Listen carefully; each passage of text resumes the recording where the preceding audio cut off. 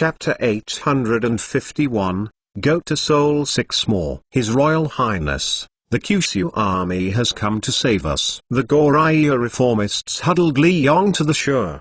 The huge battleships of the Beiyang fleet undulated slightly with the waves, and the muzzle of the artillery made people chill. Battleships of the Beiyang fleet. Many of the reformers were young people from Korea who had studied at the Leonan Academy of Sciences. They easily recognized that the ships of the Beiyang fleet had arrived. It was the court who asked us to guard His Royal Highness Wang Shizi. Please don't blame us after His Highness Wang Shizi leaves.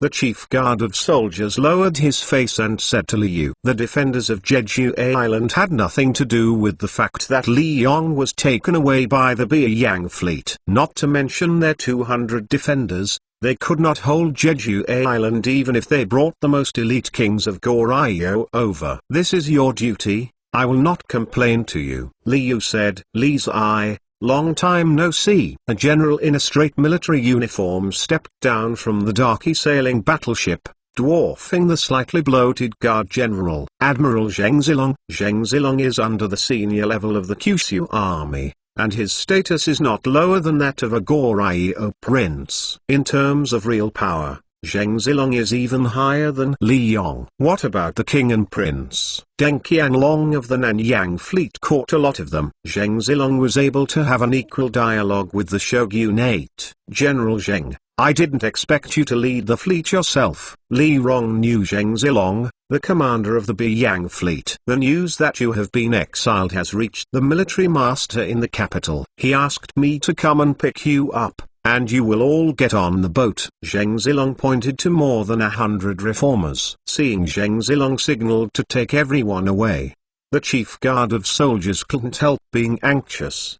Didn't you just take away His Royal Highness Wang Shizi? Huh? Zheng Zilong snorted coldly. Although the Shubing chief was unable to speak his language, he felt Zheng Zilong's dissatisfaction and hurriedly fell silent. The Beiyang fleet has taken control of the wharf, the boats and guns. They cannot refuse who they want to take away from here. Where are we going? The capital? Li Rong asked. No, let's go to Seoul, Zheng Zilong said. Seoul? Li Dong was surprised. Seoul is the royal capital of the Goryeo kingdom. Not long after Li Rong was expelled, Zheng Zilong will take him back to Seoul. This is a big deal. We want to ask the king of Goryeo for an explanation for you, Zheng Zilong said. My father was only bewitched by the traitorous officials. As long as time passed, my father would surely understand my intentions. I don't need to return to Seoul, but need to go to the capital of China to avoid the limelight for a while. Liu realized that he had stayed. It may be dangerous in Jeju Island, but he does not want to return to Seoul directly to face his father. Li Dong, don't evade reality. We did not dispatch such a huge fleet to change you to a safer place. Zheng Zilong, who was older than Li Dong, shouted. Liu was drunk by Zheng Zilong and shivered. Husband, what General Zheng said is that we have to learn to face many things, and we can't be too naive, Jiang said from the side. His Royal Highness, let's return to Seoul. A group of reformists who followed Li Yong persuaded. Almost all of them are young people in their 20s, all bloody, unwilling to be jointly exiled by the old-style civil official group in the DPRK, and want to return to revenge. Our power is too weak. Without the help of General Zheng, we can't break the current situation. If you want to build Korea into what we imagined, you must use extraordinary means, Jiang said again. Zheng Zilong was hesitant to see Li Rong. Jin Zijie, you come down. A middle-aged man appeared on the deck of the darky. After he got down,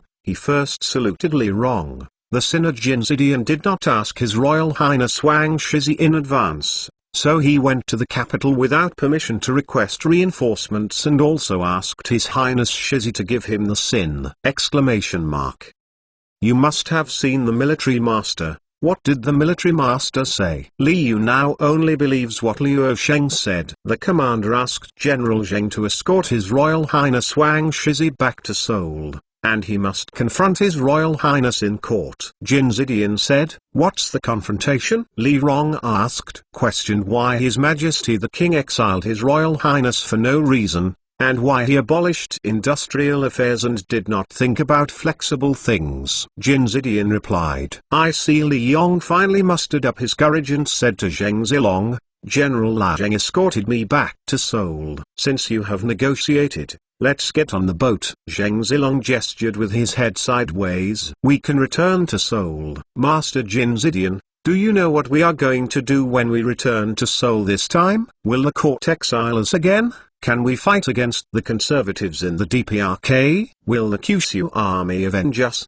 The exiled reformists rushed to inquire about the truth from Jin Zi. I always have a bad premonition. Li Yong knew that there is no free lunch in the world. The Kyushu army's intervention in this matter must be based on the Kyushu army's interests. Maybe, but husband, no matter what happens next, it is better than you and I die on Jeju Island. When people die, no matter how many ambitions are possible, they will not be realized. It is better not to break and not to stand, and perhaps you can achieve unexpected results. Jiang Clan comforted. Right, I am a man of dignity, but lacking courage. Maybe I am not a qualified king. If it were not for my status, I would just stay at the Academy of Sciences in Leonan and be a scholar. Liu sighed. The fleet sets sail. After receiving Li Yong, Zheng Zilong ordered the fleet to sail northwest along the Goryeo Peninsula, with the goal of Seoul, the royal city of Goryeo. The huge hull slowly moved away, and the giant cannon facing the coastline also moved away. The guards of Jeju Island squeezed a cold sweat. At least they have escaped now. They said they were going to Seoul. Seoul. Don't they have a dozen ships and they want to take down Seoul? It's hard to say, their warship is too terrible, and their firearms are much more advanced than ours. Maybe they really went to attack Seoul. The people of Seoul ask for more blessings. After the guards of Jeju Island left the Beiyang fleet, you and I said a word. You big-head soldiers, give me back to my posts. The guard chief was angry. But sir, all the prisoners are gone. Do we still need to stay here? The Korean soldiers spread their hands. The commander of the guards also thought about it. You guys colluded with me. If the court investigates it, we will say that after 3 days and 3 nights of bloody battle, we lost to the Kyushu army. So the criminals were left, you know. Chapter 852, Breaking the King's City. 7 more. Boom. Boom! Exclamation mark. The 36-pound artillery roared, and the guns on the coast of Gangwon Island rolled, and the defenders of Gangwon Island shrank away from the range of the artillery.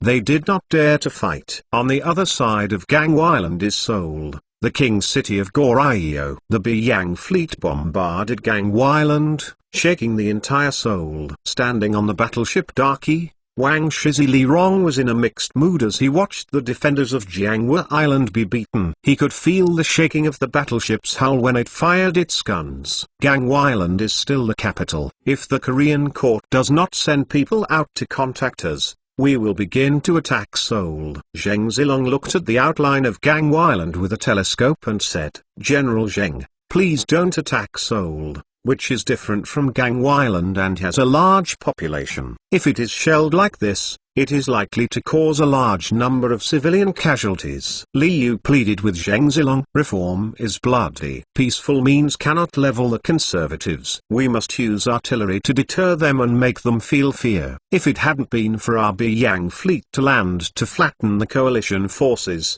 the shogunate would not have been so afraid of us, Zheng Zilong said. But Seoul is our homeland after all. I don't want civilians to have casualties in the artillery. Li Dong said. The bombardment of Gangwon Island is only our warning. I have already sent a message. The royal court should welcome us to Seoul as soon as possible. Otherwise we will capture Gangwon Island first and then attack Seoul, Zheng Zilong said. The Beiyang fleet bombarded Gangwon Island for 3 days. The king of Goryeo and the civil servants in Seoul were arguing about whether to support Gangwon Island.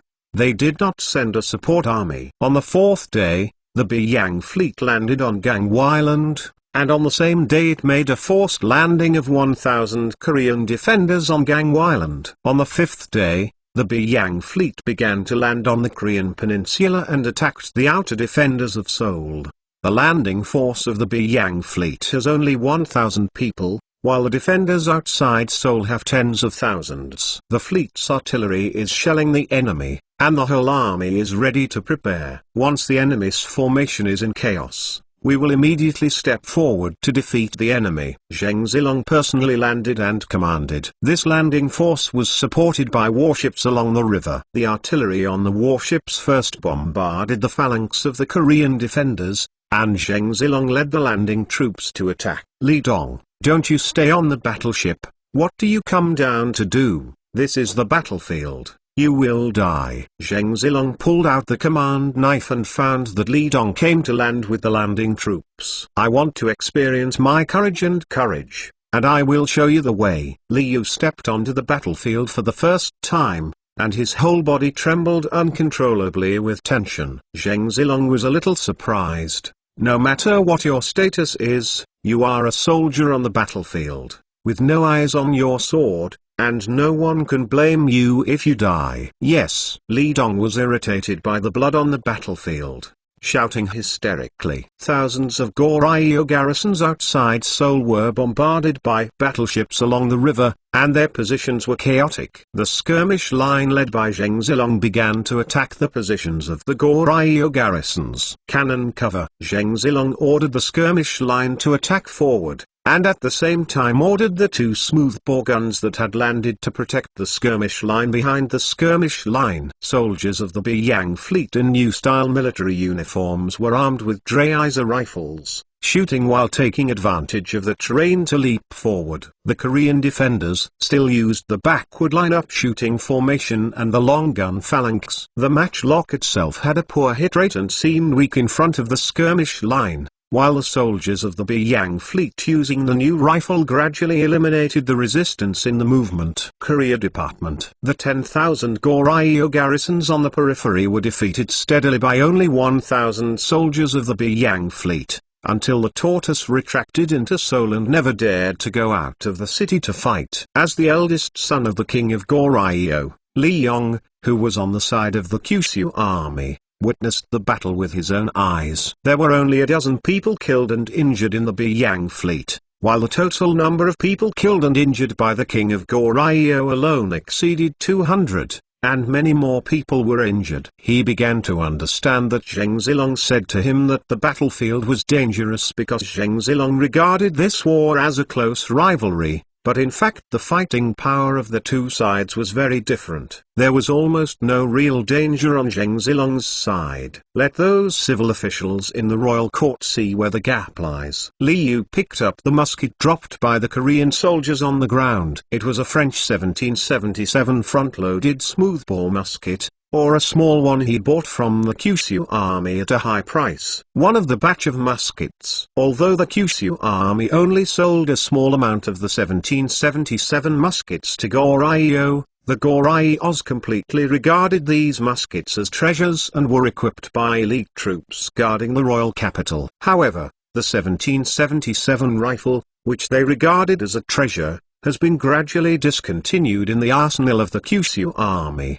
The mass-produced Draeser rifles, Gatling machine guns and even better rifles are being developed in the Kyushu armory. On the 7th day, the Beiyang fleet carried picroc explosives from the Supply ship and began to blast the gates of the royal capital of Goryeo city. The Goryeo garrison, who had never seen a blast using explosives, was frightened by the explosion caused by the explosives, and Seoul was panicked for a while. On the 9th day, 1,000 soldiers of the Beiyang fleet broke through the gate and used bayonets to fight with the king of Goryeo in street fighting. The king of Korea occupies half of the city where the palace is located, and the Beiyang fleet occupies the other half, and the two sides are stuck in a stalemate. The Beiyang fleet was unable to control the entire city due to lack of troops, and the king of Korea was forced to defend it. Once they tried to retake the other half of the city controlled by the Beiyang fleet, they would be defeated by the Beiyang fleet. Wang Shizi is here.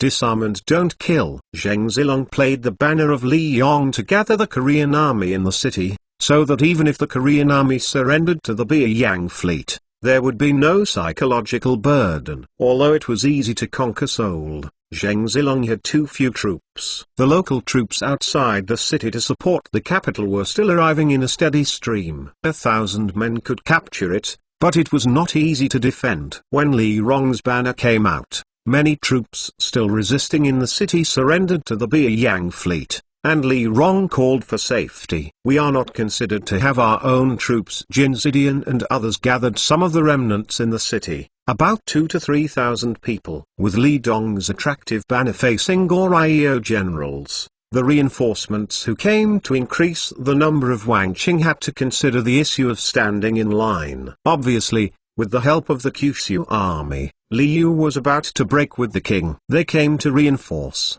and they had to choose who to support. If they stood in the wrong team, the future would be difficult.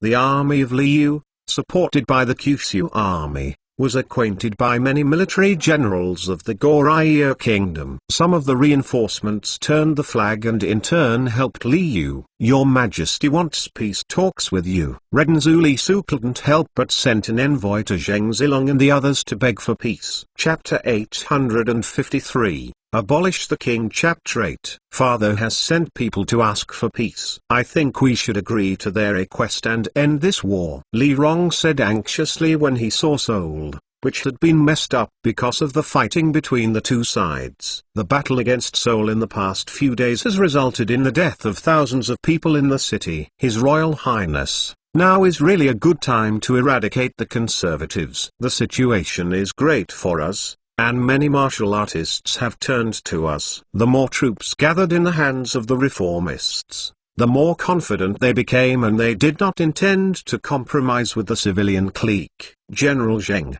what do you think? Liu encountered this problem and asked for helplessly to Zheng Zilong. Assemble all the Korean soldiers who have returned to us. I have an important decision to announce. Zheng Zilong did not directly answer Li Rong's question. After the Beiyang fleet invaded Seoul, there were as many as dozens of Goryeo generals who had turned to Li Yong one after another. They were betting on their future. These people were gathered together by Zheng Zilong, and they didn't know what important news the admiral of the Kyushu army planned to announce. Even Li Yu himself didn't know what medicine Zheng Zilong sold in the gourd. After dozens of surrendered Goryeo generals arrived, Zheng Zilong looked around everyone. His sharp eyes made these Goryeo generals afraid to look directly at him. The king of Goryeo was deceived by the treacherous ministers and expelled the prince's son Li Yu for no reason. This made the country's industry difficult, so the leader of the Chinese Kyushu army decided Zheng Zilong raised Li Jin's arm and abolished the current king of Goryeo. Support the prince's son Li Yong to become the new king of Goryeo. You can verify it together. The sovereign state abolishes the king of the vassal state. This is unprecedented. The dozens of military generals of the Republic of Korea present were in an uproar when they heard Zheng Zilong's decision to abolish the king. In the past, the king of the Goryeo kingdom usually sent envoys to Demyung to request canonization, but this was just a cutscene. In fact, the suzerain country was beyond the reach, and approval or disapproval was not bad. Moreover, the suzerain country would be a favor. No matter who asked for canonization, it basically would. Approved. But this time Liu Sheng was going to directly intervene in the abolition of the king of the Goryeo kingdom. And he also planned to let Prince Li Rong ascend the throne in advance. This kind of power has far surpassed the status of the former nominal sovereign state. No, never. Li Yu, who was raised his hand, was shocked when he heard Zheng Zilong's decision, and he hurriedly struggled to put his hand down. To abolish one's own father and replace it by himself is simply against the way of father and son. Dozens of Goryeo generals looked at each other, not knowing what to do for a while. They also felt that doing so was against ethical principles, but what they took refuge in with Li Yu was that the Kyushu army would push Li Yu to the throne in the future, and now the Kyushu army did it ahead of schedule, which was exactly what they wanted. This is the command of the army master. Zheng Zilong whispered to Li Yu. Does the military master mean it? Li Yu was still very resistant to Zheng Zilong's pushing himself to the throne of the Goryeo kingdom, but when he heard that it was Liu Sheng's intention, he hesitated. Almost all of his theories and practices are imitating Liu Sheng. and he admires Liu Sheng especially. If Liu Sheng asked him to become the king of the Goryeo kingdom, he would have to bite the bullet and sit on it. It is exactly what the military master meant. If you want to change the country of Korea, you must become the most powerful person in the country. Otherwise your ideas will be difficult to move forward. Zheng Zilong said. I understand the painstaking efforts of the military owner. Liu, who had experienced exile in Jeju Island, attacked Gangwon Island and Seoul, gritted his teeth and shed blood for change. For this reason, thousands of people have been sacrificed. For the sake of Korea, he has not. You can go back. Long live, long live. Long live. Jin Zidian and other reformists saw that Li Yong had finally confirmed his determination to become the king of the Goryeo kingdom, so they took the lead and called Long live the mountain. Long live. Dozens of Goryeo generals secretly gritted their teeth and all surrendered to Liu. They have no way out with this call. If Liu can become the king of Goryeo, their power will be greater than it is now. If Liu fails, the current king will liquidate them. Today's final confession to the palace: if the current king does not announce his surrender within one day, we will launch a general attack on the palace the next day. Zheng Zilong supported Liu and announced to everyone, just announced that he will support the new king,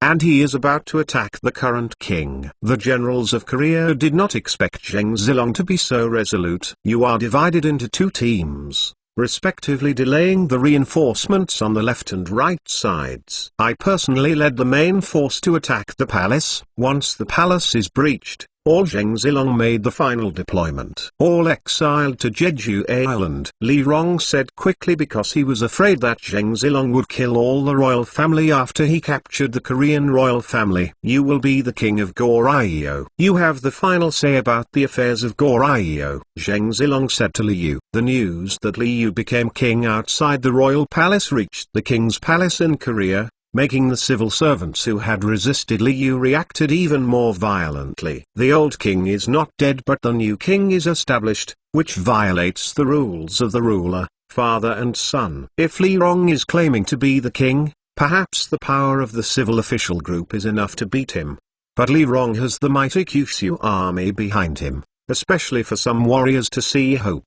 The Kyushu army, which advocates force, must reuse them to a greater degree than the small imperial court controlled by the civilian clique. These warriors, who are usually suppressed by the civil official group and have no right to speak in the court, have stood on Li Rong's side, forming a situation where the warriors dominate. The joining of warriors gave Zheng Zilong enough troops to cover the Beiyang fleet from attacking the king's palace in Goryeo. Start the offensive. Zheng Zilong pulled out his command knife the next morning when Dongfeng's belly was white, and led 1,000 soldiers from the northern fleet to launch the final battle against the Goryeo king palace. 13 ships, 1,000 landing troops, abruptly smash the capital of a huge kingdom to prove their strength. Boom, boom. The two smoothbore guns fired and fell into the formation formed by the royal palace and the imperial forest army, flying in flesh and blood. Zheng Zilong has no consciousness of protecting cultural relics, but wants to defeat the opponent as much as possible and capture the king of Goryeo alive. The soldiers of the Beiyang fleet used the buildings near the palace as a shelter, and used the original magnificent palace as a battlefield. The most powerful group of civil servants clamoring in the imperial court hid in the palace, hearing the sound of artillery and gunshots outside, did not dare to say anything. Nizai, Li Su, king of Korea, sitting on his throne, called Li Su rebellious. The sound of artillery and gunfire were getting closer, and it was already less than 100 steps away from the palace. Your Majesty, the enemy is approaching. We will leave Seoul as soon as possible, and we will be able to preserve our strength and make a comeback. A civil official suggested. I won't leave even if I die, Li Hao said firmly. Chapter 854. The Aftermath of the Korea Incident. Chapter 9. This is the person we caught at the North City Gate before. It should be the King of Korea and the Minister of Korea. Undoubtedly, they were about to flee to Pyongyang City in the north. Fortunately, they were intercepted by us. The soldiers escorted dozens of people over. Dozens of captured Koreans wore clothes similar to Da Ming, with a worried expression on their faces. After one of them saw Li Rong, his face turned pale. "Father," Li Rong cried out, "I don't have you as a rebellious son." Li Su's face was stern. In his opinion, Li Yu colluded with the Kyushu army to usurp the throne, and the sin is unforgivable. The sons and ministers were out of helplessness. The father listened to the slander, so he proclaimed himself, "I am afraid that in less than 30 years, our country of Korea will be poor and weak." Li Zong said anxiously, "Do you think that after you learn those new things, you can make trouble for your father? Do you think you have to teach me for so many years that you have worked so hard for your father to run a big country?" Li Hao sneered. Li Rong had to explain something, but Zheng Zilong's hand held his shoulders. "It's useless to say more. You go to see your mother and appease the officials. They will serve as prisoners and be escorted to Dongjiang town prison," Zheng Zilong said. Li Zong was a little bit lost. He knew that when he was forced to go to this point, the father and son had turned against each other, and the relationship between them would never turn back. "What a crime I have! Why should I be regarded as a criminal?" Li Hao shouted unwillingly. "It is your fault to be able to break the capital with 13 ships, and the whole country waits and sees without timely reinforcements," Zheng Zilong said. King Li Su was arrested and a group of civil officials arrested. Many forces that hindered Li Su were uprooted by Zheng Zilong, which shocked the whole country of Korea. Everyone's eyes were focused on Seoul, located in the middle of Goryeo Kingdom, and the newly appointed King Li Yong. If Li Yong can handle the next situation well, he will be able to form effective control over the country of Korea. On the contrary, it will cause the country to fall apart. Li Yong had to win over people during the period of excessive power. After all, no one would have thought that Li Yong would suddenly change from the first son of King Goryeo to His Majesty the King. He came to dominate Seoul too suddenly. And all this was caused by a military order from the commander of the Kyushu army, General Zheng. "Please release my father." Seeing that his father was also caught by Zheng Zilong, Jiang came to plead with Zheng Zilong. "As long as the newly appointed king has an order, except Li Xiu, everyone else will do whatever they want." Zheng Zilong said it didn't matter. Luo Sheng's order was to catch Li Su, break into Dongjiang town prison, and then support Li Yu to become the new king of Goryeo. Other civil servants could not get into Luo Sheng's eyes even though they were calling for the wind and rain in Goryeo. There was no extra for them. Arrangement. This time, the Beiyang fleet had already forcibly breached Seoul before it came out. Next, the mess will be left to Li Rong and the reformists, who will build a new small court according to their own ideas. I will lead the fleet to be stationed near Seoul for a period of time to suppress the forces that dare to rebel against you. To complete the change of power in a relatively smooth manner, you also need your own efforts. I don't want the Goryeo country to rebellion. Our strength it's not enough to help you suppress the rebellion everywhere. Zheng Zilong said to Li Yu, "When you successfully grasp the hearts of the people, you will be able to do what you wanted to do before." "Thank you, General Zheng. I don't know how to repay such kindness." Li Yu saw that Zheng Zilong not only saved himself, but also pushed himself to a position where he could display his ambitions. Although the process was not very good, he was very grateful to Zheng Zilong.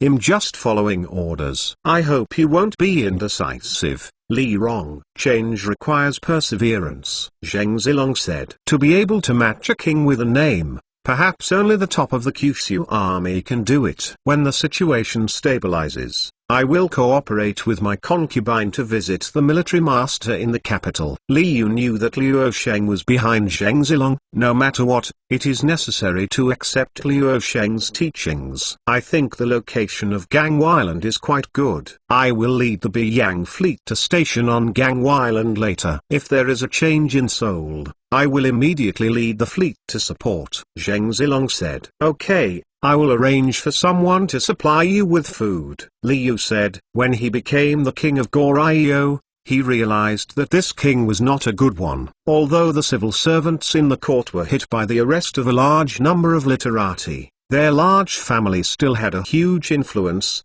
and subsequent changes would still be needed. It touches their interests again, especially the land-related changes. The commander of the army also asked me to tell you that the matter of change is to be done slowly and not to be greedy. Zheng Zilong said to Li Rong again, I will remember the military commander's teachings. Li Zai nodded. Zheng Zilong glanced at Jin again when he was leaving.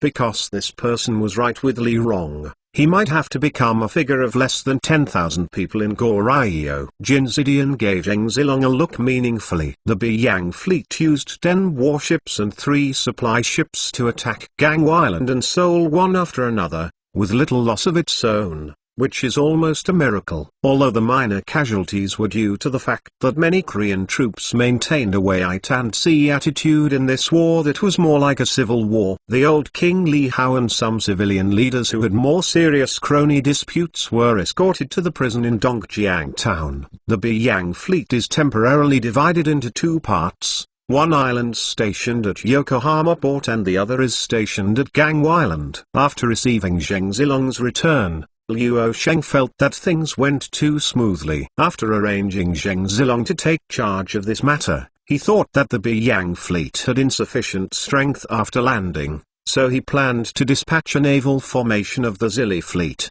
and 2 infantry brigades of the Yangtai 1st Corps. Zheng Zilong had already succeeded in preparing troops. The slack of the military equipment of the Goryeo country is like this. When Nelson finishes laying the cables, let him lead a formation to the Dongying town field. After Zheng Zilong leaves Dongying, I don't know what the shogunate will become active. Liu Sheng said, there is not much attention to matters on Korea's side. It was his order to make Li Yong the king of Goryeo. Goryeo is far less powerful than Dongying. Every time Dongying landed on the Korean peninsula, it was basically able to push Goryeo flatly. If it could annex Dongying, Goryeo in the middle would be in the bag sooner or later. This time Li Rong was promoted to the throne, first because of personal relationships, and second, Liu Sheng wanted to test how deep the water in Korea was, so that Li Rong was the vanguard of change. No matter what setbacks he encountered,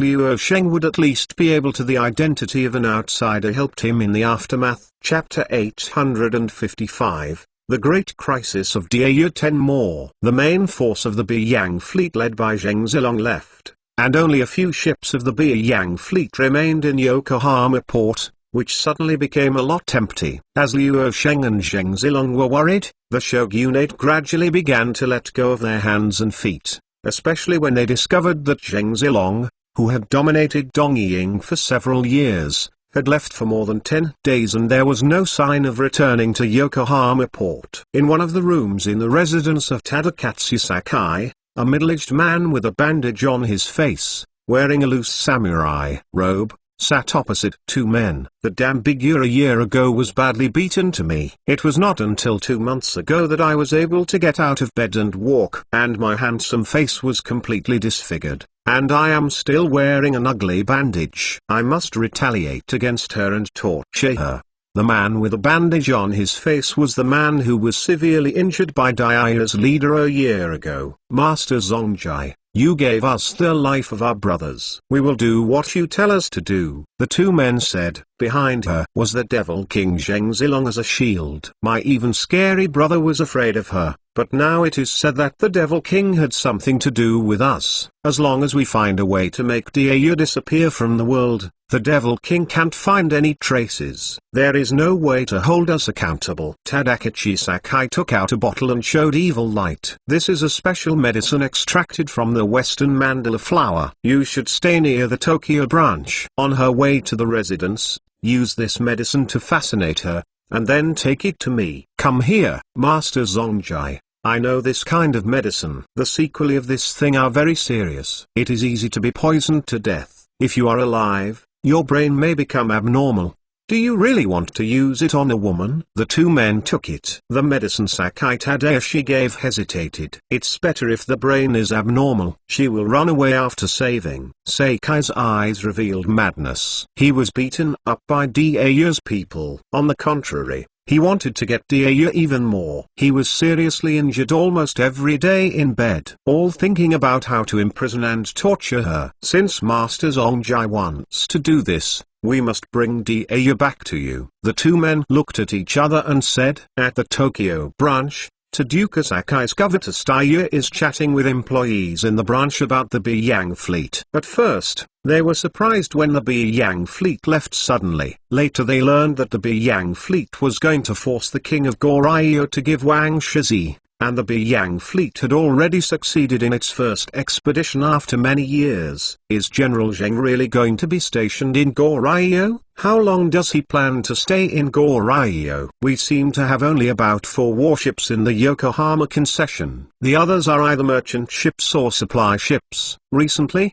I have obviously felt that the samurai of the shogunate were not very polite to us. Perhaps because the main force of the Beiyang fleet left Yokohama port, they lost their sense of awe. Maybe the military will send another fleet to Yokohama port to replace General Zheng. In my opinion, the number of warships in Yokohama port will not scare the shogunate. In the final analysis, the shogunate is just bullying and fearing hardship. I think General Zheng has enough weight to scare the shogunate, because General Zheng was a big pirate leader in the world before he was regained by the army master. It is terrible to say it. When the door was closed for daily settlement, the employees in the Tokyo branch couldn't help chatting. It's getting late. If you complete the task ahead of time, you should go back to your residence first. Edo Castle is not like a capital city. There are no street lights and it is dangerous to travel on the road. I will leave after the final calculation. Dia said to everyone, Miss,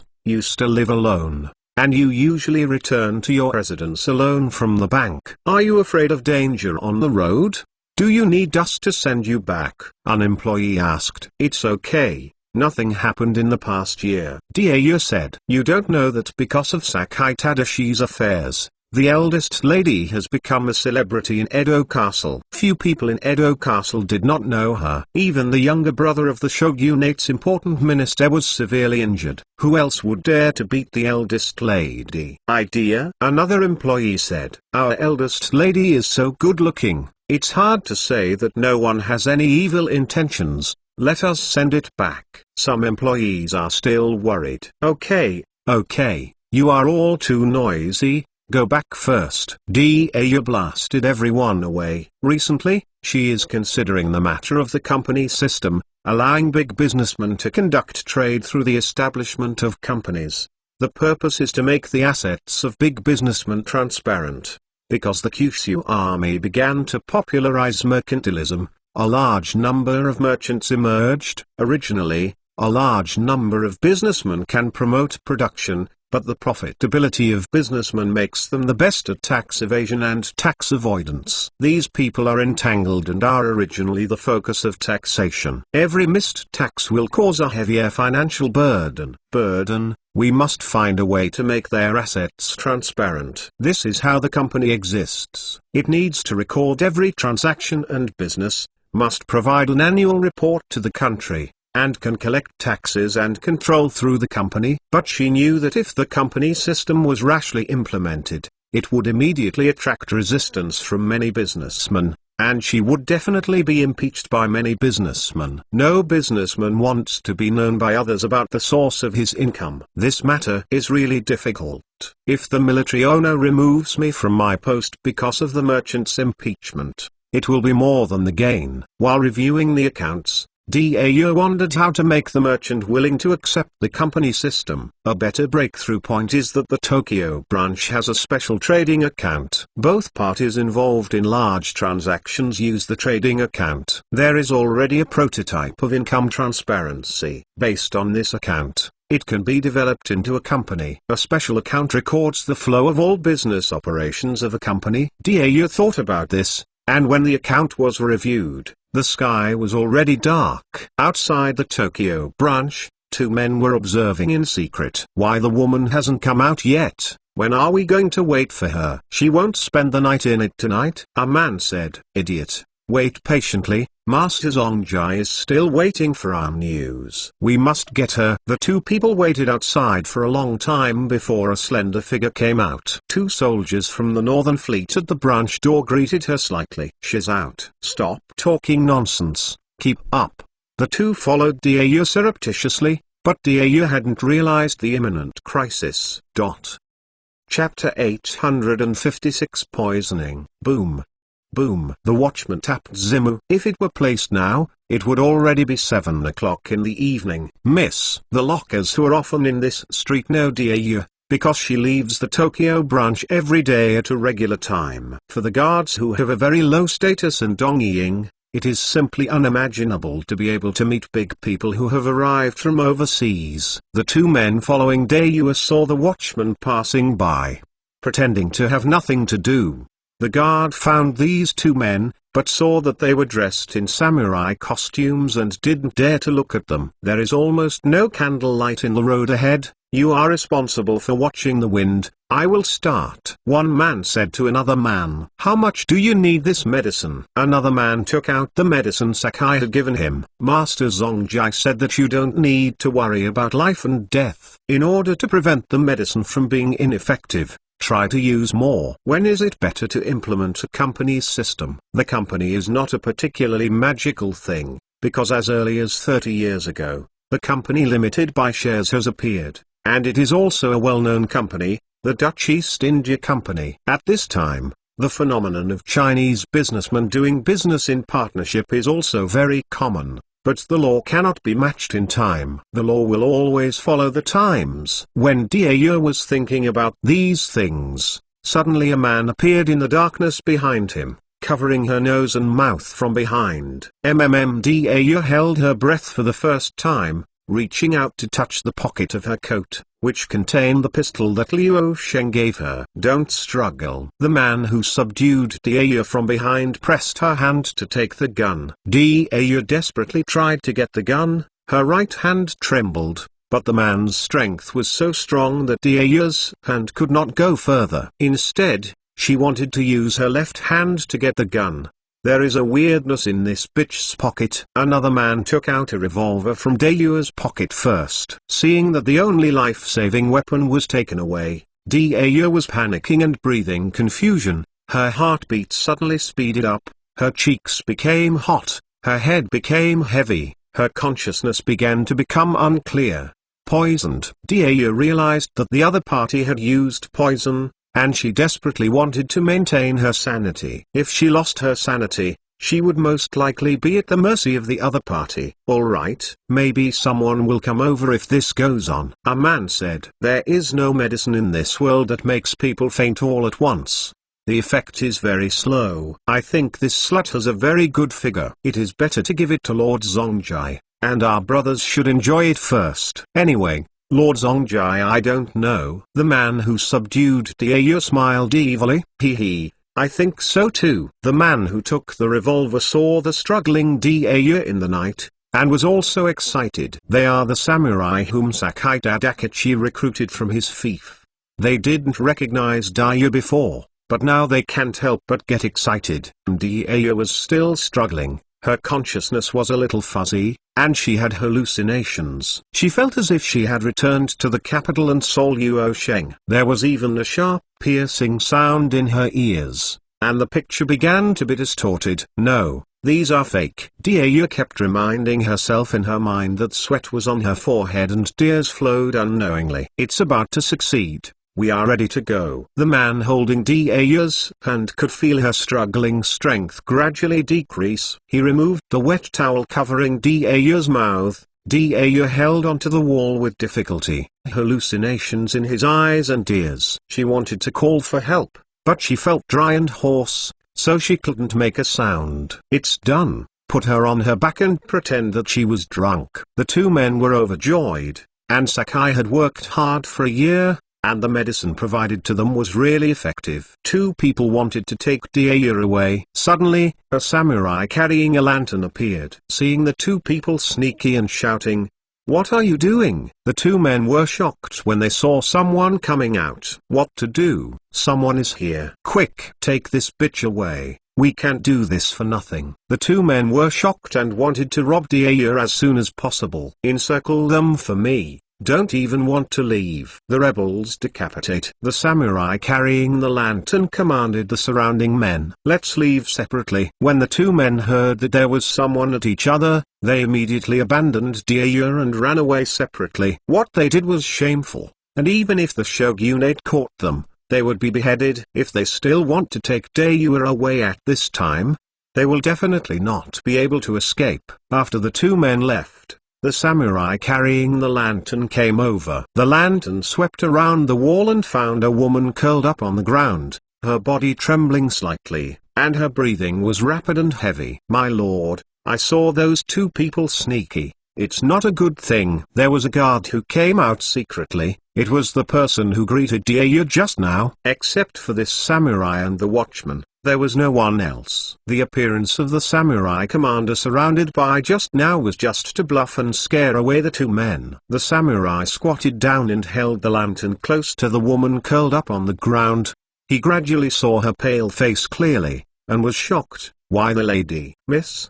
The watchman who knew Dia didn't expect that the target of the two men would be Dia. He blamed himself. I knew I would have followed those two men. She is poisoned, maybe her life is in danger. Seeing Dia's appearance, the samurai knew that she was deeply poisoned and couldn't help but worry. If something happens to her, it is estimated that Edo Castle will be razed. I'll take her to the area where the Chinese people are, where there is the best doctor in Edo City. You hold the lantern to lead the way. You should know the area where the Chinese people gather. The samurai handed the lantern to the guard, and then he picked up Dia from the ground. The little one knows. The watchman hurriedly opened the way in front. You are a big man in the Kyushu army. Don't die here, otherwise we will be in trouble in Edo Castle. And how should I explain to Zheng Zilong and Shi Daxuan? The samurai saw that Dia's breathing became more and more difficult, and he was anxious. Onotaro, one of the first shogunate flags recruited by the Beiyang fleet when it was stationed in Yokohama port, happens to find Dia here. He is secretly colluding with the Kyushu army, knowing that Dia is quite influential in the Kyushu army. Military owner Dia murmured when she was unconscious. The samurai was even more anxious after hearing this, as if the leader of the Kyushu army was also related to her, so he could not bear the consequences even more. Chapter 857, Help me kill a few people. In the overseas Chinese area of Edo City, even though the night was getting dark, almost all the high-level Kyushu army officials in Edo City were alarmed, including some Chinese merchants and Eastern compradors who were close to the Kyushu army. Especially the people from the Tokyo branch came as soon as possible. The vice president of the Tokyo branch, Dia, was poisoned. This incident is likely to change the history of Edo Castle and the subsequent attitude of the Kyushu army towards the shogunate. This is not just a matter of Dia's own background. Even an ordinary person, as long as she is killed in the position of deputy president of the Tokyo branch established by the Kyushu army, it will cause a fierce backlash from the Kyushu army. How is Dia? The Bank of Tokyo's money manager rushed in, and many people had already gathered inside. The doctor is rescuing it inside, but when the eldest lady was sent here, she was very poisoned and she was sleepy and convulsive. I am afraid the situation is not very good. The employee of the Tokyo branch in the courtyard said uncomfortably. Who sent her here? Governor Kien gritted his teeth and asked. The employee pointed to Onotaro, who was standing aside. Onotaro, wearing a samurai armor, also waited anxiously outside the house. The life and death of Dia will depend on the future direction of history and his personal destiny. Damn it, did you make Dia like this? President Kien grabbed Onotaro by the neckline. It's not me. How could I do this kind of thing? If I do this kind of thing, I won't be caught in the trap. It was done by two men, and they had already escaped when I arrived. Onotaro secretly sought refuge in Kyushu. Only the officers of the Kyushu army knew about the army, and the people in the Tokyo branch still regarded him as a member of the shogunate. That must be done by your shogunate. Governor Kien was annoyed. In the past year or so, Daiyu help the Tokyo branch become stronger and stronger. After the Edo City riots, the Tokyo branch has almost monopolized the entire Edo City's finances. In addition to the inability to mint currency, almost all other businesses can be involved. If Daiyu fell, I wonder if the shogunate will counterattack at this time. Maybe, I will find a way to find the murderer, Ono Taro said quickly, afraid that the Kyushu army would be blamed. Since he was at the scene, he had to give an explanation to the Kyushu army. What's the use of finding the murderer? Maybe something happened to the eldest lady. Other people who knew Daiyu said frustratedly. More and more people gathered in the courtyard. Some Chinese businessmen who learned the news hurriedly, and the shogunate also sent Abe Tadaki to come. The innocent shogunate was also angry. The main force of the Beiyang fleet left Yokohama port, and they began to become active, but it does not mean that they can challenge the authority of the Kyushu army in Edo Castle. As long as the Beiyang fleet is not destroyed, there will be one day to return to Yokohama port. What if the Kyushu army sent a large number of warships to wash Edo Castle because of Ogura's accident? The weasel gave the rooster a New Year's greetings, and I was uneasy and kind. After Abe arrived, the employees of the Tokyo branch in the courtyard sneered at Abe. Tadaki Abe was helpless. He led the Edo Bank to fight against the Tokyo branch. It was their enemy. The Kyushu army might blame him for the poisoning of Daiyu, but in order to show that the shogunate had nothing to do with this incident, he had to come and explain. This matter was not the work of our shogunate. Our shogunate will send someone to help you track down the murderer, Abe said. Master Tadaki Abe. Taro Ono said immediately when he saw Tadaki Abe, whose salary was much higher than his own. Are you at the scene? You might also be the murderer. Abe Tadaki knew Ono Taro. The villain is not a murderer. The watchman was at the scene at the time. He had seen the appearance of two murderers and should be able to help track down the murderer. If Taro Ono hadn't brought a watchman to the scene, he might say no this time.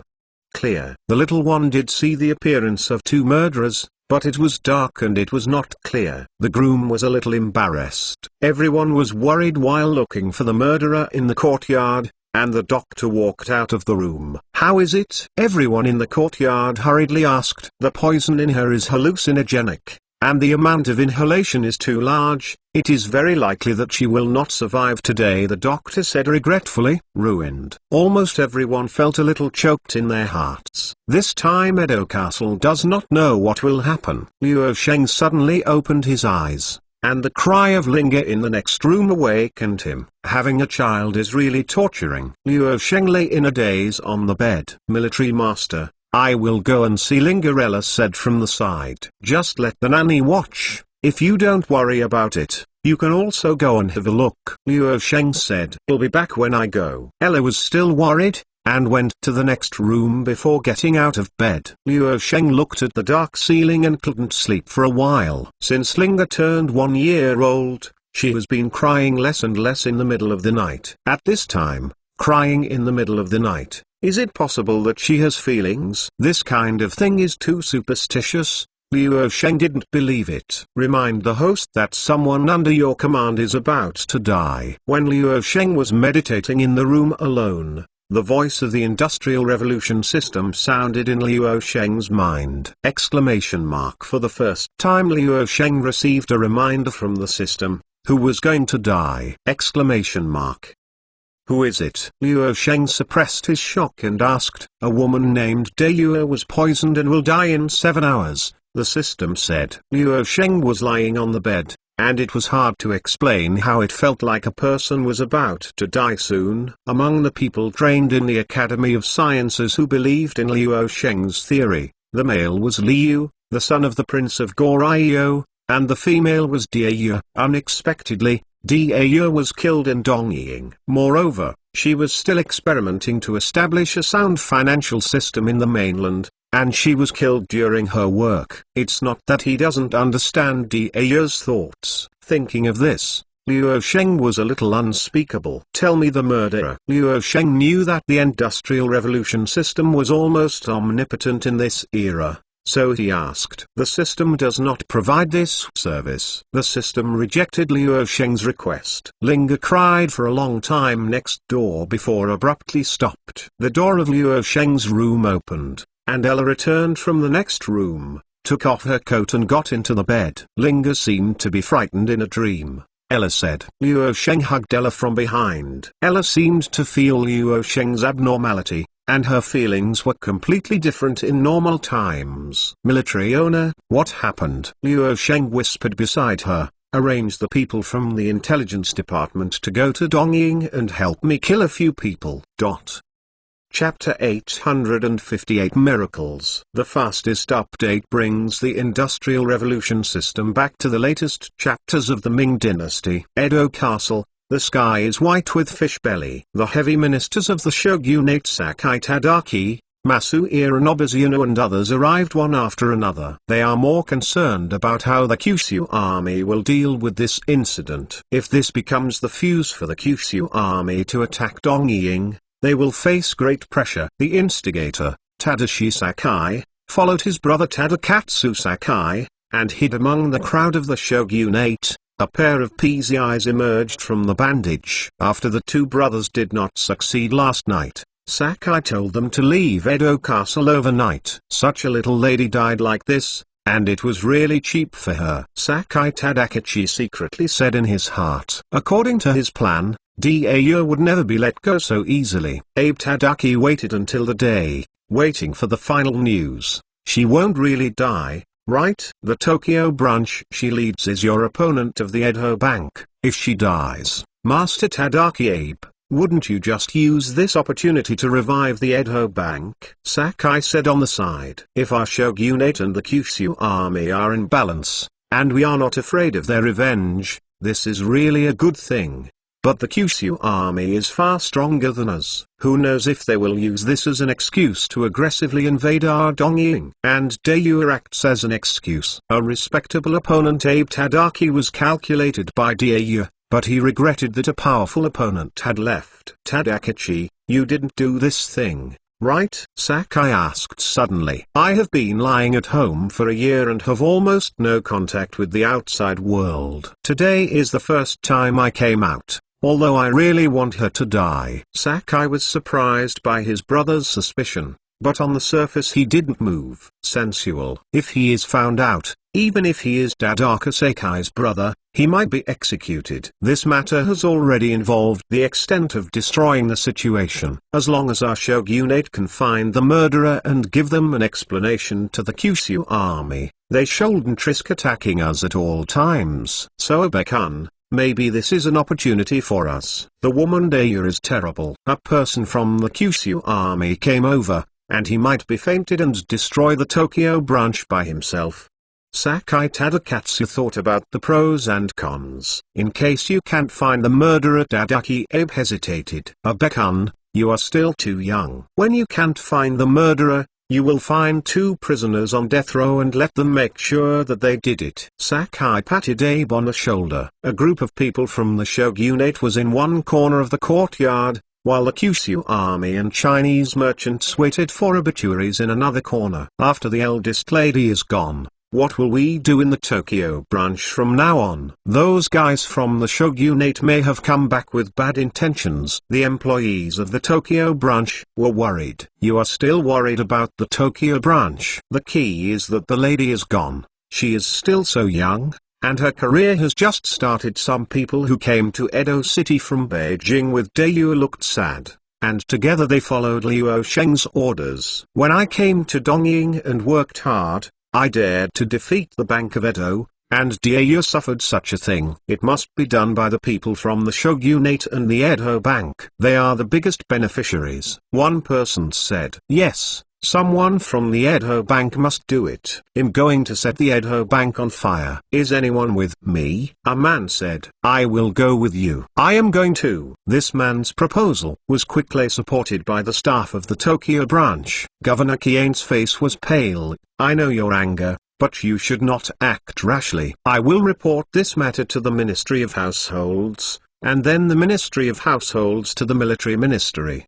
But the president, things are already very clear. It is clear that Edo Bank is trying to get rid of the eldest lady. If it weren't for them, who else could benefit from it? Don't say it. This is an iron rule. Although our household department is not more disciplined than the military department, it also has its own business process. Impulse can only relieve temporary anger and will destroy the overall situation, Governor Kiane said harshly. Only when President Kiane stopped, Edo Bank avoided being burnt down. A miracle, it's a miracle, several doctors exclaimed in the room, making everyone in the yard look inside. A doctor hurried out and said to President Kiane and the others, Miss Dau has turned from danger to peace. She has recovered from a cold sweat and has no life worry, is getting better. The Kyushu army personnel guarding outside turned from dim to surprise. After taking so many hallucinogenic drugs, there is no cure, but it can be improved. Only miracles can explain it. Maybe the girl Dau is the one who has been blessed by the heavens. The doctor still sighed. If she changed it to normal, people are about to die because of the destruction of their nervous system. Miracle. The people outside the courtyard were shocked. A person who was declared to be dying suddenly came back to life. Only a miracle can really explain it. Among the people present, the one who was most shocked and frightened was Sakai Tadukichi. He tested the medicine provided to the two samurai brothers afterwards, and they used up more than half of them. Such an excessive dose is no longer just to make people kuma. The degree is enough to make an adult man poisoned to death. Dau was able to come over. Is this still a human? Exclamation mark. Sakai and Abe looked at each other. This time the situation has undergone a subtle change. The retaliation of the Kyushu army may not be so fierce, but they still have to find the murderer. Dau may have an impression of the murderer's looks or voice. Maybe we still can't use the executed prisoner to cover the bag. We must find the real murderer. Abe realized that the situation has become more difficult. Be prepared to investigate this matter with all your strength. Since it was not the work of our shogunate, try to help the Kyushu army find the murderer. If people are fine, even if the murderer cannot be found in the end, as long as the Kyushu army sees our sincerity, they will not be able to say anything unless they can prove that our shogunate did it. Sakai said. Damn it. When Tadashi Sakai heard that his brother wanted to pursue the matter with all his strength, he might find him in his head. It seems necessary to kill people. Sakai Tadakichi murdered the samurai brothers. Killing people is not so easy. The shogunate might follow the vines, but it is still possible to track him down. Not only the shogunate, but the Kyushu army might also send people to investigate this case. Thinking of this, Sakai became even more anxious, and Sakai could not keep him. Let's go in and take a look. President Kiane led people to visit Dau inside the house. Chapter 859 Sister Yu. The fastest update brings the Industrial Revolution system back to the latest chapters of the Ming Dynasty. Dau lay on the bed. Her breathing became peaceful, and her body functions were quickly recovering, so that the doctors who looked after her were calling for miracles, as if they had witnessed a miracle. Military Master Dau's long eyelashes trembled slightly, and slowly opened his eyes, as if he had seen Liu Sheng just now. However, standing by the bedside were doctors and staff from the Tokyo branch. This girl, you don't need to get up yet, you still need 2 days of recuperation, the doctors said hurriedly. Some of their believers in gods have regarded Dau as the descendants of miracles. Why did it seem that I saw the military master again just now? Is it because I still have hallucinations now? Dau felt as if Liu Sheng had rescued herself, but how could it be possible that Liu Sheng could have saved herself when he was 1,000 miles away in the capital? Dau felt a little bit lost thinking about this. Miss, are you okay? The staff of the Tokyo branch asked in unison. Are there any headaches, hallucinations, or dry mouth? The doctor asked. Dau shook his head. It's just a bit thirsty. Everyone hurriedly brought tea over. It seems that there are no sequelae. It is a miracle. The doctors were even more surprised. From dying to regaining strength, only a few hours have passed. Miss, do you still remember who started on you yesterday? After seeing that Dau was okay, These people wanted to find the murderer for revenge. When Dia thought of yesterday's events, her body trembled slightly. If someone hadn't driven the two men away yesterday, she would not know how miserable her fate would be. Don't ask. Let Dia rest for 2 days first, and the matter of catching the murderer can be discussed later. President Gain is well versed in the human world, knowing that the events of last night may have left a psychological shadow on Dia, and quickly stopped the murderer's punishment. Some young people, fine, let's report according to the normal process. Dia quickly cheered up. News of the sudden improvement of Dia spread throughout Edo Castle. Not only the leaders of the Kyushu army and the shogunate were shocked by the incident, but even the ordinary people in Edo Castle were also spreading this strange event. On the same day, the shogunate set up a special hunting team to track down the murderer from house to house in Edo Castle. After Zheng Zilong left Yokohama port, Shi Daxuan, who temporarily stayed at Yokohama port, learned of the accident in Dia, and immediately took a boat to Edo Castle. Dayu's eldest brother is the commander of a cavalry regiment. If he knew that his sister had died in a situation like this, he would definitely ask Liu Sheng to transport the Mongolian cavalry to Dongying, and then break through Edo City. When Shi Daxuan came to deal with this matter, Dia was already able to get out of bed and walk. She took a shower and changed clothes, removed all sweat stains, and found that the two men had not succeeded last night, and could not help but breathe a sigh of relief. Fortunately, you are fine, otherwise I don't know how to report to the capital. When I received the letter, the situation described above was very bad. When Shi Daxuan saw Dia's face was already ruddy, almost with like a gay person. I myself didn't expect to recover so quickly, not to mention Shi Daxuan and the others. Dia, the person involved, felt even more miraculous. In just 1 or 2 days, she had walked back from Gaimangwan, and could clearly feel her physical recovery, and she was more energetic than before. That's great. My pressure is not that great. When the military headquarters comes down, our Beiyang fleet will put pressure on the shogunate to send a team to Edo Castle to investigate this matter. Zheng Zilong is right. Our Beiyang fleet. After the main force of the shogunate left, the people of the shogunate began to jump up and down. Our Beiyang fleet needs to let them know the horror of being dominated by us again. Because of this incident, Shi Daxuan wanted to show force to the shogunate again. Let's see how the military department arranges it. Dia was a little vague at the time. He didn't hear the 2 samurai mention Sakai, otherwise he would have sent someone to arrest Sakai. I will arrange 2 soldiers for you to temporarily protect your safety. They are all trained by the Navy's martial arts hall. They have some basic martial arts fighting skills. You can't refuse. If something happens again, I will not escape the blame. Shi Daxuan gave Dayu especially brought 2 guards. This kind of specialization is not very good. Dayu rejected Shi Daxuan's proposal. Now is an extraordinary period. It is within my power to send 2 soldiers to protect our officials in Dongying. Besides, I don't want to fight with your eldest brother when I return to Beijing to report on work in the future. Shi Daxuan insisted on giving Dayu. He is equipped with 2 guards, otherwise he will not be able to return to Yokohama port at ease. Sister Yu,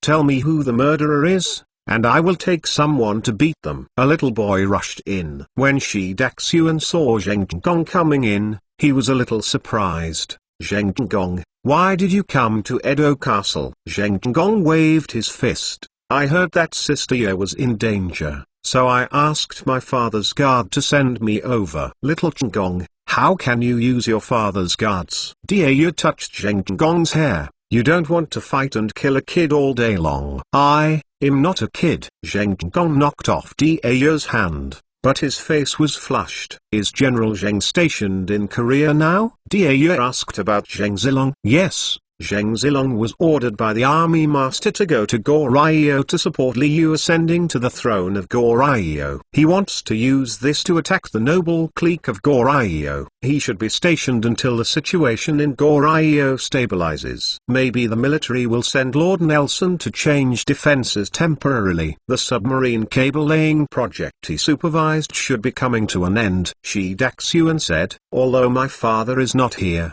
I am protecting Sister Yu. Zheng Gong blushed and said, okay, my sister knows. You first learn cultural knowledge at Tokyo Academy, and then you have the opportunity to go to the Navy to teach martial arts. Okay? Yu said. Yeah? Zheng Gong nodded. This kid, thinking about being a Navy admiral all day, is not at peace at all. Shi Daxuan was quite indifferent to Zheng Gong's activity. The Tiger father has no dogs. General Zheng had great ambitions when he was less than 20, and later he built a huge fleet with one hand to cross the world. After a little success, he might be able to inherit his father's skills. Yu said. Zheng Gong raised his head triumphantly when he heard Yu's praise. What ambitious. It was Zheng Zilong's brothers, like everyone else, who had financial difficulties, and they had no choice but to become maritime merchants and pirates in desperation. Shi Daxuan said. Chapter 860. The Intelligence Office is coming. The fastest update brings the Industrial Revolution system back to the latest chapters of the Ming Dynasty. Boom! The wooden door of a simple thatched hut knocked,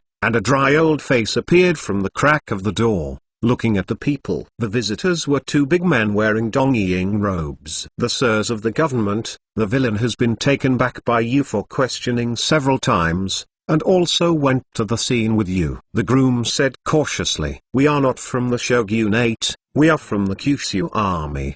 The person said. Why are you wearing our clothes? The groom heard that the other party's accent was not a local. Don't ask too much. Are you the guard who helped Dayu not long ago? The person asked. The guard nodded in panic, not knowing what the man wanted to do. This is a reward for you. The visitor handed him a silver ticket. The guard has never used a banknote, nor did he know Chinese characters. When he received the banknote, he was a little confused and didn't know the weight. The visitor seemed to see the groom's doubt. Take this thing to the Tokyo branch for 100 gills of silver. 100 gills of silver. The guard was so scared that the banknote in his hand almost fell. 100 gills of silver is an astronomical figure for a poor man like him. There has never been such a huge sum of money. Leave Edo Castle with us, and we will give you another 100 gills of silver. The visitor said. Yes, I'm going to pack up the parcel.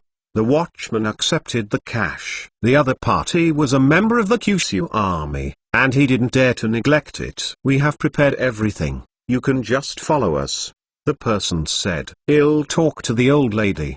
The watchman said quickly, and didn't care if he had to make a change in the city tonight. With 200 gills of silver, there would be no need to engage in this kind of lowly work in the future. When someone was acting secretly, Sakai was also busy killing people. In front of him, it was the killer he hired. Go to my fief and kill those two people. You must do nothing without leaving any traces. On the surface, Edo Castle was relatively calm, but in fact the shogunate was sending people to find the murderer. The Beiyang fleet was waiting for instructions from the capital, and there were also intelligence personnel who did not even know that the Beiyang fleet had arrived early. A few days later, an employee of the Tokyo branch hurried in from outside. Something happened. The people in the Tokyo branch stared at him, including Dayu, who had resumed normal work. What's the matter? The employee returning from the outside looked at Dayu. Two corpses appeared at Shiku. It is said that they were the two murderers that day. Dayu shook slightly. I'll go take a look. If she weren't waiting for Jingqing's order, she could not wait to catch the two murderers and cut them all. Let's go with us too. The people in the Tokyo branch said one after another. At the Kshiku of Edo City, a group of residents surrounded two corpses with several stab wounds on their bodies. Violent corpses on the street. Tadaki Abe, who was in charge of tracing the matter, stood by with a solemn expression.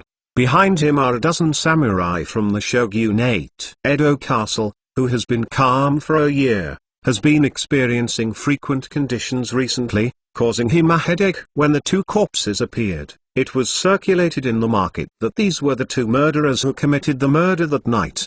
But people are dead, there is no proof. How did Abe Tadaki explain to the Kyushu army that these two men were the murderers? If he had just found two corpses and threw them to the Kyushu army to cover up this matter, he would have done so long ago. It's them. Daya could faintly recognize the two dead bodies. Are they really murderers? Abe Tadaki couldn't help being overjoyed when he saw Daya's arrival. If the victim testified himself, then all this would be easy to deal with. It should be that they are good, but I don't know them, and I won't offend them. I don't know if anyone is behind them. Daya realized that there were other people behind. If it were them, things would be easier. After Daya confirmed the murderer, Abe was relieved. He had communicated privately with the important officials of the shogunate, and it was not the work of any one of them. But whoever instigated the two men had no connection with the shogunate. Although both murderers were dead, it was not difficult for the shogunate to find the people behind them. Tadeukichi Sakai was frightened in the crowd. He ordered the killer to kill the two samurai brothers on the spot. How could the bodies of the two men be taken to the Kushiku of Edo Castle? Sakai has a very ominous hunch. The two murderers fell into the hands of Tadaki Abe, and Tada Sakai felt that he was powerless. The two samurai brothers are samurai in his fief, and they can basically be regarded as the retainers of his branch, and they will be found in his head soon. The only solution for the present is to ask my brother to cover up this matter. As long as the shogunate pushes all charges on the two samurai brothers, he will still be safe. Tadaki Sakai gritted his teeth and hurriedly returned to the house of his elder brother Tadaki Sakai. I will take the two corpses away, let people identify them, and then track down whether someone is behind them. Abe Tadaki ordered the samurai of the shogunate to carry the two corpses away. Wait. A person stood up among the crowd. Tadaki Abe looked at the big man who stood up, speaking Chinese, and beside him stood a man acting as an interpreter. Who are you? Tadaki Abe has never seen this person in the Kyushu army, but the other party with an interpreter is likely to be the middle and high level of the Kyushu army. Long, Daya often followed Ella, who naturally knew several important intelligence chiefs in the intelligence office. The intelligence department has 4 divisions. The official positions are not big, but one is frightening. Whenever the intelligence department appears, there must be a big case. Miss Daya, I was asked to come to deal with this matter. We already know the ins and outs of the matter. Long said, the intelligence department is so powerful. Daya was surprised at the bottom of her heart. The person sent by the Beiyang fleet to report to the capital estimated that they had just arrived at Dalian port, and the intelligence office appeared here. Unless it was Liu Sheng or Ella who sent the intelligence department to Dongying in the first place. Could it be so fast, right? Tadaki Abe has not realized that Hualong's arrival means that he has encountered the most mysterious intelligence service of the Kyushu army. You are also a member of the Kyushu army? What's the matter? Hualong took out a piece of paper. I have ascertained that it was Sakai who instigated the two men to commit the crime. They are the samurai of Sakai. This is their confession and has been signed and detained. Abe Tadaki took this confession with trembling hands. How could it be Sakai Tadakichi? The shogunate was innocent because of him. Hualong said coldly, we are here at the command of the army master to capture the murderer. Please take us to capture. Chapter 861. Arresting people. One more. Let go of me. Sakai was forcibly dragged out of Sakai's home by the intelligence department, like a dog to be slaughtered. His elder brother Tadaka Sakai was stern. People from the Kyushu army broke into his home, but he dared not make any resistance. You arrested my brother.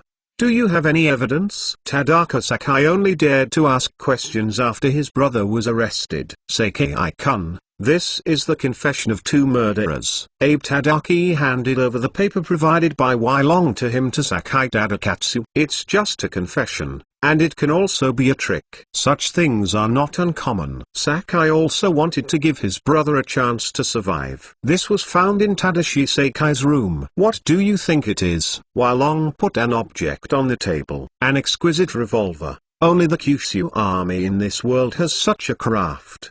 The limited edition muskets produced by Danjin Ordnance Factory currently have less than 200 muskets in the entire world, and each has a number on it, and the bearer corresponds to the serial number. Unless you can explain why Daiyu's musket appears in Sakai's room, otherwise don't try to exonerate him. Long said coldly. This idiot. Tadaka Sakai scolded his brother secretly in his heart. The evidence was so obvious that even if he wanted to save him, it was impossible. Not only was it impossible to save him, but even the shogunate might have been dragged into the water. Tadashi Sakai is still the shogunate's 7,000-shi flag. Although the land of Sakai Tadakatsu was cut down through the implementation of the provincial system by Tadakatsu Sakai, he was still able to collect rent and still held a position in the shogunate. If the Kyushu army insisted that it was the shogunate who instigated Sakai Tadashi to murder the Kyushu army officials,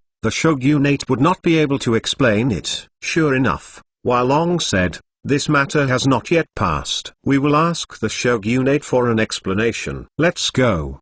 The intelligence department escorted Sakai Chukachi to leave the residence of Sakai Chukatsu, and no samurai dared to step forward. They are like frightened birds. Even Patriarch Tadaka Sakai dare not say what they can do. Outside the residence of Tadaka Sakai, the residents of Edo Castle who were onlookers saw the samurai master, who was detained at this time, like a pig and dog. These residents were in an uproar again. They already knew what happened in general, and were very angry at Sakai Tadashi. They simply lost their face in Edo Castle. Tanaka Chenjichi of the China Association was in the crowd, and the people could hear the curse of Sakai Tadashi, and this hatred gradually spread from Sakai Tadashi to the shogunate. It seems that the influence of the China Association can be expanded secretly. Tanaka Chenjichi sneered. This time he didn't have to take the initiative to create incidents to stir up people's hearts,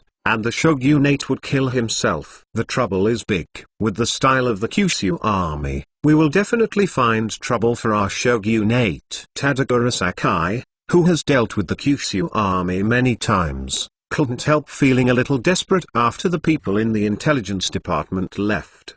His stupid brother has cheated him twice. Report to the general and be prepared for the Kyushu army's skyrocketing price. Everything else is easy to say, but don't sign the Second Edo Treaty, otherwise all the privileges will be given to them. Abe said. The other party shouldn't ask us to sign the Second Edo Treaty just for one person. Tadashi Sakai has lingering fears. He is the representative of the signing of the first unequal treaty between the shogunate and the Kyushu army. If he comes to sign another treaty, the idea of hitting the wall is gone. Tadashi Sakai knew that he was going to die. His face was ashes, and he was framed like a walking corpse. The military owner said that if you seize the murderer, you have the right to decide what to do with him. This matter follows the procedures of our intelligence department. Long said to Daiyu, it's up to the intelligence department to deal with it. Daiyu feels sick at the thought of Sakai Tadashi. She has never cared about such a person at all. But the other party has been sickened repeatedly. Then sink to the bottom of the Pacific Ocean to feed the fish. Long seemed to be talking about something insignificant. The commander, how did he know that there was something on my side? The intelligence department came so quickly. Daiyu was more concerned about this matter. I'm only acting on orders, and I came by boat as soon as I received the order. Our intelligence office also infiltrated Dongying, so we quickly found out the truth. Long said, dare to ask master why when you received the order. Daiyu was a little confused, always feeling that something was wrong. If I remember correctly, it should be the early morning 13 days ago. Long thought about the time. 13 days ago. Daiyu thought that the time was when she was unconscious, which means that Liu Sheng knew about it as soon as she had an accident, and sent additional personnel from the intelligence department to handle the case. How could there be such a thing? When Daiyu thought of this, she was sweating. From her point of view, there are only two possibilities. One possibility is that Liu Sheng is a prophet. He knew it thousands of miles away as soon as it happened, and Dia, who grew up in the Academy of Sciences, did not believe this very much. Possibly, there is another romantic explanation that the heart is eloquent, but Dia's pretty face is slightly hot at the thought of this. It is impossible. Absolutely impossible. Who is this from the intelligence service? Shi Daxuan of the Beiyang fleet was still staying in Edo Castle. Hearing that the mysterious intelligence service had arrived and the murderer had been caught, he hurriedly brought people over. Since he and Zheng Zilong surrendered, they have been sitting in this position steadily, and they have hardly caused any trouble.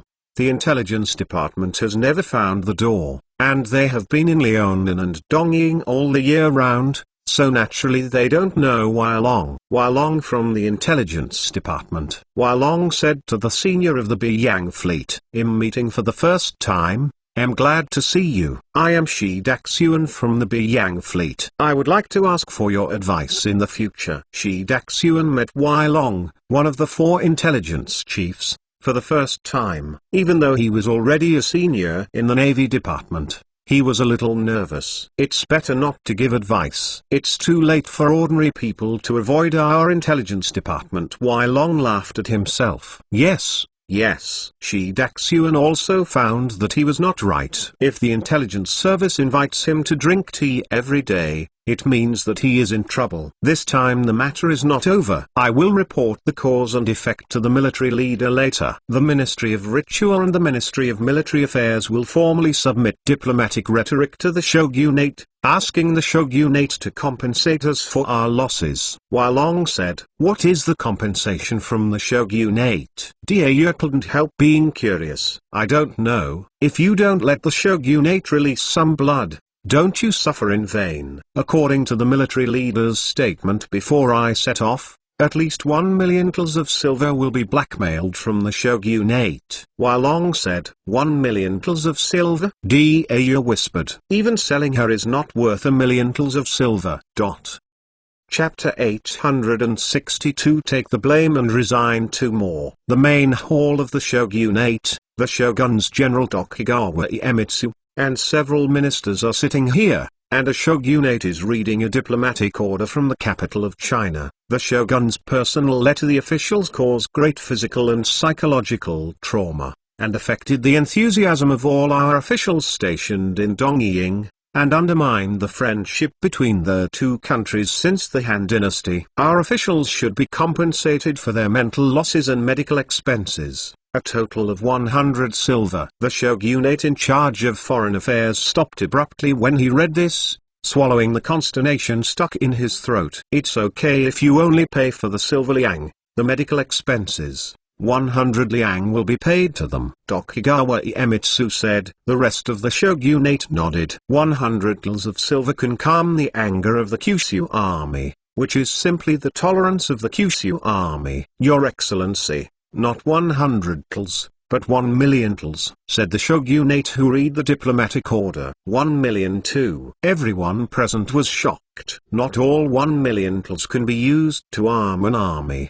The Kyushu army is crazy. How could a woman be worth 1 million kls of silver? Tokugawa Iemitsu almost stood up. It's like a lion who speaks loudly. The shogunate ministers also felt that the Kyushu army's request was not excessive. Sakai Tadakatsu looked at Masuira Nobutsuna, Abe Tadaki, and others with a headache. As expected, the Kyushu army made an excessive request. That one mouth cost 1 million kls of silver. The Edo Bank is almost on the verge of bankruptcy. Many depositors have not paid off their deposits due to the loss of the factory. Where can they find 1 million kls of silver to compensate the Kyushu army? Tadaka Sakai thought for a while. Everyone, stay safe. The Kyushu army may not have to hand over 1 million kls of silver. They should know that we don't have so many silver kls anymore. and 1,000,000 tals are compensated for one person. Things that have never been. It is very likely that they are just trying to blackmail us a huge sum of money. We only need to give them a blackmail money that satisfies them. Tadakatsu Sakai is right. We can negotiate this condition. Iemitsu Tokugawa also realized that it is unlikely that the Kyushu army would make such a demanding request. Tadakura Sakai's inference is likely to be correct. Everyone is still worried. Although it is not 1,000,000 tals of silver,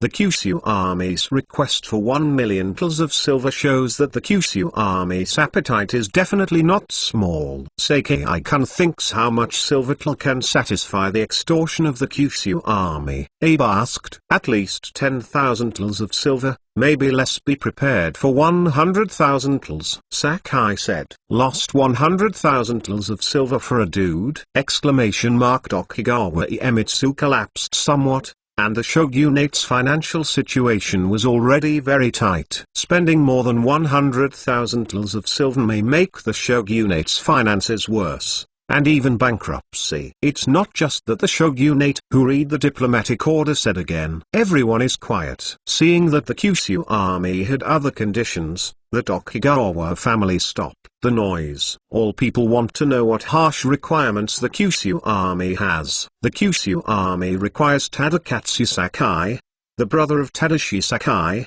to take the blame and leave, and not to hold any position in the shogunate. The shogunate's expression became even worse. There was a sudden crash in the hall. Sakai is slightly suffocated. Another requirement of the Kyushu army is not to ask for other things, but to ask him to step down. He understands why the Kyushu army did this. He is the leader of the shogunate's reformists. If he is overthrown, the shogunate's changes will definitely be affected.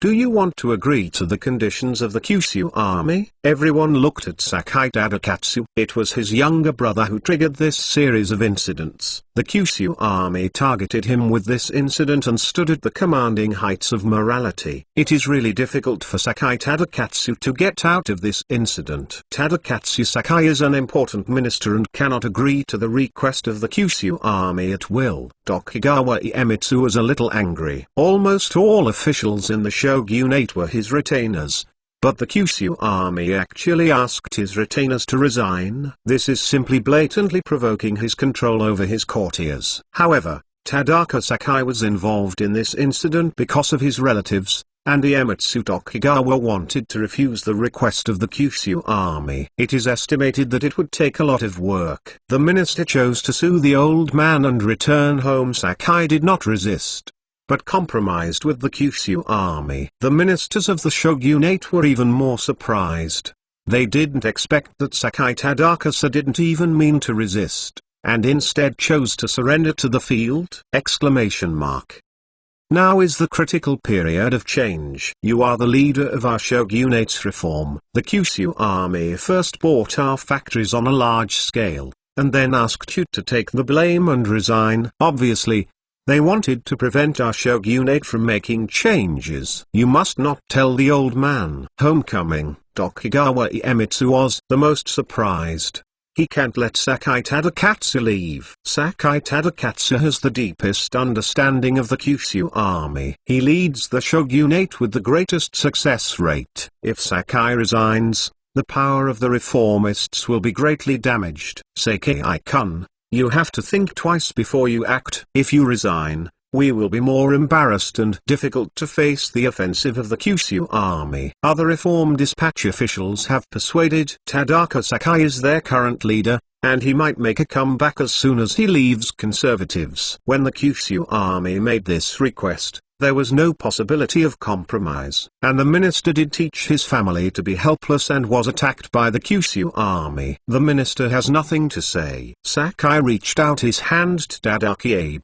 Abe is already deep to get the essence of innovation. He can inherit my will, and his succession can make the Kyushu army mistakenly believe that their strategy has succeeded. and the obstacle to us may be reduced as a result. I am afraid it will be difficult for me to take on this important task. Abe Tadaki couldn't help but anxious when he saw that Sakai had made him take on the important task. You don't have to decide so quickly. I will continue to negotiate with the Kyushu army. During this time, calm down. Tokugawa Iemitsu still did not agree with Sakai's decision. He had to fight the Kyushu army for Sakai to stay. Does the Kyushu army have other conditions? Tokugawa Iemitsu asked. Luo Sheng put forward two conditions. One is to ask for a huge amount of compensation, and the other is to ask Sakai Tadakatsu to go down the field.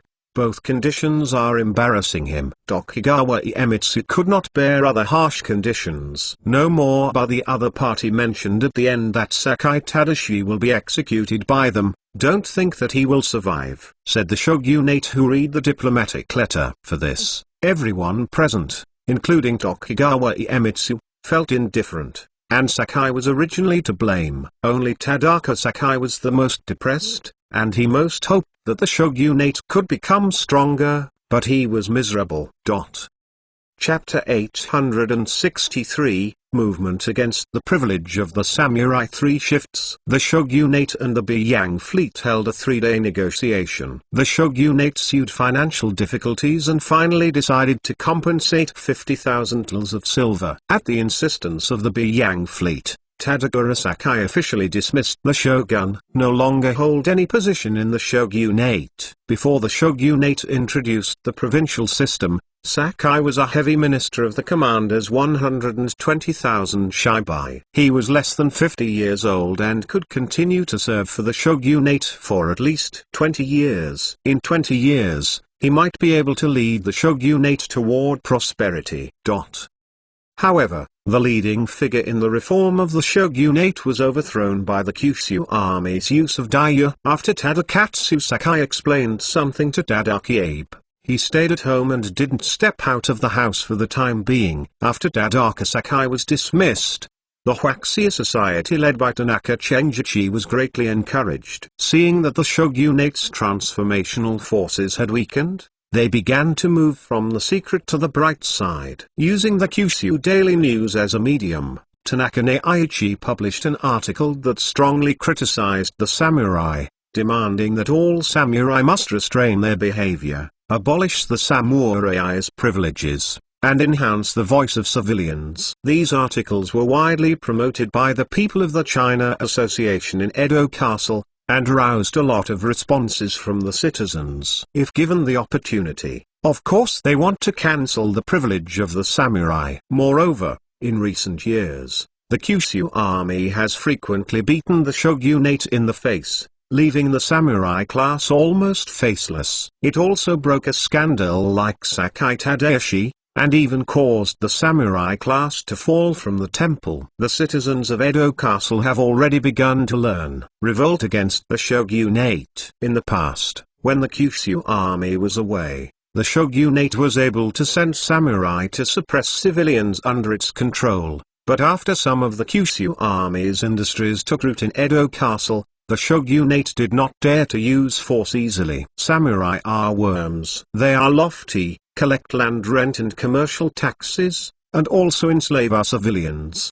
They have supreme privileges and kill our civilians at will. All the privileges of samurai must be cancelled and benevolence, justice, and wisdom must be revoked. Tanaka stood by. 2 wooden boxes were stacked on a temporary wooden platform to promote his ideas to the residents of Edo Castle who gathered below. Everyone, take a look. These are the bad things that the shogunate has done in recent years. The members of the China Association distributed leaflets below. More and more residents of Edo Castle gathered. At first, there were dozens of people, and later they became hundreds of people, blocking the streets. Some residents of Edo Castle were instigated by Tanaka and others, also expressing their dissatisfaction with the shogunate. Boss, the doglegs of the shogunate are here. The people of Huaxia Club on the streets hurriedly reported back. We withdrew to the Tokyo Academy. Tanaka Cheng saw a bad situation and left with the people from the China Association. When the shogunate rushed to the scene,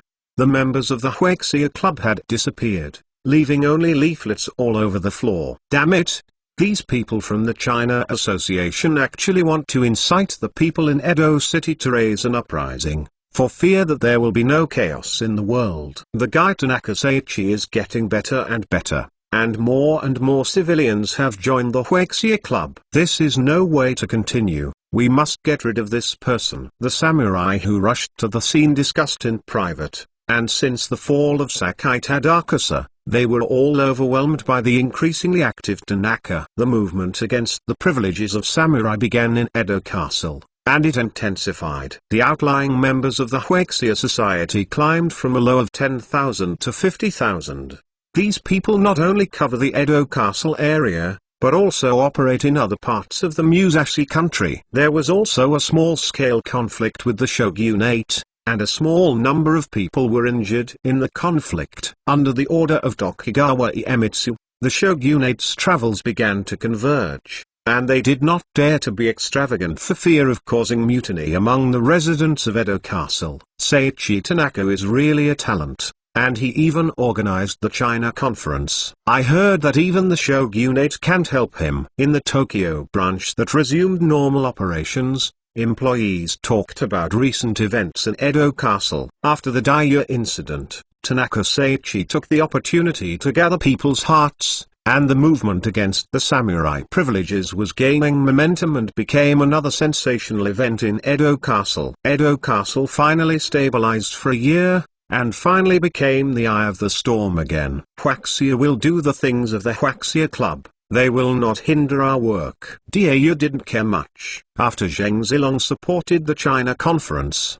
apart from secretly providing some support, he was basically in a state of stalking. There was not much hope for them, but he wanted to add some bad things to the shogunate. Maybe Zheng Zilong and others did not expect Tanaka to become stronger in the Vietnam War and develop the Huexia Club into an organization with 50,000 peripheral members and a few hundred core members. But this did not affect Daiya's mood. Even when Sakai Tadakasa vigorously set off the shogunate reform plan a year ago, Daiya had no particular reaction. As a result, a year later, following the acquisition of a large number of factories by Chinese merchants and the fall of Sakai Tadakasa, his reform plan was declared bankrupt. I heard that Tanaka was very lucky. A year ago, several core members of the Huexia Club were assassinated by the shogunate, and he was the only one who survived by chance. Now the Huexia Club believes this is meant by God and trusts him more. Now, an employee said, speaking of miracles, he was just going to the hut and happened to escape the assassination of the shogunate. How can our eldest lady come back from the dead? This is the real miracle. The doctors at the time said that even Huachua was alive. It was saved, and the eldest was fine in one day. Another employee said, the improvement of Daiya is still a mystery, and even later generations can't explain it. Miss, can you get part of the 50,000 taels of silver that the shogunate compensated? After all, it was obtained from the shogunate in your name. A gossip employee asked about the disposal of 50,000 taels of silver. Yes, I took 10,000 taels of silver, Daiya said. 12 taels of silver. The employees of the Tokyo branch were shocked. 12 taels of silver is nothing for a huge country, but for a person, it is simply an astronomical figure. But I donated all of it to the education popularization project of the Academy of Sciences to establish a private school. Daiya said 10,000 taels are all donated. The employees were even more surprised. It is lucky to get 10,000 taels of silver, but it is courage to donate all the huge sum of 10,000 taels of silver. We deal with so many silver taels every day. Do you think 10,000 taels are a lot of silver? The silver taels shipped from Dongying every year are dozens or hundreds of times this, Daiya said. But those are not our personals after all, the employees complained bitterly. The submarine cable from Yokohama port to Beijing will soon be completed, and the railway to Edo Castle will be completed. Soon Edo Castle will have a new look. Daiya's focus has moved on to other things. Local. Chapter 864, Chinese merchants in Europe for more. A large sailing ship with a dragon flag sailed into the harbor, attracting countless onlookers from the dock. This big sailing ship is roughly 40 meters long and has 3 thick masts. On the deck of the big sailing ship, most of them are Orientals with black eyes and black hair, and a few Westerners who lead the way. They are looking curiously at the buildings on the pier. They have seen a different architectural style from the east, which makes them refreshing. Here is the Western Ocean. After so many days of sailing, we finally arrived in the Western Ocean. An Eastern sailor exclaimed excitedly, "Hurrah! Long live!" The other Eastern sailors also cheered. In the past, Westerners came to Southeast Asia to find Chinese merchants to do business. This is the first time they took the initiative to explore the maritime Silk Road to the west, and they succeeded. Their fleet, loaded with ceramics and silks, departed from Guangzhou Mansion, arrived in India via Malacca, and then bypassed the Cape of Good Hope to the Western Ocean. This route is almost similar to Zheng He's voyages to the west. The only difference is that they traveled farther. For the first time, the dragon flag of China has hunted and hunted over the Western Ocean. God bless. Fortunately we didn't meet the Barbary pirates when we passed through North Africa and the Strait. Otherwise, this trip would have been horrible. The Western sailor who led the way crossed his chest. Barbary pirates? Are you talking about the pirates in the waters around here? Are they great?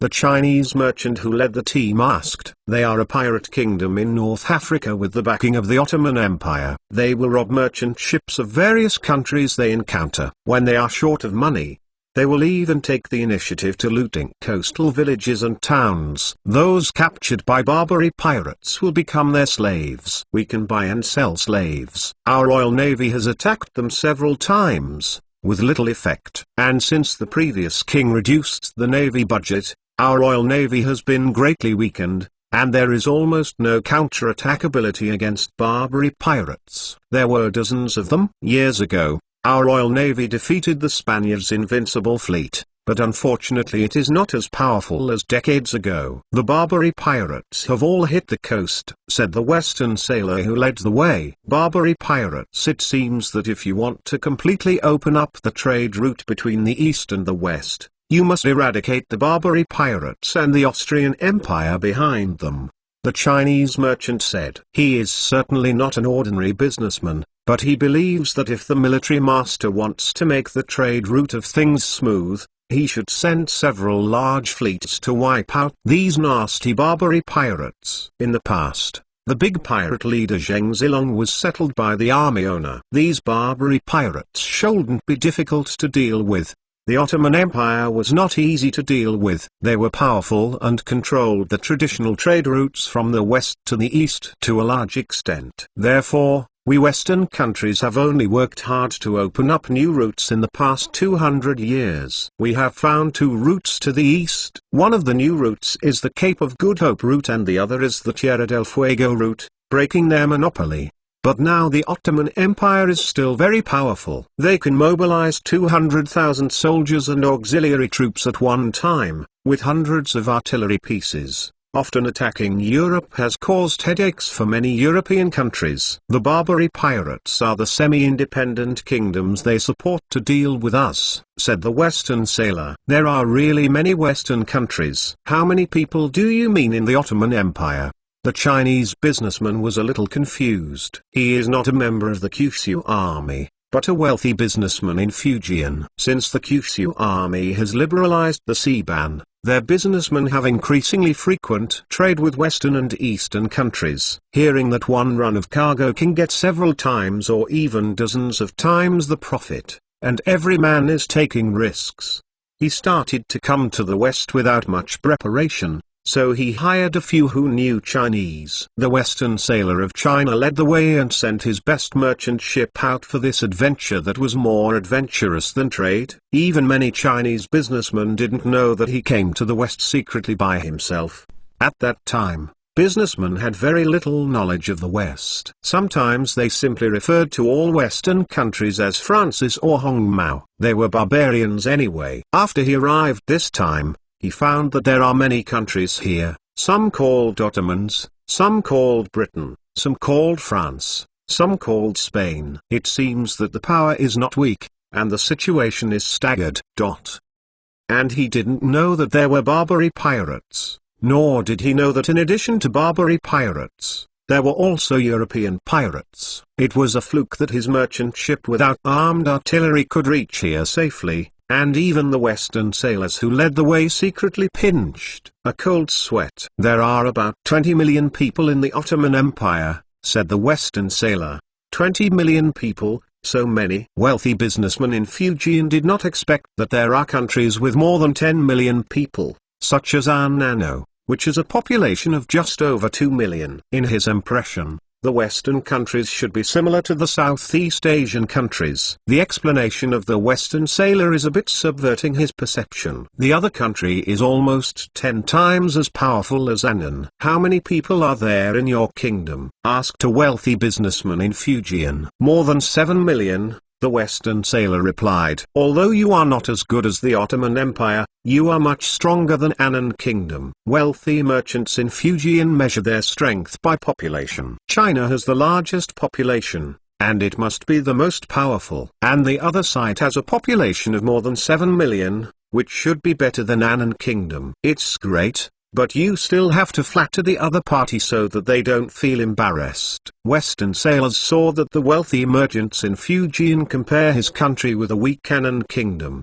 and he couldn't help feeling a little depressed. At least the royal fleet, which had defeated the invincible fleet, could not be compared by the Annan Kingdom's navy. "Prepare to dock. This will be the first time I set foot on Western land for Li Jind. I don't know if future generations will know my name." The wealthy Fujian businessman saw the red brick house on the dock, with the Chinese architectural style. It's completely different. It's like breaking into a different world suddenly. And many people here are blonde Westerners. They are looking at the coming China merchant ship and the black-haired and yellow-skinned Orientals on the deck, whispering to each other. Here, they are a minority of the Easterners who suddenly visited. Perhaps when Westerners first came to the East, they were in the same mood as themselves. Li Jin thought to himself. Two different civilizations crossed again, and this time it was the East that found the West. "What's the name of this city?" Li Jin looked at the Western sailor. "This is the Kingdom of Britain, the city of London." Chapter 865, The King and the Council. One more. London. Li Jind, a businessman from Fujian province, said this strange term silently, and he could brag about his adventure to the businessman in his hometown later when he went back. He set off from Xiamen Bay this time and arrived in the city of London, but he experienced tens of thousands of miles of sea and sailed for several months. The knowledge in the middle is enough to become the content of the storytelling of Mr. Pingxiu. Everyone is ready to disembark. The sailors and handymen on the sailing boat have been wandering on the sea for a long time, and they finally docked again. In addition, they couldn't help but feel a little excited. One by one, Chinese sailors got off the sailing boat, causing a lot of riots in the pier. "Uncle, where did you come from?" a blonde little girl, wearing a simple commoner, asked Li Jind timidly. Li Jind rubbed his temples with a headache. He could not understand what the little girl said. She asked where you came from.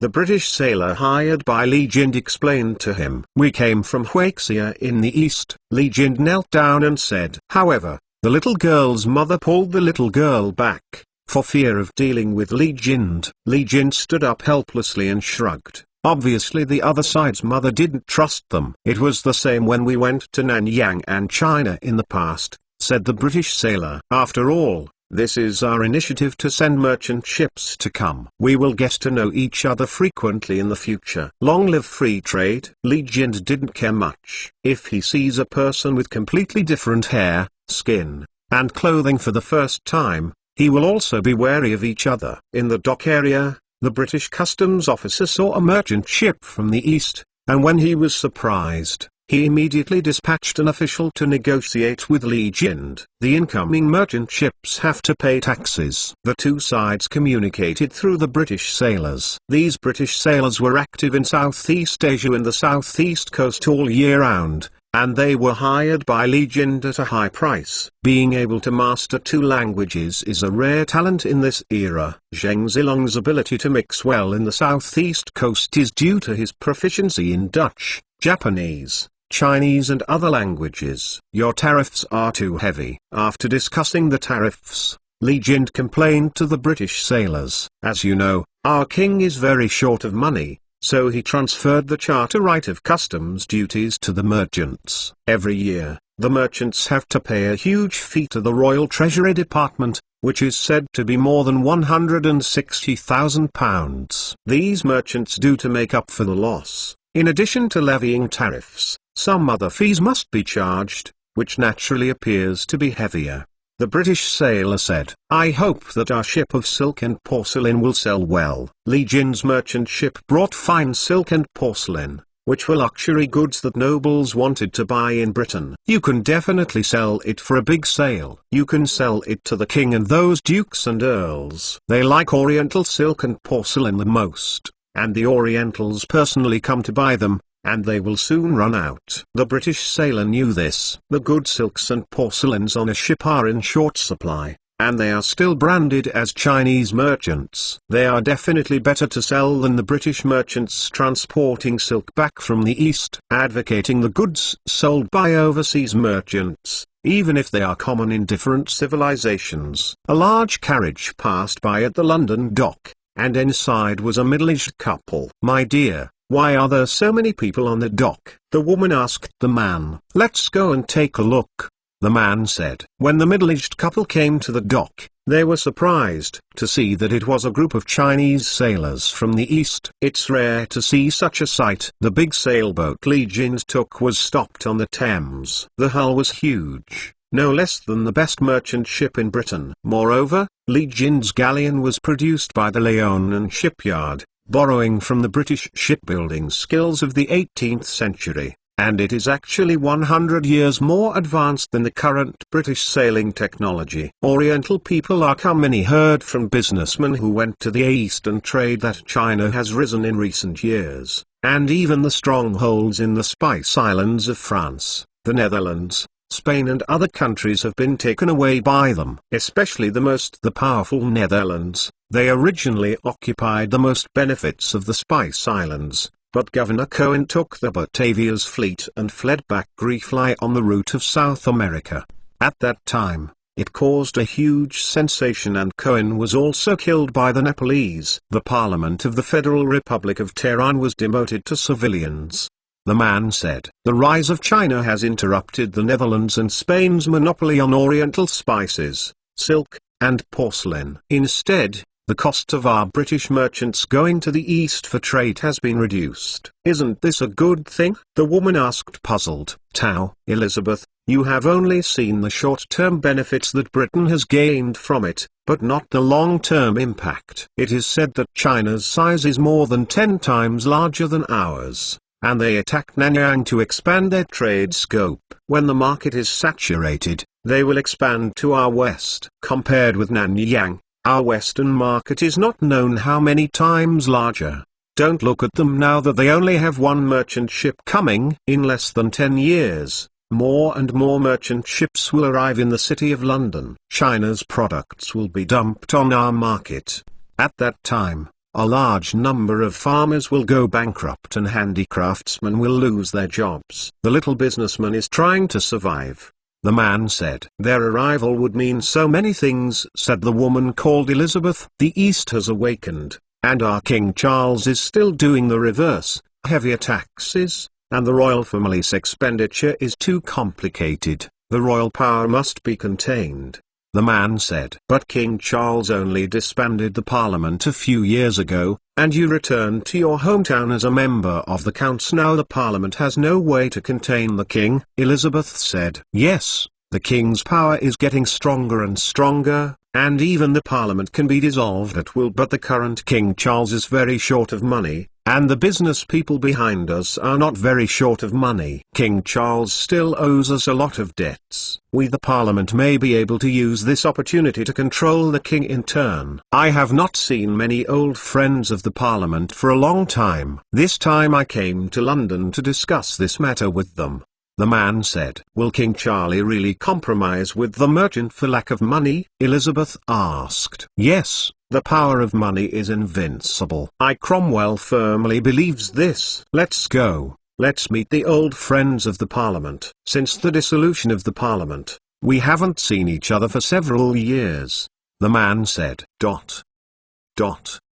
Chapter 866, Charles I, Lack of Money to More. Your Majesty, this is a document sent by the Parliament of the Republic of the Netherlands, asking us to explain why the Chinese battleships are built in a style similar to our British battleships. A British nobleman submitted a message from the Netherlands to King Charles I. Letters. In the past year, they have sent letters of questioning 5 times in succession, and I always explain to them every time. But this time I have no patience. The ghost knows why the Chinese battleship has our British style. Charles he couldn't help being mad. How could he think of the 7 locally produced sailing battleships built by Liu Sheng, Qin Huiyan, Zhao Han, Kiku, and borrowing from the British sailing battleship construction technology in the future? The Netherlands, Spain, and Francois seem to have relied on Britain. It is believed that Britain revealed the manufacturing technology of sail battleships to China. Because China's shipbuilding style has always been flat-bottomed, it is suitable for driving in inland rivers and coastal areas. It's harder. They suspect that we have privately concealed more advanced sailing battleship technology, and secretly manufactured these sailing battleships. Even the Kingdom of Spain suspects that their invincible fleet several expeditions against us decades ago were due to our use of more advanced battleship technology. Destroyed? Said the nobleman who came. Earl Stratford, you know, we are short of money, and I don't know how to find £40,000 to build a new sailing battleship for the Navy. The kings and parliaments of them are brains. Is it? If we have the money to maintain the Navy and have more advanced technology, the Barbary pirates can still run to the coast to looting? Charles roared angrily. Your Majesty, it's probably that several of their countries have suffered a huge blow in the East, and they can't beat the Orientals, so they have repeatedly entangled with us. The Spaniards lost Luzon Island, and the Dutch lost Yazoo and Java Island. The Franco robot lost Malacca. These are their most important strongholds in the East. Because of this loss, they lost their trade monopoly on the Spice Islands and had to pay tariffs to the Chinese. Earl Stratford said. Charles was particularly angry. Their failure in the East is that they don't have the ability to provoke the powerful East by themselves. Then how do we respond to the Dutch? Earl Stratford asked cautiously. He knew that Charles was a bit irritable recently because of the royal family's debt problem. The royal family owed hundreds of thousands of pounds to London merchants and nobles. In addition, Charles cheekily borrowed £40,000 from capitalists to build a 90-gun sail battleship to strengthen the naval power and make the royal family's stick-laden finances even worse. The former King James I reduced the navy budget, leading to the decline of the British Royal Fleet, which defeated the Spanish Invincible Fleet in the Queen Elizabeth era, and the successor Charles wanted to revive the Royal Fleet. Copy my last reply intact, and send it to them again. Charles said, fed up with Dutch entanglements. Yes. The Earl of Stratford was about to step down. Wait, you know that our royal family's finances are tight. I plan to attack Scotland again. But those merchants will never lend me money anymore. I can't raise enough military expenses. What can you do to alleviate your urgent need? Charles asked the minister. Businessmen listen to the actions of the people in the parliament, and the members are their elected representatives. If they can get the support of the members, they can also get the support of the business community. Earl Stratford said. You can't let the people in the parliament come back. They always obstruct my plan and have repeatedly encouraged the abolition of the ton tax and the pound tax. Charles was very disgusted with the disobedient parliament. The Earl of Stratford was a bit embarrassed. The rich in Britain were merchants and nobles. Many parliamentarians were a complex of nobles and merchants. Without their support, they could only increase taxation. Increasing taxes will cause resistance from civilians. Suddenly, the Earl of Stratford had a flash of inspiration. Yes, I heard that a merchant ship from China has come to our city of London. China is the most powerful country in the world. They have porcelain and silk that are sought after by nobles from all over the world. spices. If the royal family can use this opportunity to contact them, through trade with them, it may be able to bring huge benefits to the royal family, especially the Netherlands. Spain and other countries that originally monopolized the East were expelled by the Chinese, and the Eastern market is in a state of free competition. If we show good to each other in advance, we will obtain trade privileges beyond the Netherlands and Spain from the East. The royal family may be able to get hundreds of thousands of pounds from each other every year. When Charles I heard the analysis of the Earl of Stratford, his eyes gradually sharpened. The Earl of Stratford was right. The trade between the East and the West has lasted for thousands of years. Now that the Netherlands, Spain and other countries have been expelled by China, there will be a gap in the Eastern market. If they can take the initiative to show good to China, they said, uncertainty can become a middleman. We must know that the Ottoman Empire was only getting stronger because of the Land Silk Road,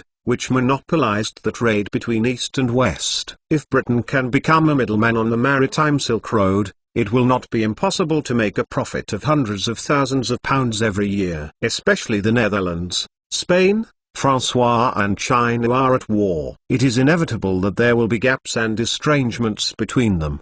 But we are not the same in Britain, and we have no grievances with them. If the Dutch accuse our warships similar to the warship of China, maybe the people of China will get closer to us. Earl Stratford continued to analyze for Charles I. Do you mean that we should form an envoy to China and reach a trade agreement with them? Charles I asked. Yes, but also to send the royal family to serve as ambassadors to sign an official trade treaty with Huaxia. When the businessmen behind the parliament want to trade with Huaxia people, they must also look at the royal family's face. Wouldn't it kill two birds with one stone? Said the Earl of Stratford. I see who the royal family wants to send to serve as the ambassador needs to be carefully considered, and the content of the trade treaty needs to be considered. Charles I started the idea of friendship with China. China seems to be controlled by a force called the Kyushu Army. Before sending the embassy, I would like to meet with businessmen from China, from whom I may be able to find out the preferences of the Kyushu Army. And I also want to see what good things they bring. Our royal family wants to buy a batch new porcelain is here. Chapter 867 The King's Banquet 3 Shifts. Your King of Britain wants to meet me. Li Jin was a little flattered. Although it seemed to him that the King of Britain was one level lower than Liu Sheng, he managed millions of people somehow, and he was a little frightened by Charles I. He had just arrived in the city of London, and dozens of London businessmen came to buy their porcelain and silk. Not only that, even some nobles came to rob. What these nobles want is not specific commodities, but face. Buying Huaxia products at high prices from living Huaxia merchants. You can show off these porcelains to other nobles in the future. Even King Charles I of Britain invited Li Jin to the king's banquet. Should we go to the banquet of the King of Britain? Li Jin discussed with a few important apprentices, always a little nervous. Go. To be able to participate in the banquet of the Western kings, it is a magical experience to go back and talk to others. Common people like us have no chance to see the army owner, or to see the King of Britain. Li Jin's apprentices encouraged Tao. Well, we accept the request of the King of Britain. Li Jin said. He also wanted to participate in a Western king's banquet, so that he could tell others about this magical experience in the future, and he did not risk this trip. The venue for the banquet is Whitehall Palace, which is a luxurious stone building. At that time, all the nobles in London will gather at Whitehall Palace to welcome friends from the East, said the Earl of Stratford, who came to speak. All the nobles Li Jin swallowed. He is just one of the wealthy merchants in Fujian. Although he has some money, he is usually seen most often by the county magistrate. The prefects rarely see him. This time the King of Britain summoned the nobles from all over the city to welcome him. It is unimaginable. And he found that the city of London is really not small, with a population of 300 to 400,000, which is smaller than the capital, comparable to cities such as Yangzhou and Suzhou. All the nobles in the city of London gather, and this kind of treatment is not something that merchants who are not even envoys can encounter. The Earl of Stratford was a little helpless. In order to show his strength, Charles I had to spend a lot of money to hold a banquet. The banquet of Charles I was held in the Whitehall Palace renovated by the former King James I. All the nobles of Britain participated in this feast. The protagonists of this banquet are the extravagant Charles I and the Chinese businessman Li Jin. From afar, Li Jin led several apprentices to the luxurious Whitehall Palace under the guidance of the Earl of Stratford. This is the largest palace in Europe. It is composed of many buildings and has more than 1,500 rooms. Even Li Jin and the others were deeply shocked when they saw it. They found that they had underestimated the Britons before. On the sidewalk of this magnificent palace, as magnificent as a manor, British nobles in gorgeous clothes gathered in groups, and noble ladies wearing hats, gloves, and long skirts came together, which was extremely lively. When these nobles passed by Li Jin and the others, they couldn't help but looked at Li Jin and them more. Only Li Jin and the others were wearing hand clothes instead of British aristocratic costumes. At a glance, they could tell that he was the guest invited by King Charles this time. What a big palace! It turns out that the kingdom on the other side of the ocean is not as weak as we thought. They just have a small population and are far less massive than ours. Li Jin quickly adjusted his mentality. He didn't know that without the intervention of Liu Sheng, a bourgeois revolution would break out here in a few years, and Charles I would soon be executed by the Cromwell Council. In the city of London at this time, the power of capitalists is already very strong. The shopkeeper, the people here admire our porcelain and silk. From now on, it will be a huge market, said the apprentice who followed Li Jin. Not only porcelain and silk, but also spices, tea, and some industrial products. After the operation is completed, the market for hundreds of thousands of people will be grabbed, which is enough to make us rich. Another apprentice said, although the city of London is now beginning to rise, Liu Sheng has technology that has surpassed this era, allowing the Chinese businessman underneath to invade the market across the ocean with confidence. Maybe it can radiate to the entire West with the city of London as the center, but it is impossible to do it with my financial resources alone. Li Jin gradually learned about the West from the British sailors. At this time, the wars of the Western countries are constantly chaotic. The population of a country is far from comparable to that of China. If you add them all together, it will be terrible.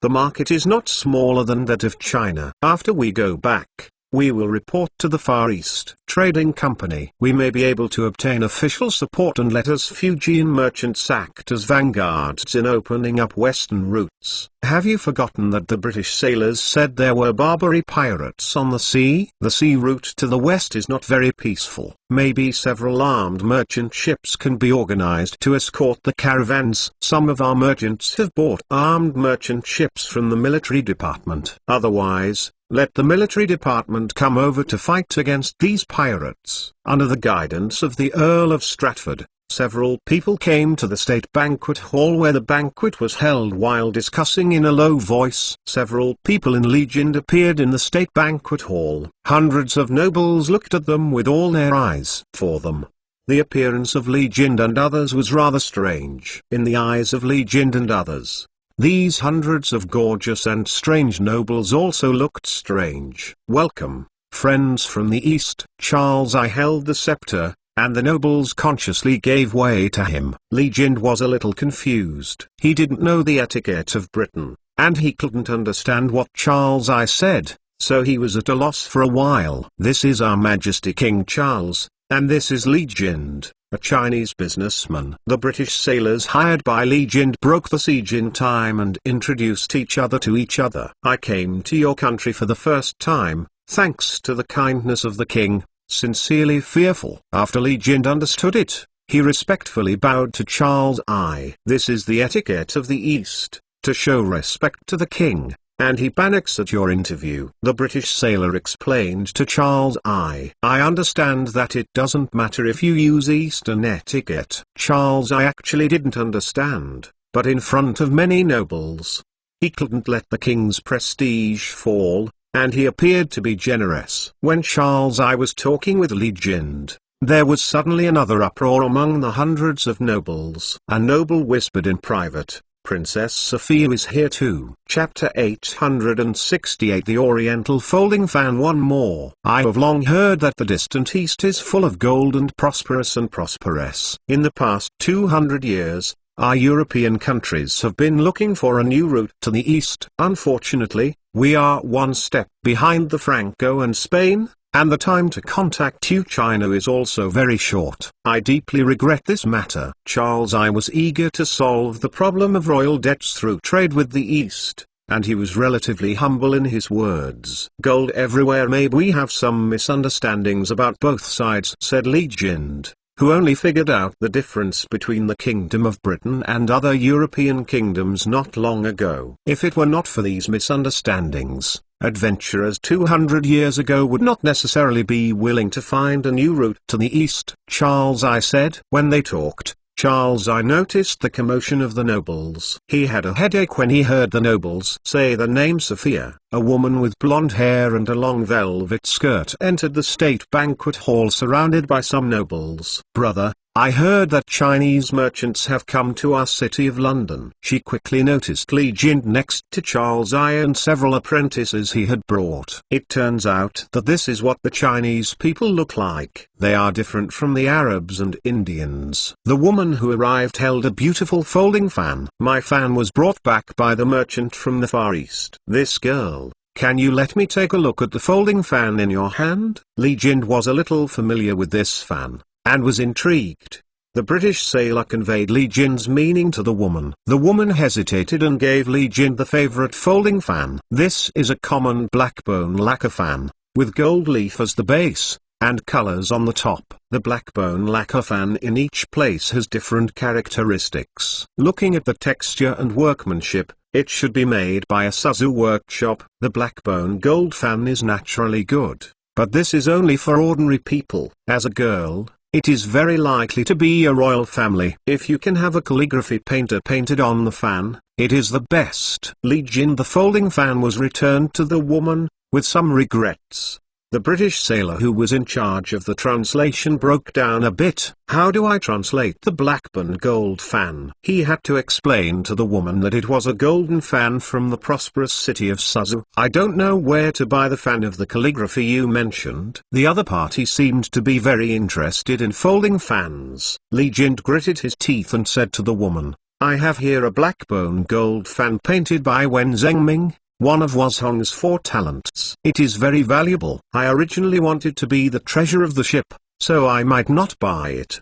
But it is expensive. The king of the kingdom hosted a banquet for me. Although I am not a foreign envoy, I am not courteous. Besides, you are also a person who cherishes folding fans, so I will give it to you. Li Jind did not expect that the king of Britain would host a banquet for him, so naturally he did not prepare a gift for Charles I in advance. He had to take out his favorite Wen Zhengming fan and use it as a national gift. Originally, he wanted to give it to Charles I, but it seemed that it might be better for the woman in front of him. At Li Jind's gesture, his apprentice took out an exquisite wooden box and opened it in front of the crowd, with a blackbone gold fan lying inside. All the British nobles present wanted to know what's so extraordinary about the arbitrariness brought out by the merchants from China.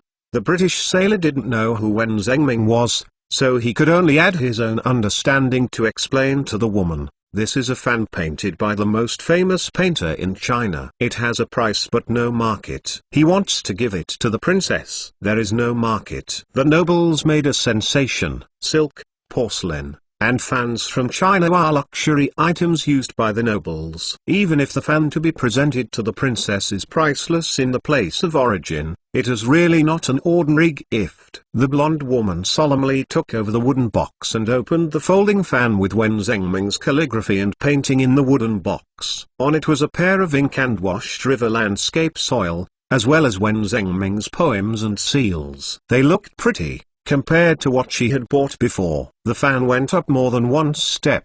The other British aristocrats were envious, and possessed this fan. It was full of cards. Realizing the value of this gift, the blonde woman raised her hands slightly on the sides of the skirt to express her gratitude. This is Princess Sophia of our British kingdom, the youngest sister of the current king. The British sailor whispered to Li Jind. "It seems that I did not send the wrong person." Li Jind was relieved when he heard that it was Charles's sister. "Didn't you meet Duke George in the Duchy of Prussia? Why did you run back?" Charles I had a headache when he saw this sister. Originally, Sophia almost died when he was very young, but later I didn't know why he was better, which led to James I and Charles I's preference for Sophia. As a result, despite her temperament, she can't get married now. The European royal family values political marriage. Charles I originally wanted to marry his sister to the king of the now very powerful Spanish Empire, but Sophia escaped midway. It is estimated that he fled back on the way to the kingdom of Prussia. It's boring, it doesn't make sense to go there, and it doesn't make sense. Sophia curled his lips, not giving Charlie I face. "This is a tradition. Our mother Anne was originally a Danish princess. Isn't she familiar with British customs?" After a long time, the language will become fluent, Charles I said sternly. "Anyway, I think Prussia is boring. It is better to go to the Far East than to go to Prussia." Sophia puffed. "You be careful. I really send you to the East." Charles I was slightly angry. "Give it away. After the father leaves, you don't care about my feelings, brother," Sophia said. Charles I felt bitter. Originally, European royal marriages were a tradition. Many kings' children were engaged when they were more than 10 years old. And it's hard to hear that they can't get married when they are old. He worked hard for the future of Britain and his sister. Is it easy for him? Princess Sophia, you may have misunderstood the good intentions of His Majesty the King. As the King of Britain, he needs to consider the subjects of Britain. Earl Stratford defended Charles I. "Well, Stratford, today we are going to invite businessmen from the East, and we can't let outsiders watch the jokes of our royal family." Charles I saw that Li Jin was still there. Li Jin wanted to know the gossip of the British royal family, but he couldn't let the translator translate it in front of hundreds of nobles, so he had to wait to ask the sailor in private. "I have Bordeaux wine here, just to receive you," Charles I said to Li Jin enthusiastically. He pinned his hope of making up for the royal family's losses on trade with the East. Chapter 869. The Legend of the East. 2 more. Cheers. I wish the friendship between our two countries lasts forever. Charles I raised his red wine glass. "Friendship lasts forever," said a group of British nobles. Li Jin couldn't understand what they were talking about, but he soon learned their way of celebrating, and raised a red wine glass to celebrate with them. The habit of Westerners is really strange. They don't use chopsticks to eat, but eat with knives and spoons. The apprentices who came with Li Jin always felt awkward while holding table knives and spoons. You should be fortunate that in some nomadic peoples in the North and Southeast Asian countries, they generally eat directly with their hands. It is still very civilized here. Li Jin said to them. Have grabbed rice to eat. These apprentices are a little unimaginable, and they are undoubtedly unhygienic in their eyes. They sat on a long square table with the king and some nobles. There were a lot of glassware on it, as well as hearty dishes, such as steamed trout, rabbit stewed in red wine, cheese, and Li Jin, which they all rarely see. Swan meat, peacock meat, venison. It can be said that it is very luxurious, so Li Jin can't help but look sideways. Your Majesty asks what title you are, what is the name of the emperor of your country, how big the territory is, and how many mercenaries there are. The British sailor as an interpreter said to Li Jin. We in China now have no knighthood or emperor. Our current territory is so big that I can't tell how big it is. We also have no mercenaries, only standing soldiers. Probably more than the population of London. Right, Li Jin replied, hearing the translation of the British sailors. The British nobles who ate at a square table were shocked. The soldiers alone are more than the population of the city of London, so how huge this country should be. And there is no emperor yet! Exclamation mark. Charles I felt that something was wrong. If this was caught by the parliament and attacked his theory of monarchy, his throne would be very dangerous. Since there is no emperor in your country, who is ruling? Charles I asked anxiously. Our great military commander led the 6 ministries and the army to govern a huge country, divided into 14 provinces in Beijing. and later added the provinces of Siberia, Junggar, Tubo, Dongjiaozi, and West. The Jiaozi and Nanyang provinces are a total of 20 provinces in Beijing, with a registered population of tens of thousands, and the non-registered population is unknown. Li Jin said. The population is tens of thousands. The British aristocracy clamored again. 10,000 is 100 million, on average. Every province is as big as the Kingdom of Britain. Princess Sophia was also at the same dining table, and she couldn't help being surprised when she heard Li Jin's depiction of China being so vast. Charles I wiped the cold sweat on his forehead with a towel, and the volume of the East was too big. Knowing the latest situation in China, Charles I was more willing to trade with the East. If it can get a share of the trade with the mighty East, it shouldn't be a problem for the royal family to earn hundreds of thousands of pounds every year. Moreover, the British sailor translated the Lord of the Empire into the Lord of the Empire, so it should be the military dictatorship of the Roman period. Charles I thought for a while, so that there is no special conflict with the monarchy. China is indeed a powerful transition. Even the Dutch and the Spanish have been driven away from the Spice Islands. They must have many large battleships. Charles I asked. He remembered that the Dutch and Spaniards asked him why the Chinese battleship style was similar to that of Britain. We have 3 fleets, but I don't know exactly how many warships there are. They cleared all the pirates from the southeast coast and the South Ocean. I heard that ironclad ships appeared in the north. I was in the south and I never saw it. Li Jin said of himself. The country is full of pride. Pirates in Europe are rampant, but the pirates on the southeast coast and the South Seas have long been flattened by the Kyushu Army's fleet. Charles I and the British aristocracy were very envious. The pirates in North Africa and Europe gave them a headache. Speaking of the phenomenon of pirate rampage on the European side, they were aggravated by themselves. When Queen Elizabeth was in power, they once supported the private pirates of Spanish merchant ships. Later, after these pirates were taken advantage of, it was announced by the time of James I that all privating activities were strictly prohibited. The strength of the Royal British Navy was shrinking compared with Queen Elizabeth's era. The number of warships shrank to more than 20. It took Charles I to cheer up, but he didn't have enough money to make the Royal Navy improve. At present, the Royal Navy barely maintains control of several American colonies. As for the North African pirates and the Ottoman Navy in North Africa and the Mediterranean, Britain, which did not carry out the Industrial Revolution, did not want to provoke them, but also paid them protection fees. I heard missionaries returning to the country say that your country has imposed a maritime ban, and only a small area has been set aside for businessmen from other countries. The officials are not very cold about overseas trade. Why do we now have a fleet that can control a huge ocean?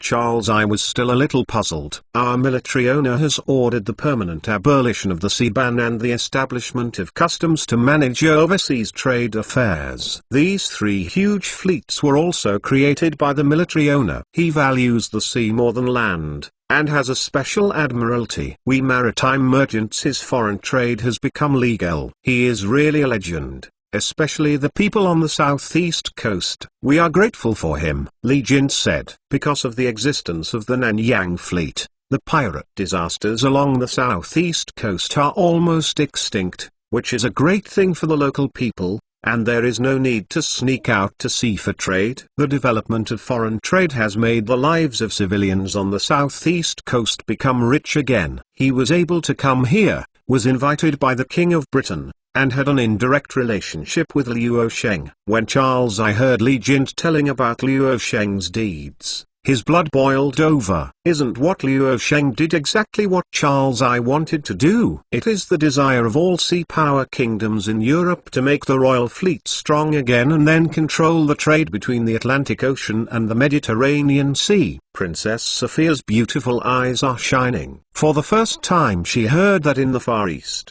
she has a fleet that is stronger than the royal fleet. Our military master was born out of nowhere. He defeated the nomadic tribe on the prairie. The pirate king on the sea has hundreds of thousands of standing troops, 3 fleets, hundreds of millions of subjects, and is still building factories on a large scale. In Xiamen Bay, where I live, there are only 2,000 textile workers. Every year, a whole ship of silver is shipped back from overseas. There is also a smelter in Foshan town, which produces a large amount of pig iron, and produces tens of thousands of ironware every year. Planning Li Jint talked about what he had seen and heard in the southeast coast and the stories he heard about Liu Sheng, which made the kings and nobles of Britain even more amazed.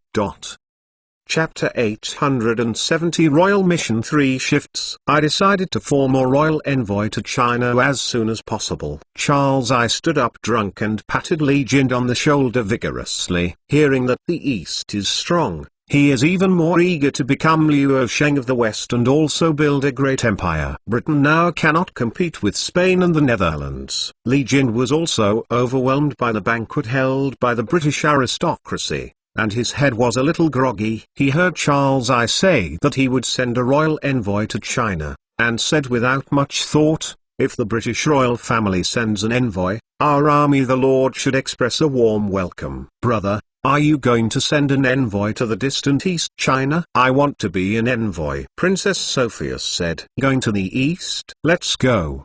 The drunk Charles I was thinking about how to become the supreme king over the whole Europe, but he didn't realize that his sister proposed to serve as the envoy of the royal envoy. Stratford was still a little sober, and quickly went over to dissuade Charles I from Your Majesty the King. This matter, Earl Stratford, Your Majesty has agreed. Do you still want him to go back? Princess Sophia said to Stratford. Don't dare. Stratford was silent. The king himself really drank too much. The extravagant banquet in the state banquet hall is still going on, and the nobles are living a corrupt life. Maybe Liu Sheng would be surprised at the extravagance here. Li Jin and the others were hosted by Charles I. They participated in the palace banquet for the first time. They drank too much wine that only aristocrats could enjoy, until they vomited. In the end, Li Jin and others were carried away from Whitehall Palace by their servants, vomiting as they walked.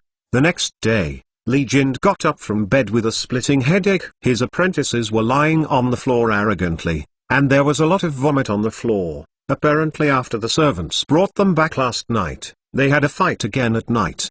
The stamina of this wine is really great. Li Jin had never drunk this kind of wine in Fujian before. At first, he thought it was not as strong as white wine, but the next day he got a headache. Treasurer, the life of the British kings and nobles is really nourishing. I don't know how it compares with the emperor's banquet in the Forbidden City. An apprentice held his head, also suffering from drinking. I haven't seen the emperor, but I don't know what the emperor's life was like before. It's just that now that the army owner has closed the palace and abolished all kinds of regulations on offering sacrifices to the heavens and feasting on the officials, it's definitely not such a luxury. We can with such an experience. This trip is worthwhile. Li Jin took a glass and found that it was full of cold water, so he had to drink it. Yes, in our capacity, this is the first time we have participated in the palace banquet, and it is also an exotic palace banquet. After we have sold the silk and porcelain we brought, we return to Xiamen and we must brag with those merchants. Li Jin ventured here and got a magical experience, and felt that it was worth the money. The businessmen in Xiamen might not believe that we were entertained by Western kings, several apprentices said. They are all a little confused now, as if they have had a dream, but the British-style decoration in the room let them know that it is not a dream. Treasurer, I seem to remember that the King of Britain intends to send an envoy to return to China with us, an apprentice said. Really? Li Jin vigorously recalled what happened yesterday, but he didn't have any impression. I really think and remember that there was such a thing. The shopkeeper you also agreed to them. Another apprentice said. If this is the case, it would be terrible. We are not envoys, but businessmen who come to take risks. If we bring their British envoys to China, and the military master has no intention to summon them, wouldn't we have lost our country? Facial drinking is really a mistake. Li Jin regretted it. How can he, an ordinary businessman, have the ability to bear the consequences of national diplomacy? The military master should be happy to receive their envoy, several apprentices said uncertainly. I hope so. Li Jin knew it would not be easy to go back after he agreed. If you go back now, you will lose the face of the country and return to China with their envoys. Maybe the military owner will meet them again. I am against you going to the east. Charles's angry roar came from the residence of Charles I. After he was sober, he soon regretted that he had agreed to the request of his younger sister, Princess Sophia, that Sophia had to serve as the ambassador to the East. You are our king of Britain. How can you go back on what you have promised in front of many nobles? I ignore it. I just want to go to the East, Sophia said in a pissed way. That's Huaxia, which is tens of thousands of miles away. It may take a year or even longer to go back and forth. There may be dangers on the way. There will be North African pirates at sea. If you are caught by them, you don't know where you will be sold. Go. Although China is the only two civilized regions like ours in Europe, I don't know what their master's attitude towards us is. If he covets your beauty to cut you off, would your brother faction have fallen? Will the royal fleet go to the Far East to rescue you? Charles I tried to explain the difficulties on the way to Sophia. I don't listen. I just want to go to the east anyway. Sophia also became stubborn. Don't go. Charles I shouted. I don't want to go to various kingdoms to meet those princes and dukes. It's like a commodity that's been sold for sale. If you don't let me go, I will jump from here. Sophia came to the window and got angry. Not Charles I was cowardly. Charles I loved his sister very much, and he was really afraid of Sophia's danger. In the era of great navigation, the ocean is not so easy to conquer, let alone there are many pirates haunting the sea. Some merchant ships can act as temporary pirates after putting down their flags. Don't go. Charles I shouted again. I really jumped down. Sophia stretched half of his body out the window. Okay,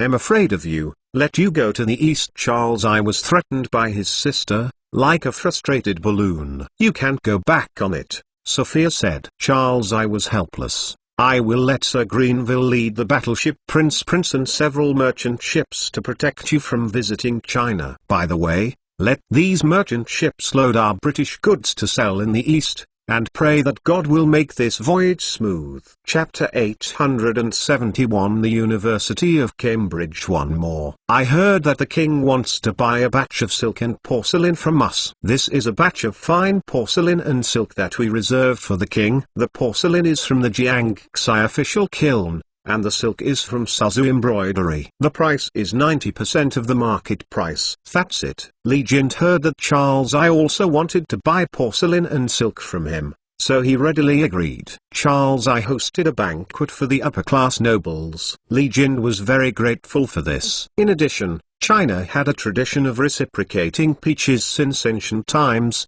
so he reserved the best merchandise for Charles I to satisfy Charles I's vanity. I thank you for your majesty the king. Your majesty the king is preparing for a mission to eastern China. During this time, you can travel around our country in Britain. Although we may only be as big as your province, there are always some differences. Place. I can arrange a few servants for you to act as a guide, said the Earl of Stratford. What are the best places to go in your country? Asked Li Jin, who didn't know much about Britain. If you want to experience our culture, maybe you can go to Oxford University or Cambridge University, where we have our most active scholars, who will become pastors, judges, doctors and administrators in the future, said the Earl of Stratford. Oxford University, Cambridge University, it seems to be the same place as our Academy and Academy of Sciences. Are you interested in visiting? Li Jin heard the Earl of Stratford mention two famous British universities,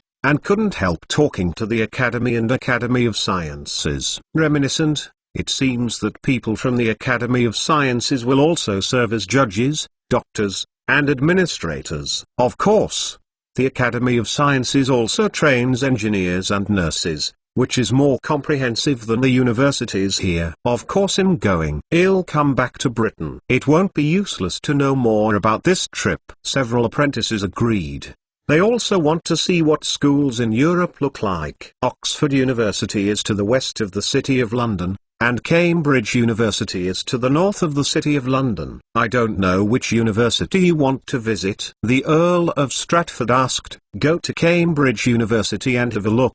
Legend picked one casually. I'll go down and make arrangements, the Earl of Stratford said. The Earl of Stratford was still very efficient, and soon a large carriage came to pick up Legend and others, and took them to Cambridgeshire, north of London. Originally, this university could train Newton, Darwin and other science masters in the future, but these talents have been summoned by Liu Sheng to the other side of the ocean in advance to contribute to the country's 3 modernizations. Legend and the others saw the stone brick city wall and the tall three-story limestone building from a distance. Westerners like stone buildings very much, and they like to build tall buildings, even if they are not churches. Legend looked at the upcoming Cambridge University building complex in the carriage. The most we use is civil engineering, which is not so strong in comparison, said an apprentice. It takes too much time to polish the stone. Our population is very large, and civil construction is faster. The so-called year together, 2 years to become a city, 3 years to Chengdu. If a large number of stones are used, when will so many people be able to do so? Live in a house. Legend discovered some different places and tried to explain the reasons. The shopkeeper, that is to say, if we can quickly build stone buildings in China, will civil buildings become stone buildings in the future? The apprentice asked. It should be. After all, tall stone buildings can accommodate more people. However, civil architecture has cultural heritage and should be retained together. Or rich people can own civil gardens. Legend saw a large number of tall stone buildings here. Produced my own thinking. In the future, China's population will increase substantially, coupled with the increase in demand for industrial and commercial land. Flat civil buildings may not be enough to accommodate that large population, and the improvement of production technology has made stone buildings, especially cement buildings, easier to construct. Durable stone construction will eventually gradually replace civil construction. At that time, it is very likely that only the rich can have an independent civil garden. The collision of different cultures gradually opened up his thinking. People at that time were definitely not pedantic. As long as seeing is believing, he will eventually change his thinking. It is like the status of craftsmen in the Jiangnan area of the Ming Dynasty has been greatly improved. You can leave your own name on your work. In the hands of Liu Sheng, it will promote technical talents to a higher position, not more than officials.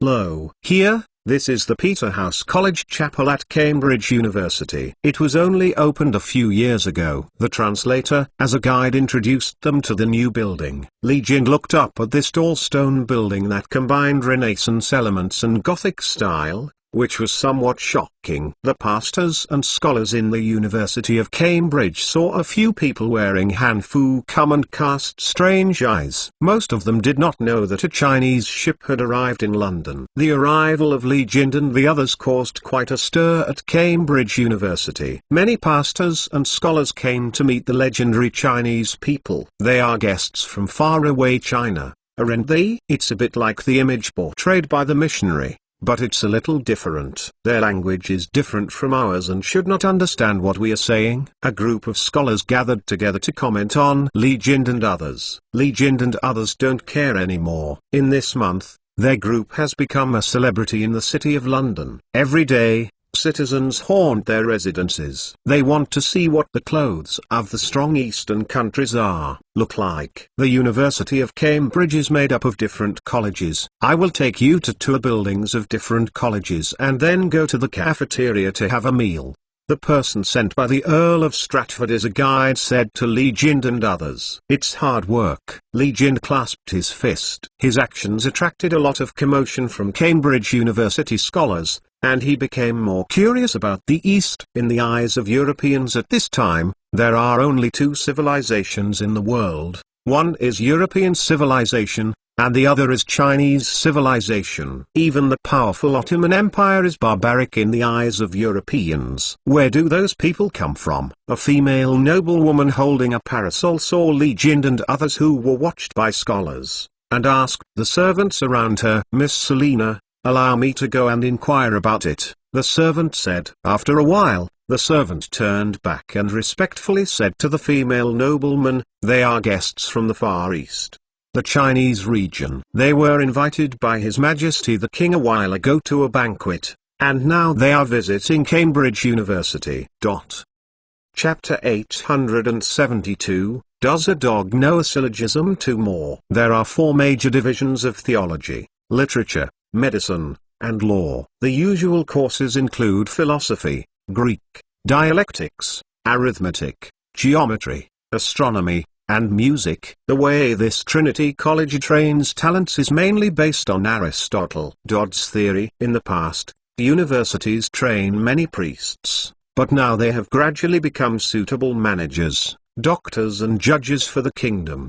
The guide introduced Li Jin and others to the situation here. If Liu Sheng were here, he would have an impression of this college. Newton, Bacon, Byron, Russell and others all came from here. Li Jin didn't know, and he was confused about who Aristotle was. He felt that this place was similar to the previous academy, but the content of learning was somewhat different. Guests from the East, please. Here is the dining hall of Trinity College. After the guide led Li Jin and his party around Cambridge University, he took them to dinner. The dean of Trinity College was directly appointed by the king. Knowing that Li Jin was a guest of the king, he arranged more luxurious dishes for them in the cafeteria, which attracted the envy of many scholars. What are they discussing? Li Jin found that several scholars at the next table were arguing red-faced and almost going to a duel. So he asked the guide curiously. The guide listened for a while, and smiled bitterly. "I don't know exactly what they are arguing about. It seems to be a syllogism in dialectics." Dialectics? Syllogism? What is this? When Li Jin heard unfamiliar terms, he was quite puzzled,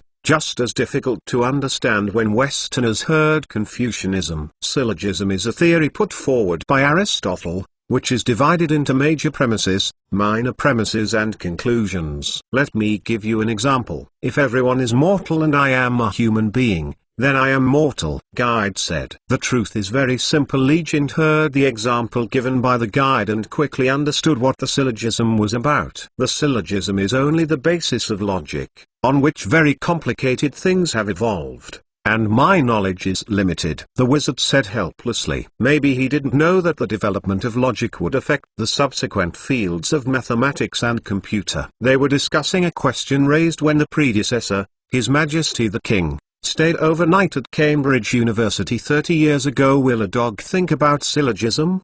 A noblewoman came over, holding her skirt. Say hello to them. I am the daughter of Sir Greenville. You can call me Selina. It's nice to meet you. It's fortunate to know a girl, but how can a dog think about syllogism? Even ordinary people don't think like this. After the guide conveyed the meaning of the noblewoman, Li Jin paid more attention to this topic than the beauty of the woman. What the hell are everyone at Cambridge discussing? And at that time King James I participated in this debate. Can I sit down? Selina asked. Please sit down. Li Jin was curious and said to Selina.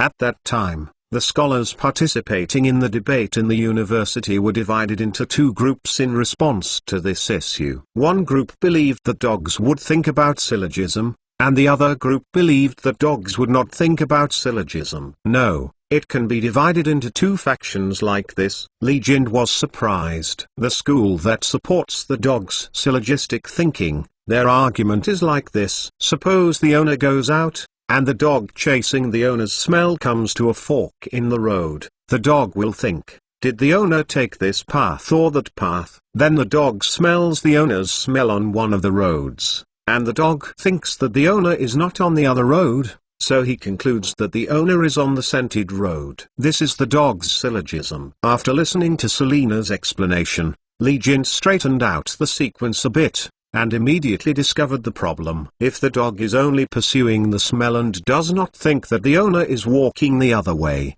then it will not think about the syllogism.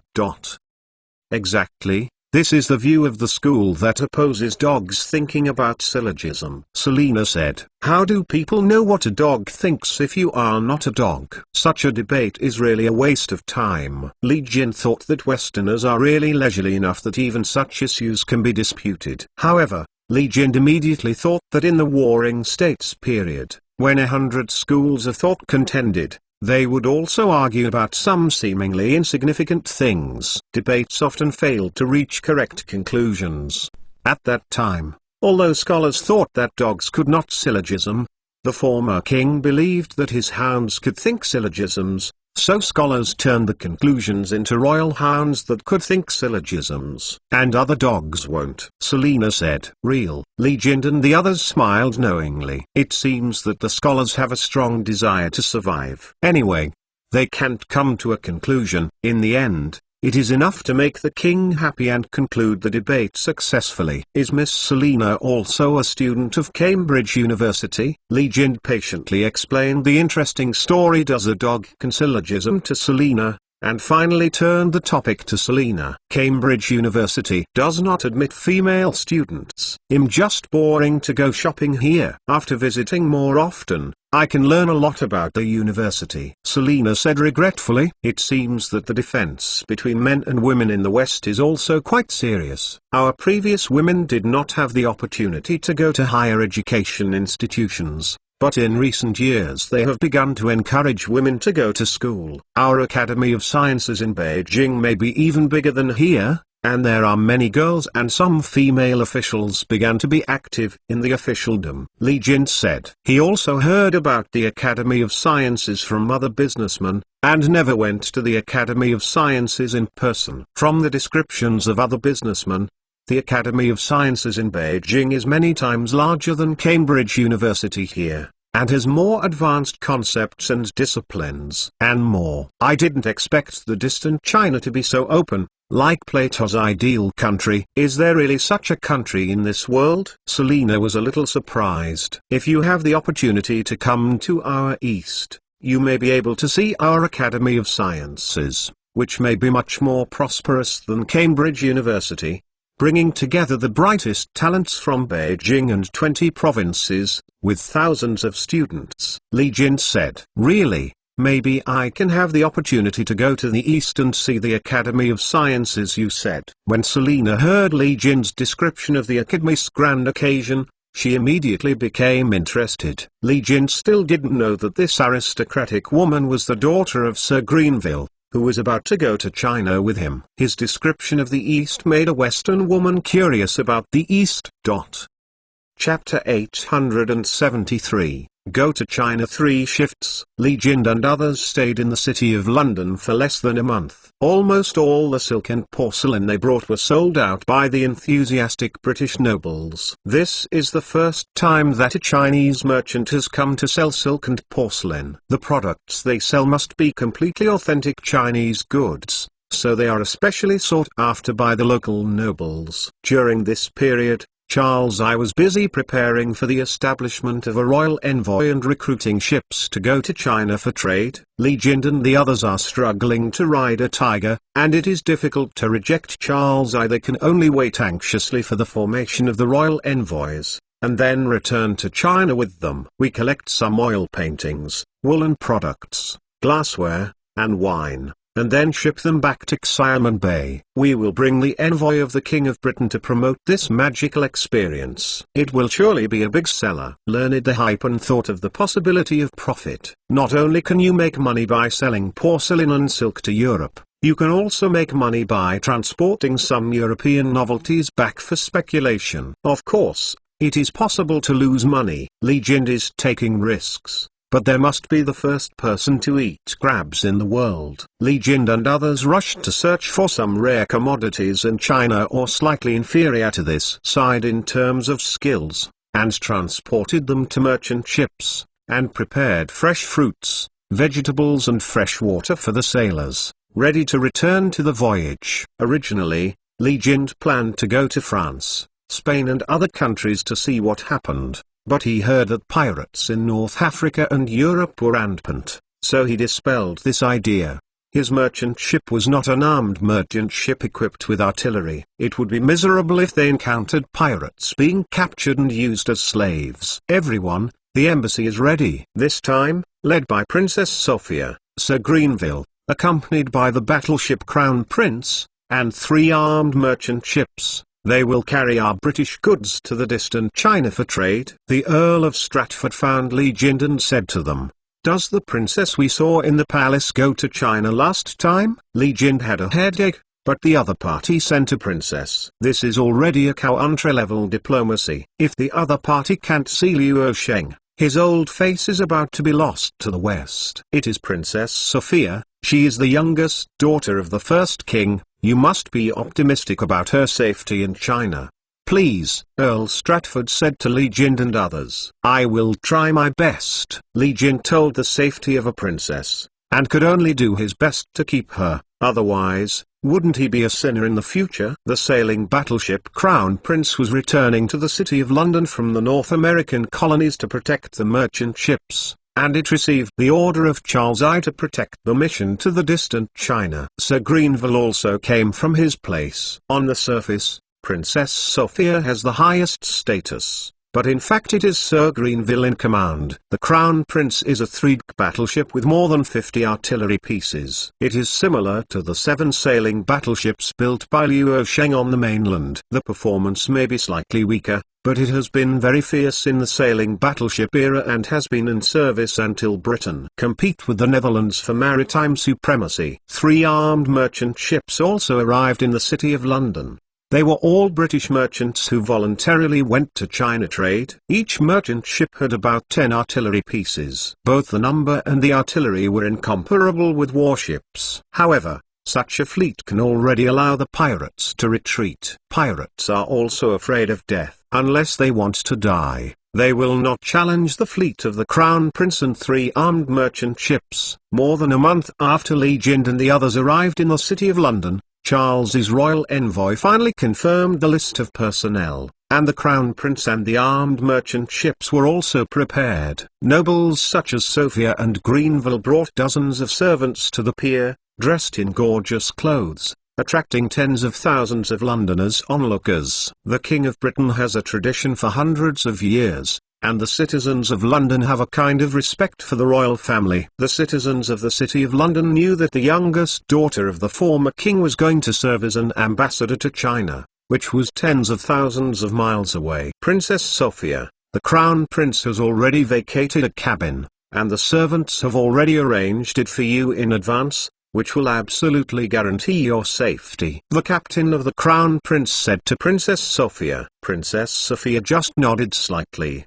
Her status was extremely noble in Britain, second only to the king. Except for a few people on the list, the rest of the nobles are scattered on other armed merchant ships, and the position of the Crown Prince is not enough. The naval officer on the Crown Prince battleship is responsible for arranging the members of the royal envoy. Only a few distinguished princesses, earls, and marquises such as Princess Sophia and Sir Greenville can have a position in the safest Crown Prince, and other nobles can only go on armed merchant ships. Father, I want to go to the Chinese ship. An aristocratic woman said to Sir Greenville. You take 2 maids with you. Sir Greenville is not worried about what Li Jin and others will do to his daughter, but the other party is from a civilized country that values morality. Seeing the battleship Crown Prince at anchor, Li Jin and a group of Eastern sailors felt very safe. After all, there are 3 thick decks, each with long guns ranging from 9 pounds to 32 pounds. When they travelled from Xiamen Bay to the City of London, they never thought that the waters of Europe were full of dangers and whether they would encounter pirates on the way back,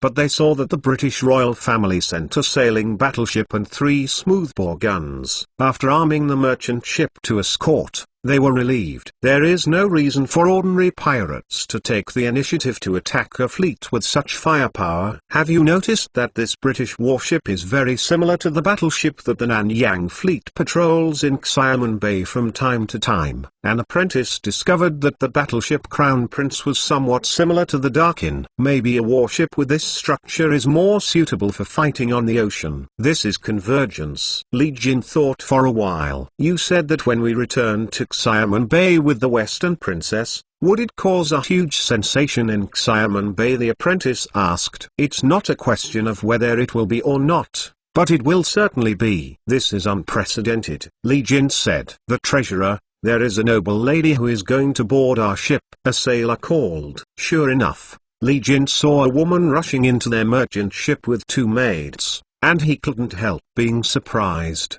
Why are you? You said that if I have a chance to go to the east, I can go to the Huaxia Academy of Sciences.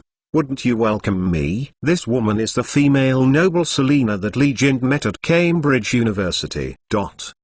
Chapter 874, Talking on the Sea. 4 more. The Crown Prince, 3 British armed warships, and Li Jin's merchant ship slowly left the London Pool, watched by the citizens of the City of London. Remote and powerful East China, what kind of magical country is it? Princess Sophia stood on the bow of the Crown Prince, and the sea breeze slowly came. She opened Wen Zhengming's fan and was full of curiosity about the mysterious East. Li Jin and their fleet returned from Britain to Xiamen Bay along the route they had come from, passing the most dangerous west coast of North Africa and South Africa's Storm Cape on the way. At this time there is no Suez Canal, and the fleet must pass through Cape Storm. Even so, the Cape of Storms route has become a relatively mature route after the opening of the Great Navigation era.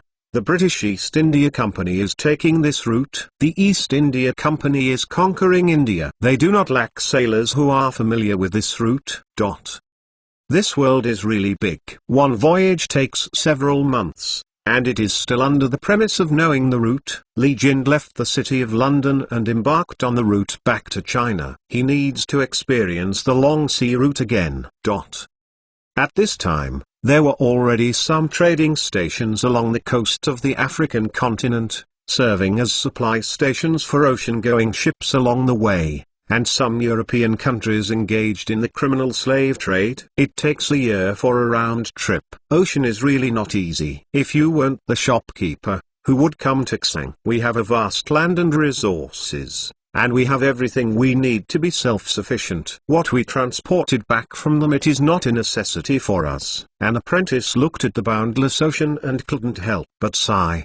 But we have made a lot of profits this time. No wonder some Western businessmen will come to us for a long distance. Just running for a few years of goods can make enough money for a lifetime. Li Jin also regrets the silk that he brought. There is not enough porcelain, otherwise you can earn more silvertals. The silk and porcelain were sold out, and some Western goods, gold and silver, were in the cabin. The vast and boundless ocean appears dark and deep at night, and can only see things with the help of moonlight and scattered stars. That is Ursa Minor, and the brightest star is North Star, that is Cephi, and Cassiopeia. Selina said, pointing to the vast sky as vast as the ocean. In our civilization, the names of these stars are Gauchon, Cephide, Skyhook, etc., but I don't know where they are. Only those who managed the calendar in the court know it, and it's hard for sailors to name them.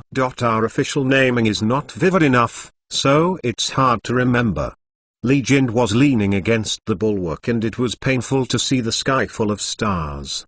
The official naming was based on the complicated star official system, Saniyun and 28 nights. In fact, the folks don't use this complicated system, but privately change them to more easily understood and romantic names such as Cowherd and Vigil and Tai Bai. Otherwise, the illiterate people would remember Q, Lu, Y, and Subaru. These nouns, Bai, Zhang, and Shen, they still don't die in pain. Yudongfen is really strange. Why don't you use a more vivid description? Selina asked, puzzled. In fact, our folks have always used simple and popular descriptions. The simpler the people, the more they like it. Just like when I saw you at Cambridge University, and many scholars are also studying ancient things, and our official ones, like all judges, they all like to use ancient terms that are difficult to understand. Li Jin said. So, it seems that the folks still have something in common. Selina nodded.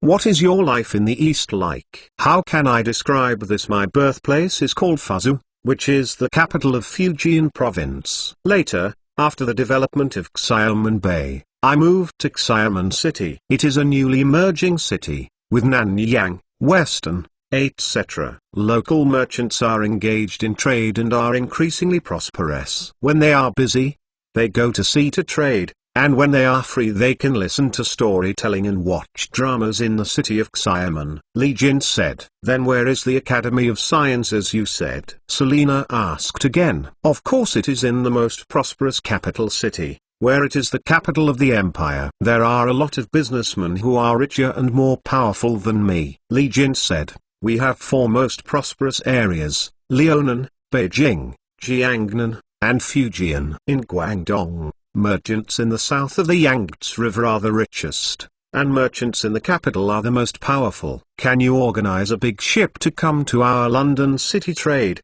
Just an ordinary merchant? Selina was a little surprised. Perhaps I can be considered among the merchants in Fujian and Guangdong. Compared with the merchants in southern Lining, Beijing, and Jiangnan, I am really not rich, Li Jin said helplessly. Really wealthy big businessmen have begun to build factories and produce large quantities of goods. The tax they pay every year is an astronomical figure, and the proportion of business tax in fiscal revenue is getting higher and higher. The East is really powerful. Selina was even more surprised when she heard Li Jin talk about the wealthy Chinese businessmen. What about the farmers? How are their lives? Selina asked. After the land was regained by the state, the land was contracted to the peasants, and the peasants still had to pay the state rent every year. However, after the land was not allowed to buy and sell, the peasants' burden became smaller. Li Jin said, originally, our businessmen made money. In the future, the first thing is to buy farmland. Now that the land is not allowed to be bought and sold, it can only be used to buy supplies and build factories and merchant ships. I always feel that it is a little different from before. My businessmen and friends are vying to compare who makes more money. The small businessman became a medium businessman, and then the medium businessman became a big businessman, and the big businessman became a giant crocodile again. There is no end to it. It seems that everyone is always happy. We British businessmen are not like this. They continue to accumulate wealth. Wealth gradually surpassed the nobles.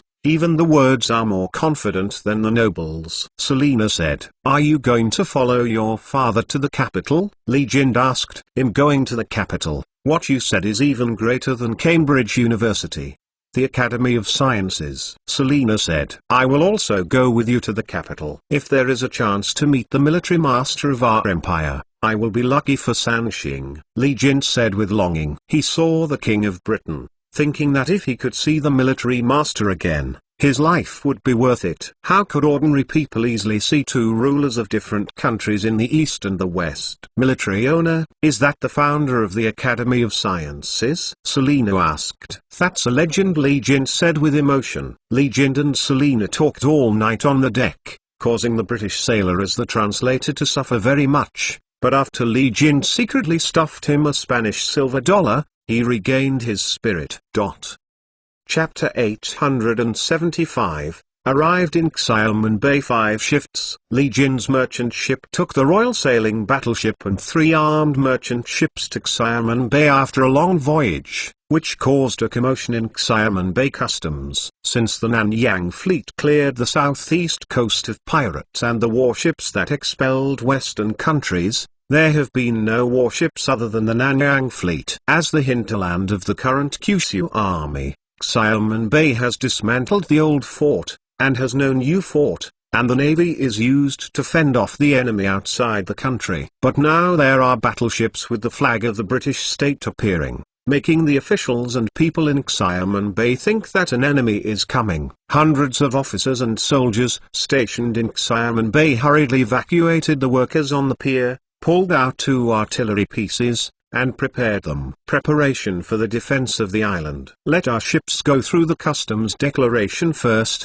and your warships stay outside. Li Jin asked the sailors to raise the flag to notify the Crown Prince and the 3 armed merchant ships, fearing that they would appear in Xiamen Bay and cause unnecessary misunderstandings. Li Jin's merchant ship with a dragon flag approached the pier, and a few officers and soldiers from Xiamen Bay Customs gathered hesitatingly. Don't get me wrong, businessman Li Jind. Li Jind stood on the bow and shouted, "Shopkeeper Li." One of the officers and soldiers knew Li Jind, who was active in Xiamen Bay customs, but he saw a blonde woman standing next to Li Jind, so he shouted, "Shopkeeper Li, are you kidnapped by a Westerner?" The warships from Nanyang were only driven away from Nanyang by the Nanyang fleet. Have they made a comeback? Don't get me wrong, this is an envoy ship from Western Britain. They are equipped with artillery to prevent pirates on the sea from attacking us. We have already obtained the permit for the South Sea Fleet in Hoi An Port. Li Jind held in his hand a scroll. All foreign warships or armed merchant ships navigating in the South Ocean waters require the consent of the South Ocean Fleet to ensure that these fire-powered ships will not pose a threat to the southeast coast.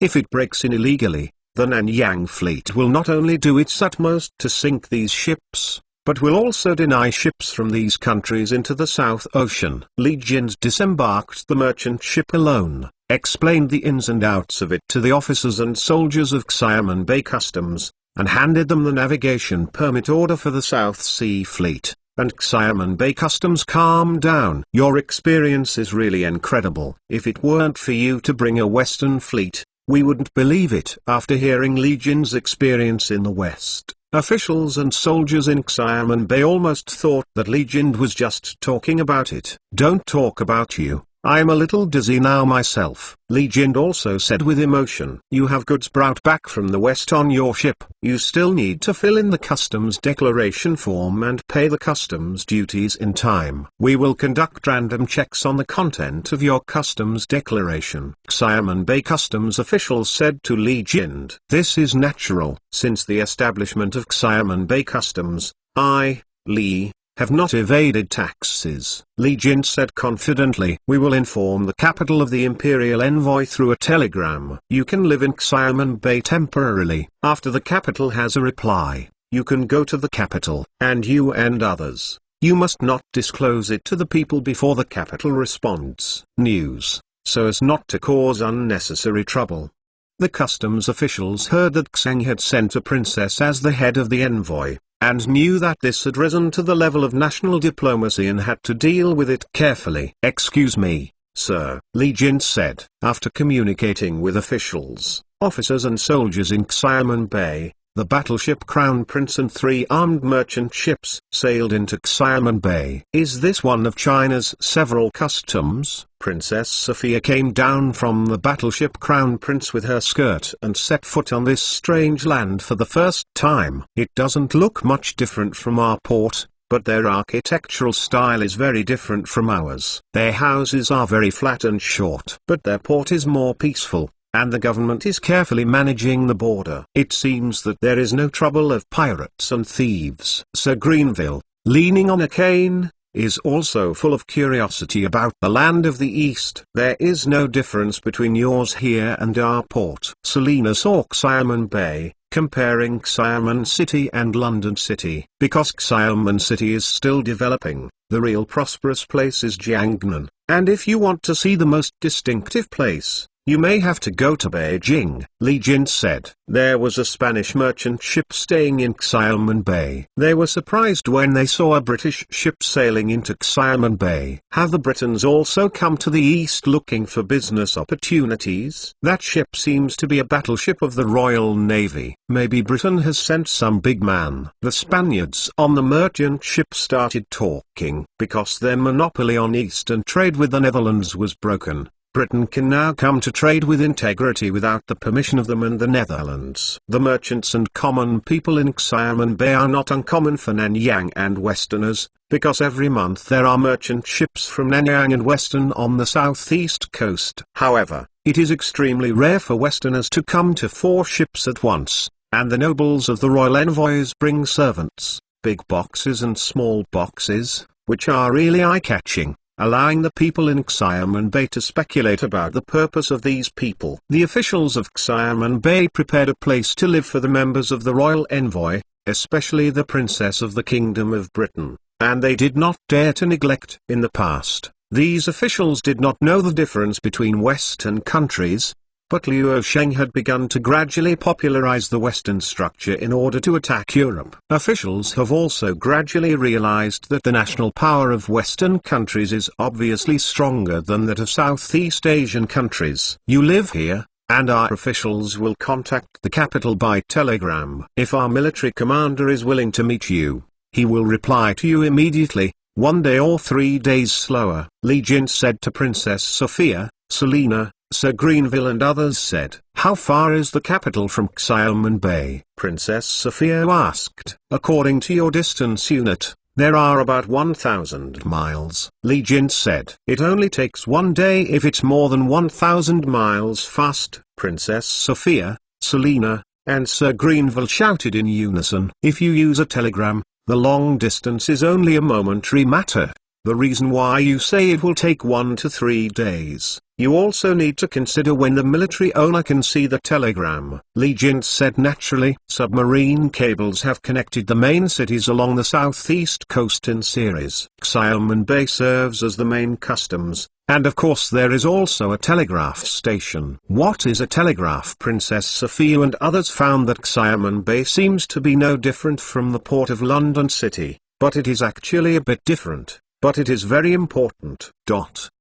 Chapter 876 The Princess of the West, the Cuisine of the East. 6 more. The telegraph is a kind of machine. Different telegrams are connected by a long wire. This long wire is called a wire. It connects 2 places together.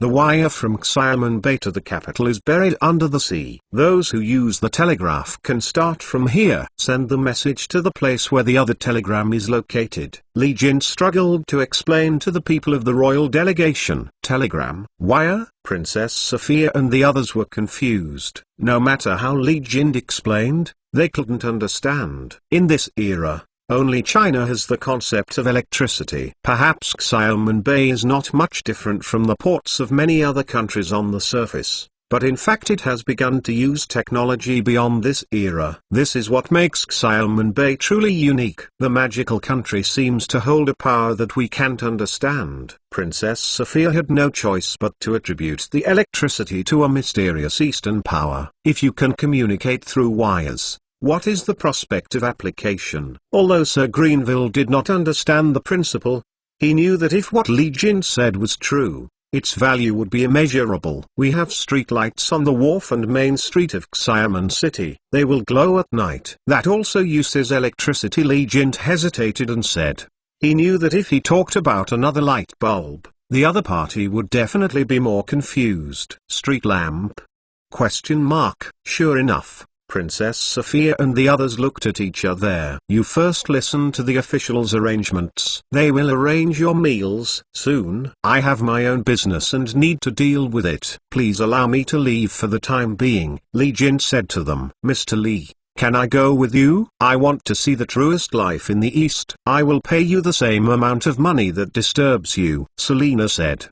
Daughter Sir Greenville was a little surprised at his daughter's proposal. Sir Greenville, Mr. Li shouldn't be a bad person. Princess Sophia also wants to experience the life of Chinese people, but her noble status is placed here. It is impossible to be as free as Selina. Li Jin saw that Selina wanted to follow him to see the life of the Orientals in Xiamen Bay. He was also a little surprised. After hesitating, he agreed. You are a guest and do not need to pay any fees. Our Orientals have a very simple life. May not be able to compare with your Western aristocrats. If you don't mind, you can live in our guest room temporarily. Thank you, Selina said with joy. Princess Sophia, Sir Greenville and other members of the envoy temporarily stayed in Xiamen Bay, while Selina followed Li Jin away as a guest. Not only did they have to wait for Liu Sheng's reply, but the fleet also needed to dock and spend time for replenishment, because it was the first time that Xiamen Bay Customs received a princess from the West.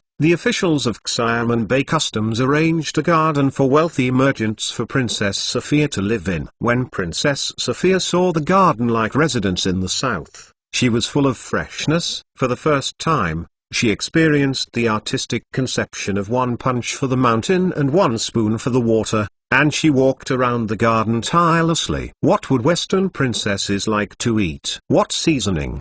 The officials in Xiamen Bay were worried. It's not that they are good for face. Traditional culture pays attention to making guests feel at home. If the other party has any slurs, it is not good to offend. The officials of Xiamen Bay recruited the servants of the embassy and knew about Princess Sophia's tongue, but they had problems with the seasoning. Western seasonings are hard to find here, and I don't know what Oriental seasonings will match the taste of each other. I have a way. Our dishes are lighter, and we use small dishes to fill all kinds of seasonings. When the time comes, Western princesses can find any sauces they like. An official suggested, just do it. Xiamen Bay officials nodded one after another. This is the first time that Princess Sophia has eaten authentic Chinese dishes. The dishes on a table are not luxurious, but each dish is full of flavors and colors, including zhangzi marinated noodles, fried oysters, fuzzy fish balls,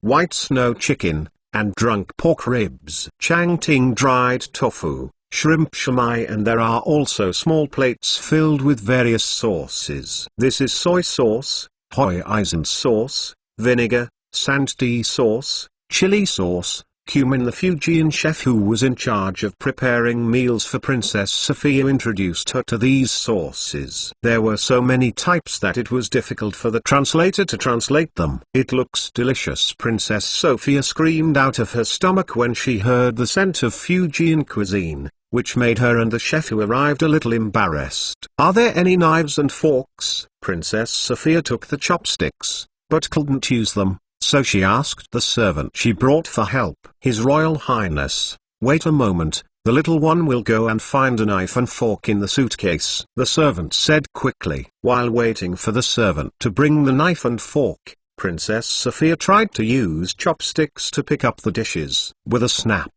the chopsticks in Princess Sophia's hand were not firmly clamped, and a piece of spare ribs that had looked delicious fell on the table. It's another embarrassment. God, forgive me. Princess Sophia is a little crazy in her heart. These Chinese dishes look really delicious, but she doesn't know how to use chopsticks, so she can't grab the dishes in front of the chef and eat them with her hands. Isn't she the identity of a princess? Faceless. The wronged Princess Sophia had to drink soup before the knife and fork arrived. Fortunately, the soup here comes with a porcelain spoon. What kind of soup is this? It's delicious. Princess Sophia only felt that the mouth was delicious and mellow, as if she had discovered a new world. This dish is called rongtang wide ripe. After using fresh fish maw, it is repeatedly dipped in the soup to remove the miscellaneous flavors in the fish maw, which can make the soup clearer and taste more beautiful. The Fujian chef said proudly. Princess Sophia didn't understand how to do it, and quickly ransacked the bowl of soup. When the servant washed the knife and fork and sent it over, Princess Sophia had more questions. What is this sauce? It tastes a little strange, slightly sweet and spicy. Is it hoisin sauce? No, this is not hoisin sauce. It tastes so special. Princess Sophia pointed to a small dish of seasoning in surprise. Asked. This is the santi sauce popular in our Fujian and Guangdong provinces. It is a compound seasoning made from garlic, fish, chili, dried shrimp, peanuts, cloves, tangerine peel and other materials. The Fujian chef explained as much as possible. Spaghetti. Princess Sophia used a fork to roll up the zhangzi. She always felt that the noodles were much richer than the ingredients for spaghetti. There are shredded pork, bamboo shoots, egg shreds, mushrooms, duck eggs, squid, scallops, dried shrimps, daylily and pork bone soup. Although I don't know what spaghetti is, we Chinese are the ancestors of pasta, must have passed from us. Fujian chef believes himself. Chapter 877 Bringing Back a Western Woman 7 more. When Princess Sophia was surprised at Fujian cuisine, Li Jint took Selina to his yard. Although he said that he is not rich among Chinese businessmen, he can actually have his own ocean-going sailboat, and his financial resources are among the best in Xiamen Bay, and he has more than one sailboat. Because of the purchase restriction issued by Liu Sheng, Li Jin could not own many houses, so he chose a relatively large yard, which made Selina feel somewhat similar to the manner in Europe. "Mother, I'm back," Li Jin shouted into the backyard after returning. "You bastard, you left a letter and went to sea quietly. Did you know that your father went to sea often and was killed by pirates? I didn't come back for a year, and I thought you were dead and hurt me. I've been sad for a while, and see if I won't kill your unfilial son." A woman in her 40s came out of the backyard holding a broom. This woman saw Li Jin, who hadn't been in contact for a year, and was originally annoyed with joy, but when she saw Li Jin returning home with a blonde woman, she was a little dumbfounded and didn't know what to say for a while. "If Dad didn't often go to sea to do business before, our Li family was still farming in the rural areas of Fuzhou, how could we have such a big property now?" "Your son, I have come back well," Li Jin said quickly. "You aren't." Li dragged Li Jin aside and kept him open. "Why did you kidnap a Western woman back?" "My mother has already made a kiss for you. Don't make it difficult for your mother." "Mother, she is a nobleman in the West." After hearing that we are strong in the East, she came to the East with the envoys of their kingdom to meet with the military master. Now she is only temporarily staying in our house for 2 or 3 days. 2 or 3 days. In the future, I may take them to Beijing to meet with the military master. Li Jin said. "Oh, it's your honor to go to Beijing to see the military master." Aunt Li had heard many legends about Liu Sheng in the city for a long time. Plus Liu Sheng wiped out the pirate who killed her mate. "I am grateful to Liu Sheng, isn't it, my dear mother? Let her live in our house for 2 or 3 days." Li Jin saw that his mother's mouth became loose, and he hurriedly pursued the victory. "Then let her live for 2 or 3 days. But you see how she is dressed in fancy. It's really unsightly. When I was young, I still had a lot of clothes left. Why don't you let her change it?" Aunt Li looked at her. Looking at Selina's skirt, "I always find it unpleasant." "Howler, mother, she must fit your clothes when you were young," Li Jin said. "Shao poor mouth." Aunt Li turned around to fetch her clothes. After a while, Aunt Li took her blue skirt from when she was young. At this time, Li Jin discovered the tricky place. He only took Selina home, but no one translated it for him. This Li Jin pointed to this dress. "What?" Seeing Li Jin pointing to a piece of clothing, Selina didn't know what he meant. "Go to the room and change a set of clothes." Li Jin had to use body language to express, and while pointing to the room, he changed clothes at the same time. "You perverted!" Selina slapped Li Jin. Seeing Li Jin undressing, she pointed to the room again, thinking that Li Jin wanted something. "Why hit me? Li Jin is very innocent. How did he provoke her?" Aunt Li was not angry when she saw that her son was beaten. Although she could not understand English, she understood the reason at once. "This silly son, no wonder he can't find a wife now." Aunt Li hated iron and steel and grabbed the skirt, and then gestured to Selina to go into the room together. Soon Selina put on a Han woman's blue skirt, and Selina was amazed at herself in the bronze mirror, as if she had changed someone. The little girl looks okay, but it's a pity that she is a Western woman. Aunt Li looked at Selina, who was wearing a green skirt, and then curled her hair into a bun,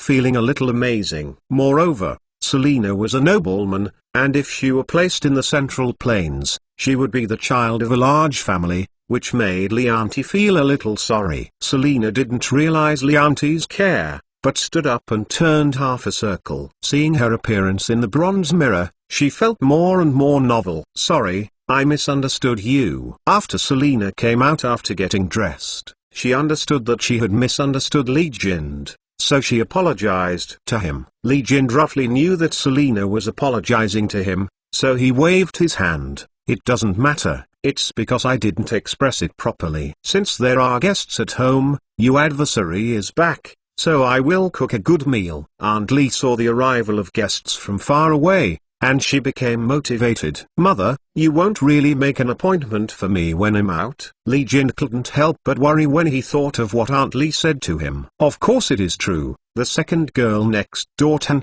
I think she is plump. She must have a big fat boy in the future." Aunt Li said. "Don't, she has 160 catties." Li Jin cried repeatedly. "Good mother, now the military leader advocates for love, you still let me find it myself." Although the military owner is a strange person, The military owner is not necessarily right in everything. Since ancient times, the parents ordered the matchmaker's words. You don't even listen to the words of your old mother. I had given the ceremony, and people will disappear in you. I promised. What else are you dissatisfied with? The old lady is looking forward to holding her grandson day and night. Aunt Lee said. She's 160 catties. Why would someone refuse to agree? Li Jin muttered.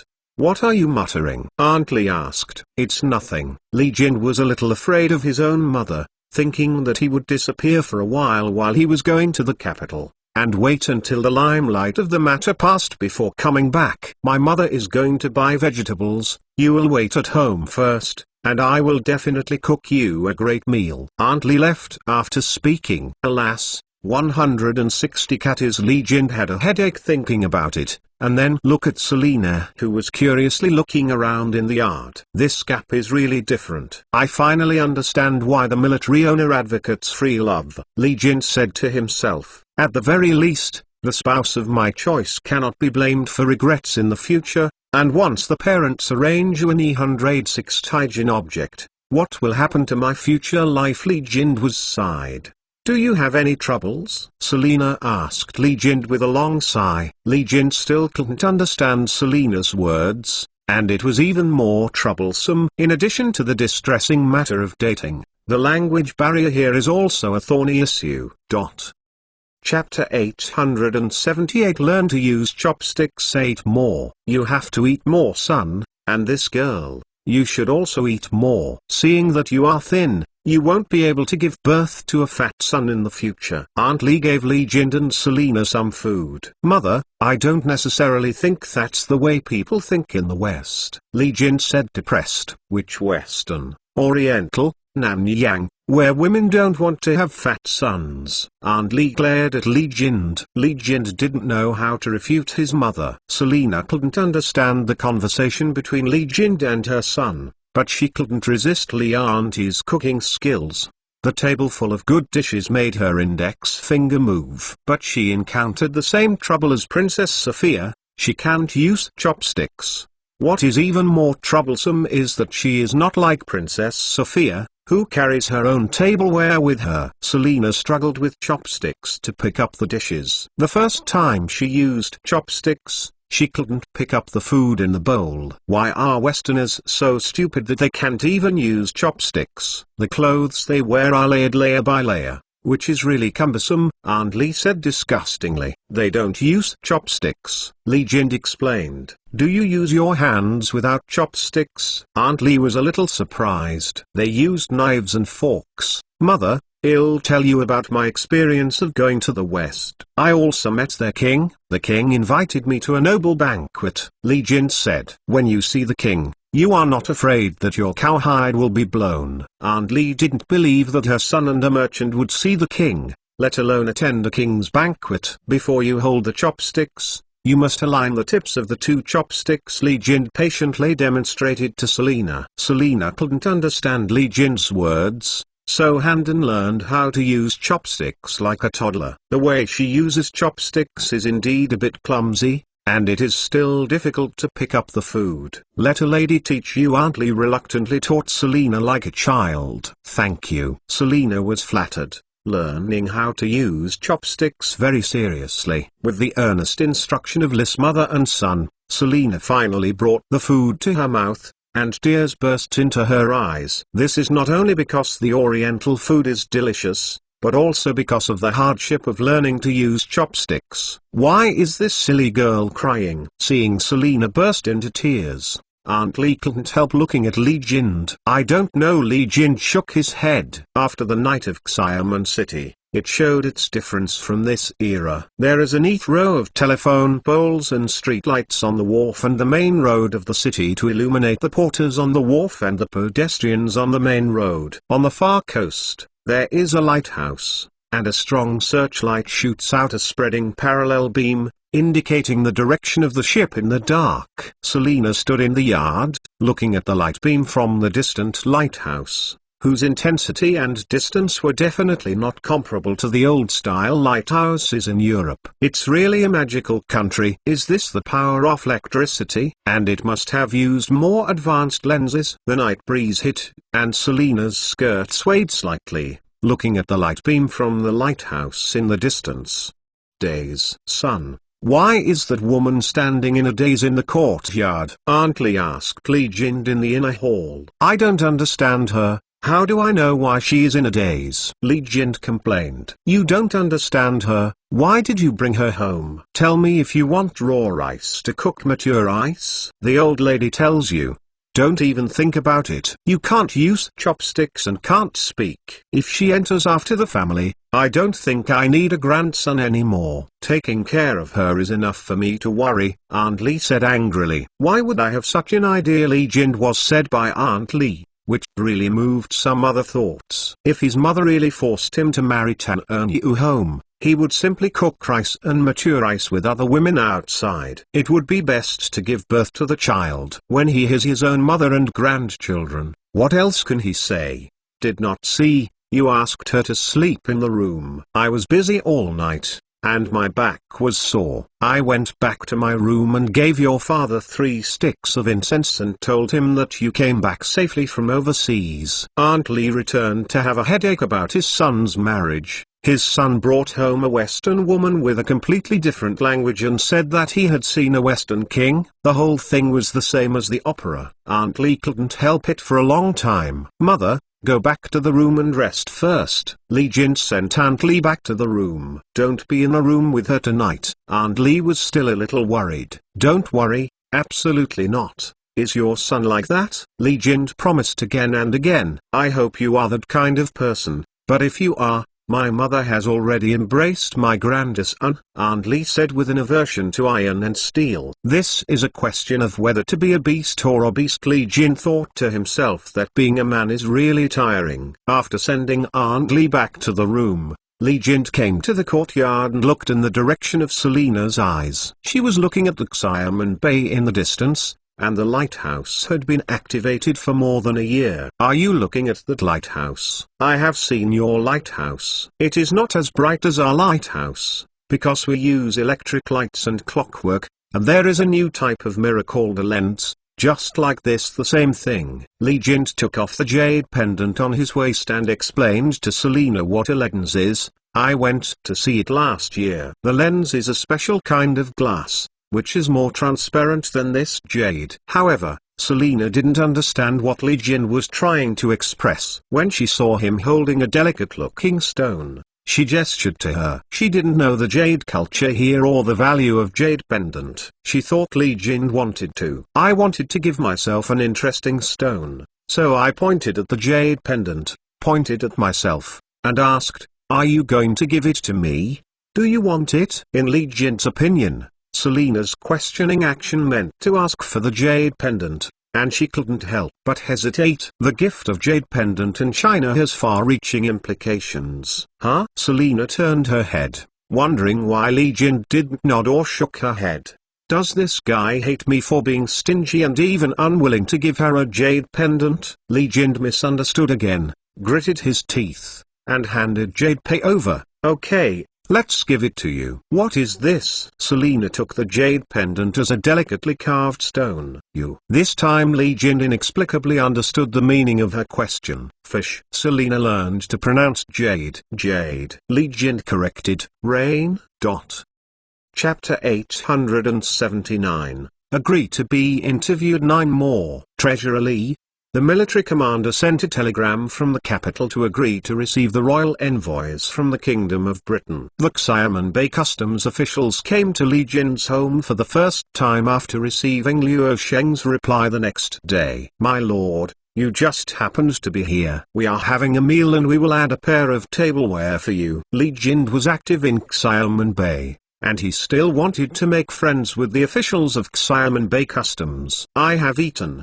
The customs officer came to Li Jin's house and found that Selena was eating. Li Jin said in a low voice, Treasurer Li, how can you bring a member of the mission home privately for the night? If you have a big belly, what should we do if we fail? This is a diplomatic issue. It's not what you think. She just came to experience the life of ordinary people. Li Jin said, "You have a lot of money, and you are not considered an ordinary person. Come here. If a man takes a woman home, what good things can be done? Fortunately, this time I only care about the British princess. Otherwise you will have a big deal." "Customs," said the official. "I really jumped into the Yellow River this time and I can't clean it." Li Jin was a little desperate. "The commander said that you can directly lead the British envoys to Tangent Y by sea. There is no need to guard. There's Illy Fleet and the Beiyang Fleet are all in the north. Britain only came to these ships. We are not afraid of it," said the official. "I know. When will you start?" Li Jin asked. "There is no rush in the capital. We have given us time to prepare the supplies for the fleet. Our customs is initially scheduled to leave later." The customs official said, "I don't know if I have a chance to meet the military master." Li Jin thought of this time that Liu Sheng appointed him to lead the envoy to the capital.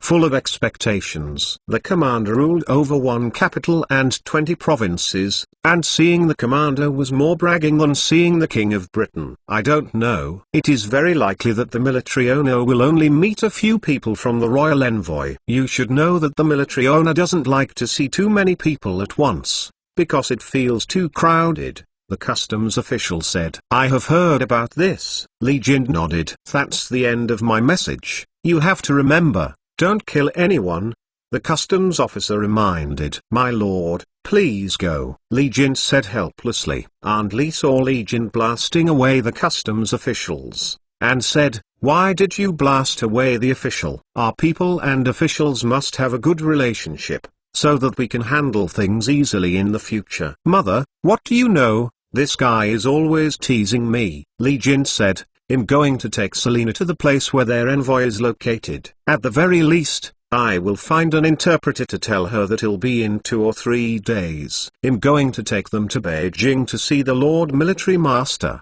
"Do you really have a chance to go to Beijing to see the military master?" Aunt Li asked. "They are ambassadors from the West, and they can definitely meet the military owner." "I can't say. They may just lead the way," Li Jin said. "Son, you can do what you can help the military master. The military master helped you avenge the murder of your father." Aunt Li said. "I know," Li Jin replied. "Before you leave, come to see her at Tan Ernia's house next door. When you come back from Beijing, you can go to court and get married." Tan Ernia's family is a fisherman, and now there are more than 10 fishing boats under it. "And we can be said to be the right one," Aunt Li said worriedly. "Mother, please forgive me." Li Jin wanted to cry without tears, and his mother really wanted to push herself into the fire pit. Selina didn't understand the conversation between Li's mother and son, but immersed herself in cleaning the food on the table: fried eel, fried oyster yellow,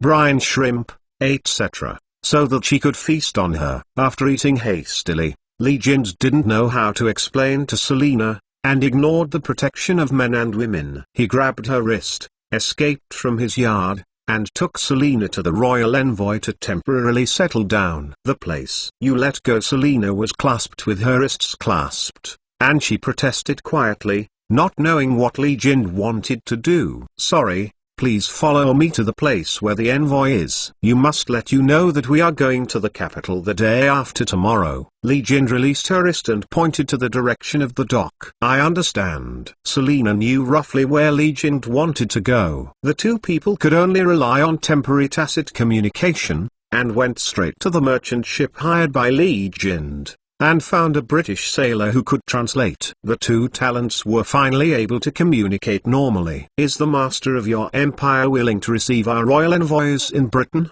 "That's great." Sure enough, the speed of the telegram is very fast, Selina said with joy. Li Jin, who was finally able to understand Selina's words, burst into tears. "Well, I will go to the capital with you then, and they will really make you feel different." "No. I already felt the advanced here in Xiamen Bay last night." "You used a kind of energy called electricity and a more advanced lens," Selina said. She also knows what a lens is, so she used jade pendant to make gestures for a long time last night. which is really a waste of feelings. Let's go to see the princess and tell her the good news. Selina said, "This is exactly what I want to say." Li Jin deeply felt that communication was not easy. After Li Jin and Selina found Princess Sophia, they explained to Princess Sophia and other members of the mission that Liu Sheng agreed to receive the British mission. Princess Sophia, Sir Greenville and others were equally overjoyed. If they hadn't come all the way and hid a closed door, they would really lose face. "When I go to the capital, will there still be such delicious dishes?" Princess Sophia was also worried about a major problem. She discovered that these few dishes had not been repeated, and many of the dishes were delicious. She couldn't help but worry that she would not be able to eat the delicious food when she went to the capital. "Your Royal Highness, our huixia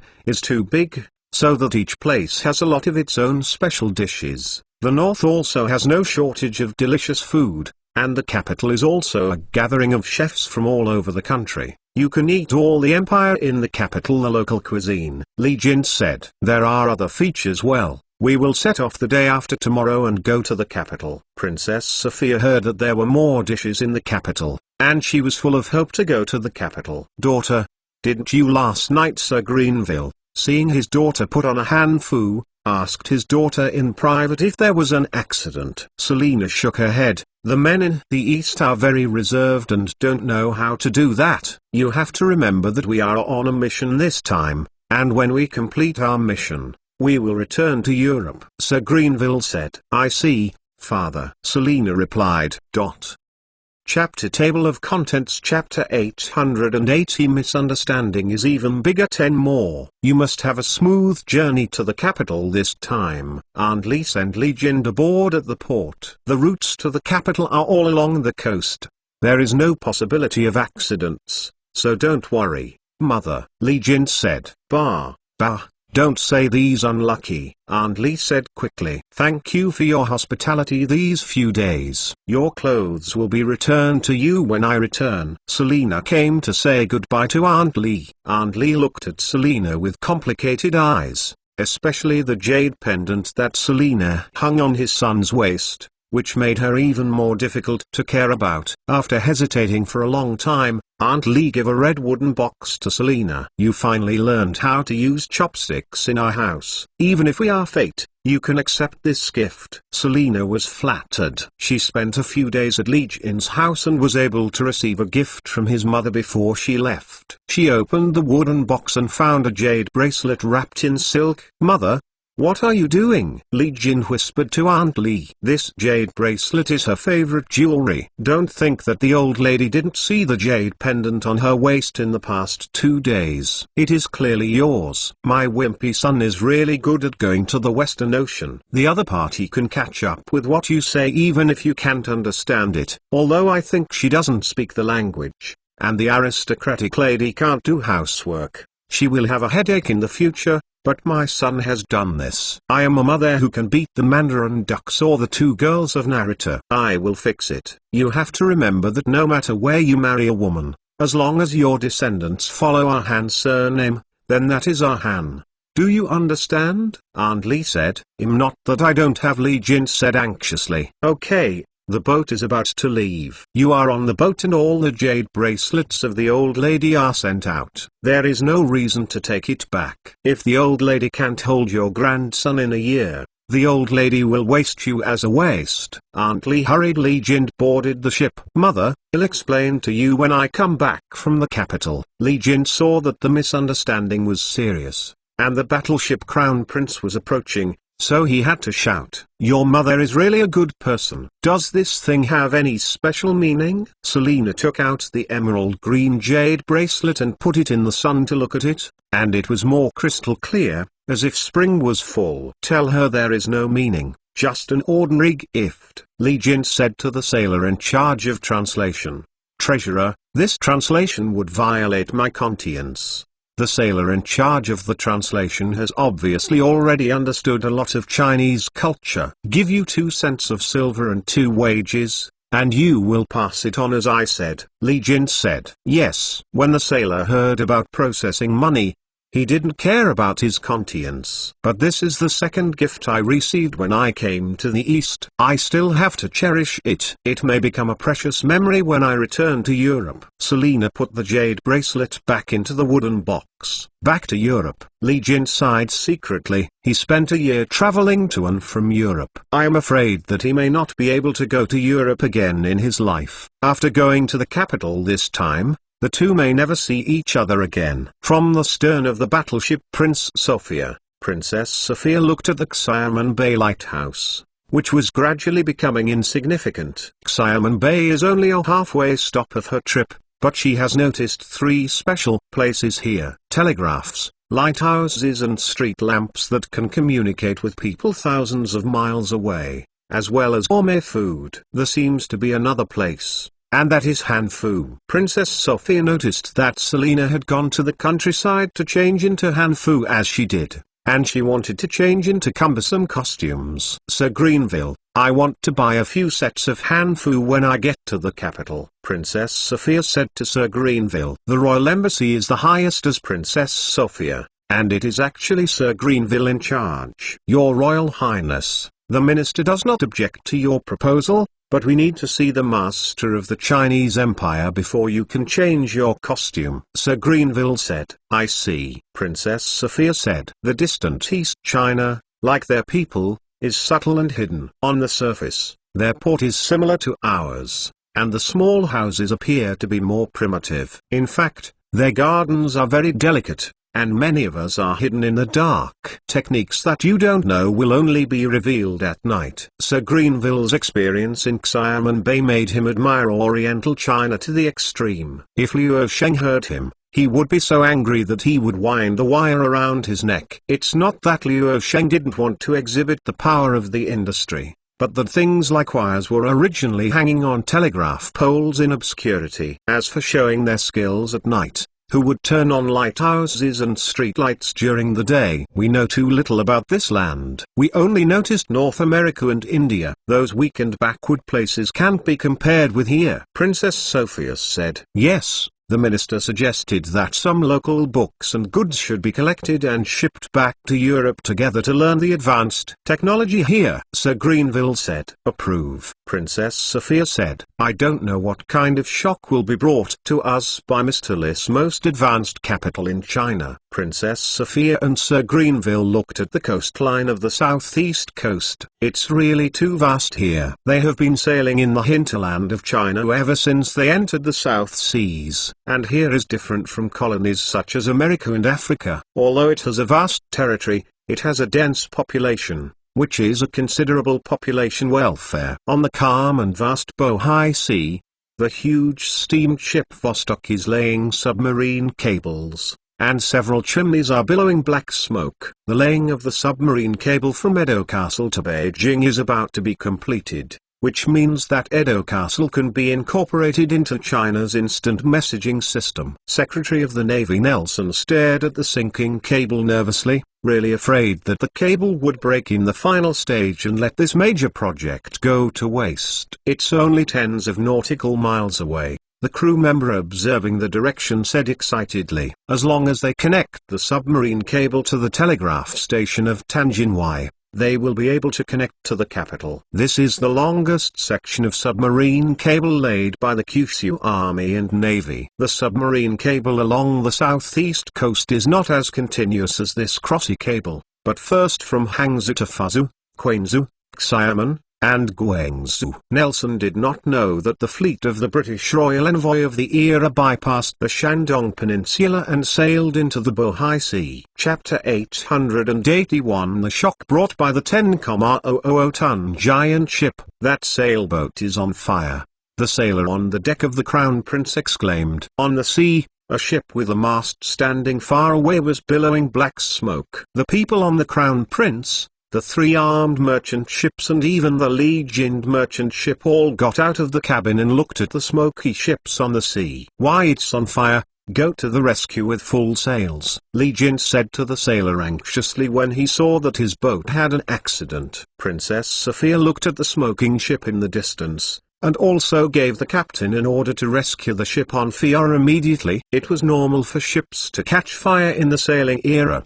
Because of the lack of wireless telegrams, it was impossible to call for help from nearby ships, but to see if there were ships passing by. They thought that the ship on fire was actually the cable-laying giant Vostok, and the black smoke was naturally the black smoke from Vostok's coal-fired boiler. The sailors of the Vostok also noticed the approaching wooden sailing fleet. There is a fleet approaching.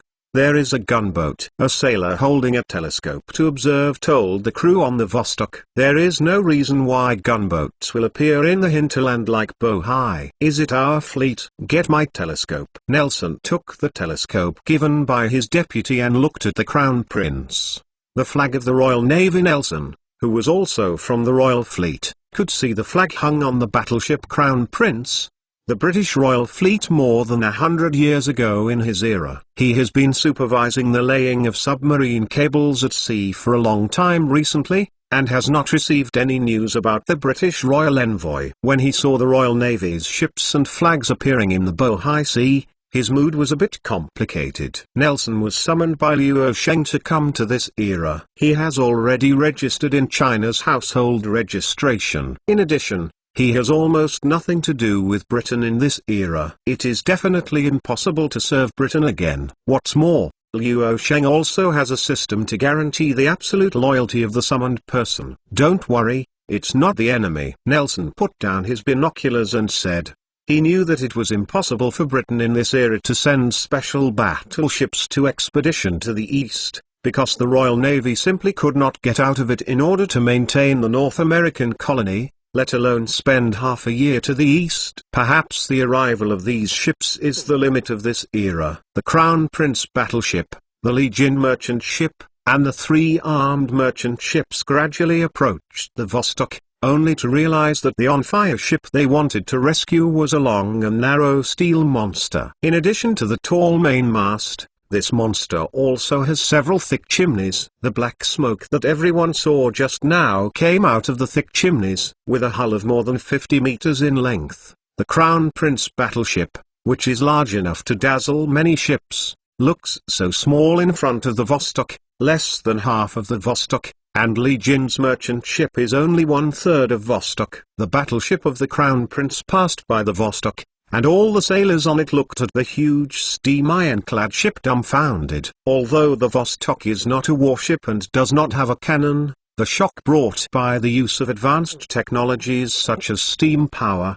steel hulls, propellers, paddle wheels, etc., the Vostok is beyond this era, especially for the sea powers of Britain. The shock of the country is unparalleled. Black hull. Is this iron? Princess Sophia looked at the steel hull on the opposite side, her brain blank. How does the steel hull float in the sea? Exclamation mark. Her common sense is difficult to understand. What kind of monster is this? Sir Greenville was horrified when he saw the black smoke and armored Vostok, which was tantamount to seeing a giant beast on the sea. The sailors of the Royal Fleet were filled with despair in the face of the behemoths on the sea. Their artillery may not be able to penetrate such an ironclad ship. As long as the opponent dares to bump into it, the Royal Prince is very likely to be hit. Our Royal Navy probably has no warship that can match it, not even the battleship being secretly built. The captain of the battleship Crown Prince stood on the bow and said blankly. They had seen the Nanyang fleet's Diakin in Hoyan Port. Diakin was the first batch of sailing battleships built by Liu Sheng. It may be slightly stronger than the Royal Prince battleship,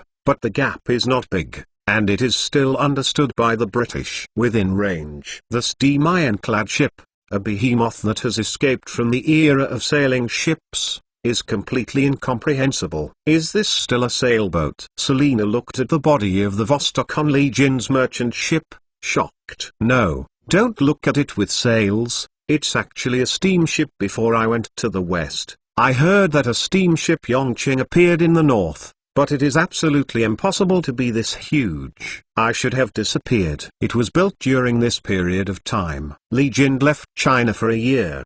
During the time he left, The Vostok was launched and the cabling project began. Li Jin had never seen Vostok. This was the first time he saw the Vostok. Steam. Selena looked at Li Jin. A kind of machine that can make water boil and generate high pressure to drive the machine to run is the force that flushes the lid of the pot when the water boils. I don't know the details, Li Jin said. Can the power of water be so powerful? It is still difficult for Selena to imagine that the huge wheel over 100 meters in front of her is actually driven by the power of hot water. I'm just a businessman, and I don't know the principle very well. I only know that the steam engine has brought us a lot of convenience. Many of our businessmen's workshops have already used such machines. Li Jin couldn't help but regret how much he knew. It's impossible to even introduce it to others. In fact, let alone Li Jin. Even Liu Sheng could not explain too many details. How can a practical steam engine be easily understood by ordinary people? The structure of a practical steam engine involves a separate condenser, a thermal insulation layer outside the cylinder, oil-lubricated pistons, planetary gears, parallel motion linkages, centrifugal governors, throttle valves, pressure gauges, and so on. The steam boiler that can drive a steel-clad ship with a maximum displacement of more than 10,000 tons like the Vostok is even more complicated than imagined. Perhaps the weight of a cylinder exceeds 20 tons. If it weren't for the systematic summoning of thousands of designers and skilled craftsmen, these craftsmen have trained more apprentices, and rely on the power of these people to accumulate and build the ironclad ship technology. Otherwise it would be impossible to build the Vostok. If the natural development is allowed, the steam engine has been used for nearly 100 years from the conception to the watt improvement,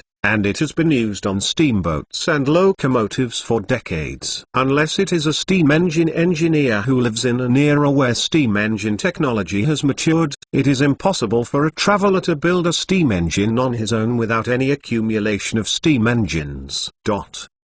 Chapter 882 Danjin Y. Nelson saw clearly the Crown Prince passing by on the Vostok, and some familiar Britons who were dressed up on it. He did not say anything, nor did he salute the Royal Navy flag. He is now fighting under another banner, and he is also responsible for completing the work of laying cables on Shanghai in the Western Pacific. Maybe his grandson Chu Linian can dominate Britain. When Nelson saw the Royal Navy's banner, he suddenly thought that his grandson had the blood of the two most glorious civilizations of the East and the West at the same time. Maybe he would be extraordinarily smart, and he might also inherit the huge power created by Liu Sheng. Will it become the co-ruler of the East and the West? Nelson thought of this and was taken aback by his own thoughts. There has never been such a character in history. The stern of this iron ship is dragging a long line. No, it is putting the long line into the sea. Sir Greenville discovered that the Vostok was doing a strange job.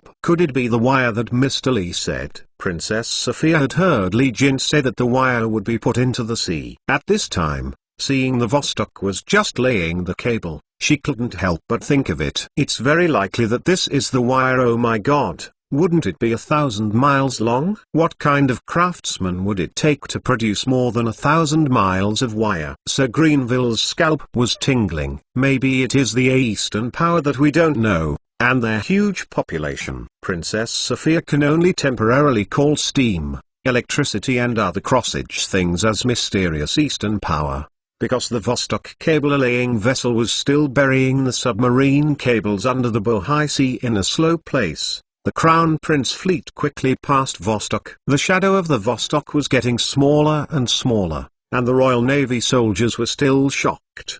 The ghost knew what they had just seen. The destination of the Vostok fleet this time was Tianjin Y, and then from Tianjin Y to Beijing. Tianjin Y has received the telegram from Xiamen Bay Customs in advance. It is not as rushed as before, but is ready to receive the royal envoys from the other side of the ocean. The General Guard of Tianjin brought hundreds of soldiers to maintain order at the dock. This time not only the royal envoys had hundreds of people, but also 200 to 300 people were accompanied by Royal Navy soldiers and businessmen. It is not easy to arrange these people. This city is called Tianjin Y. It has existed hundreds of years ago, but it has only recently emerged. Li Jind introduced this increasingly prosperous city to Selena. Why is it a city that has only emerged in recent years? You also said that the city of Xiamen was emerging. Selena asked. Because we used to attach importance to land and canals, until the military master announced that the sea ban was abolished forever, and a large number of shipyards were set up to encourage maritime trade and transportation. The seaside cities flocked to Xiamen Bay, Dalian Port, and Tianjinhuai. They are all the places with the biggest gains, which were far from the prosperity before. Li Jind explained. It is true that Tianjin satellite TV has really become prosperous because of the customs post that everyone must pass through to get to the capital. Not to mention, all submarine cables must pass through Tianjin satellite TV to reach the capital. This is destined to make Tianjinhuai began to enter the stage of history. There are many citizens on the dock watching the Western envoys. Since Liu Sheng had agreed to meet with the envoy from Britain, the Kyushu army officially announced the news. The King of the West sent a royal envoy to visit, which was originally an uplifting thing. It can let the people know the sweetness of the change and strengthen their support for the New Deal. I heard that this time a country called Britain sent their princesses to visit the military master. Their envoys are all blonde and blue-eyed Westerners, said a Tianjinhuai resident. It's not uncommon for Westerners to come to our Tianjinhuai trading company. Some Dutch merchants arrived not long ago, and some factories also have Westerners. It's no surprise. Besides, they are not necessarily all blondes. Some people's hair is light yellow and dark chestnut. Another Tianjinhuai resident said. What kind of country is Britain? Do you know? I read the report of the Kyushu daily. It seems that it is a Western country with a population of several million. It is a bit smaller than the East China, but their navy is far above the East China. The news of the arrival of the British envoy has become a chat for the residents of Tianjinhuai after dinner. Britain, is there any relationship with Lord Ella? Will Lord Ella be brought back to Britain? Wei Long came back from Dong Ying's office and arrived at Tianjinhuai. After learning the news, he couldn't help thinking that his immediate boss, Ella, seemed to have been hired by Liu Sheng from the West. Probably not. They are just a small country with a population of millions of people. They can still come to us to ask for someone, and Irasama has never seen her mention the Western side except for the affairs of our intelligence office and the military commander. A little bit of content. While Long's straight-line man said, what you said makes sense. Irasama has been in charge of the intelligence department for so many years. There is no reason to be taken back to the West. It is a big deal that our intelligence department will snatch her back in the past. While Long said, yes, our intelligence office is afraid that a British king will fail. The intelligence department thought that Britain was here to demand people. After all, the people that Liu Sheng had summoned existed here reasonably under the name of employment. The General Guard of Tianjin led people to greet them at the dock. Princess Sophia wore a gorgeous dress and stepped down from the battleship Crown Prince, which attracted the attention of many residents. They have met many Westerners, but they have never seen Westerners wearing royal costumes. The appearance of Princess Sophia has made many people marvel at the uniqueness of her costumes. Is that a Western princess? It's really gorgeous. We haven't seen any princesses or princesses for a long time, the residents of Tianjinhuai said. After all the relatives of the imperial family were deposed as civilians by Liu Sheng, they had never seen the princess. There are still a lot of servants behind her. The pomp is really big. Behind Princess Sophia, Sir Williner and other nobles, servants, and Royal Navy soldiers disembarked and entered Tianjin Guard, which guarded the capital. A very normal city. Sir Williner glanced at Tianjinhuai and didn't think there was anything particularly shocking, but he always felt that something must be hidden behind him. Street lamp. Princess Sophia noticed the street lamp at Tianjinhuai dock at a glance, which was exactly the same as the street lamp she saw in Xiamen Bay. Chapter 8 Delicious Meals. This must be the shopkeeper Li who led the merchant ship to the Kingdom of Britain alone, and brought back the British royal envoys. The General Guard of Tianjin took the initiative to greet Li Jind. My lord, How do you know what's going on? Li Jind was a little flattered. The Tianjin guardsman was already a high official position, and he didn't expect to venture to the west. Even the Tianjin guardsman knew his story. The Kyushu Daily has simply published your story. I am afraid that the residents of big cities know that a man named Li Jin went to the west. The Kyushu newspaper also plans to give you a special report after you arrive in Beijing. It is uncertain in the future. The story of your going to the west will also be adapted into storytelling and opera. Tianjin General Ming said, I'm afraid I'm sincere and fearful now. Li Jin was surprised. The story of his going to the west will become a special report that will be known to thousands of households. I never thought I would have the opportunity to become a celebrity. Our Tianjin satellite TV received a telegram from Xiaomen Bay in advance, and we have already booked the train industry. Tianjin satellite TV is very close to the capital. After you have eaten, you will directly take the industrial motor to Beijing. Our Tianjin satellite TV only accepts each other's. The Navy is here, and the envoy will be received by the capital. Tianjin General Guard said to Li Jind. At present, Li Jind is a bridge between the two sides. At least the people on the British side trust him. Train is a carriage that catches fire. Princess Sophia couldn't help exclaiming when she heard that she was going to the capital by train. Train? Sir Greenville knew. He seemed to be about to discover the hidden technology of Eastern China again. Tianjin Y needs to entertain Princess Sophia and her party. The officials asked Tianjin Y's restaurant to provide exquisite dishes to the delegation. Each restaurant cherished this opportunity very much, and the meals they sent were all in wooden lunchboxes. The food for the Royal Navy soldiers is directly cooked together in a cauldron. The Royal Navy soldiers were assigned to the station of the Tianjin Guards and live in the same area with Tianjin Guards soldiers to prevent harassment. Large wooden barrels were carried to the barracks. These wooden barrels contained rice and dishes cooked together in a cauldron. After the barrels were opened, the aroma of the food permeated. Even if it is a big rice bucket, the Royal Navy soldiers are utterly greedy and want to pick up the food in the iron pan into their own bowls. Sailors in this era had a miserable life, eating brown bread and bacon on the boat. Navigation at sea lasts for years without moving. In order to prevent the food from deteriorating quickly, the bread is baked so hard that almost all the water is taken off, and it is hard to chew. Not to mention the bacon. In some ship warehouses that have been in service for a long time,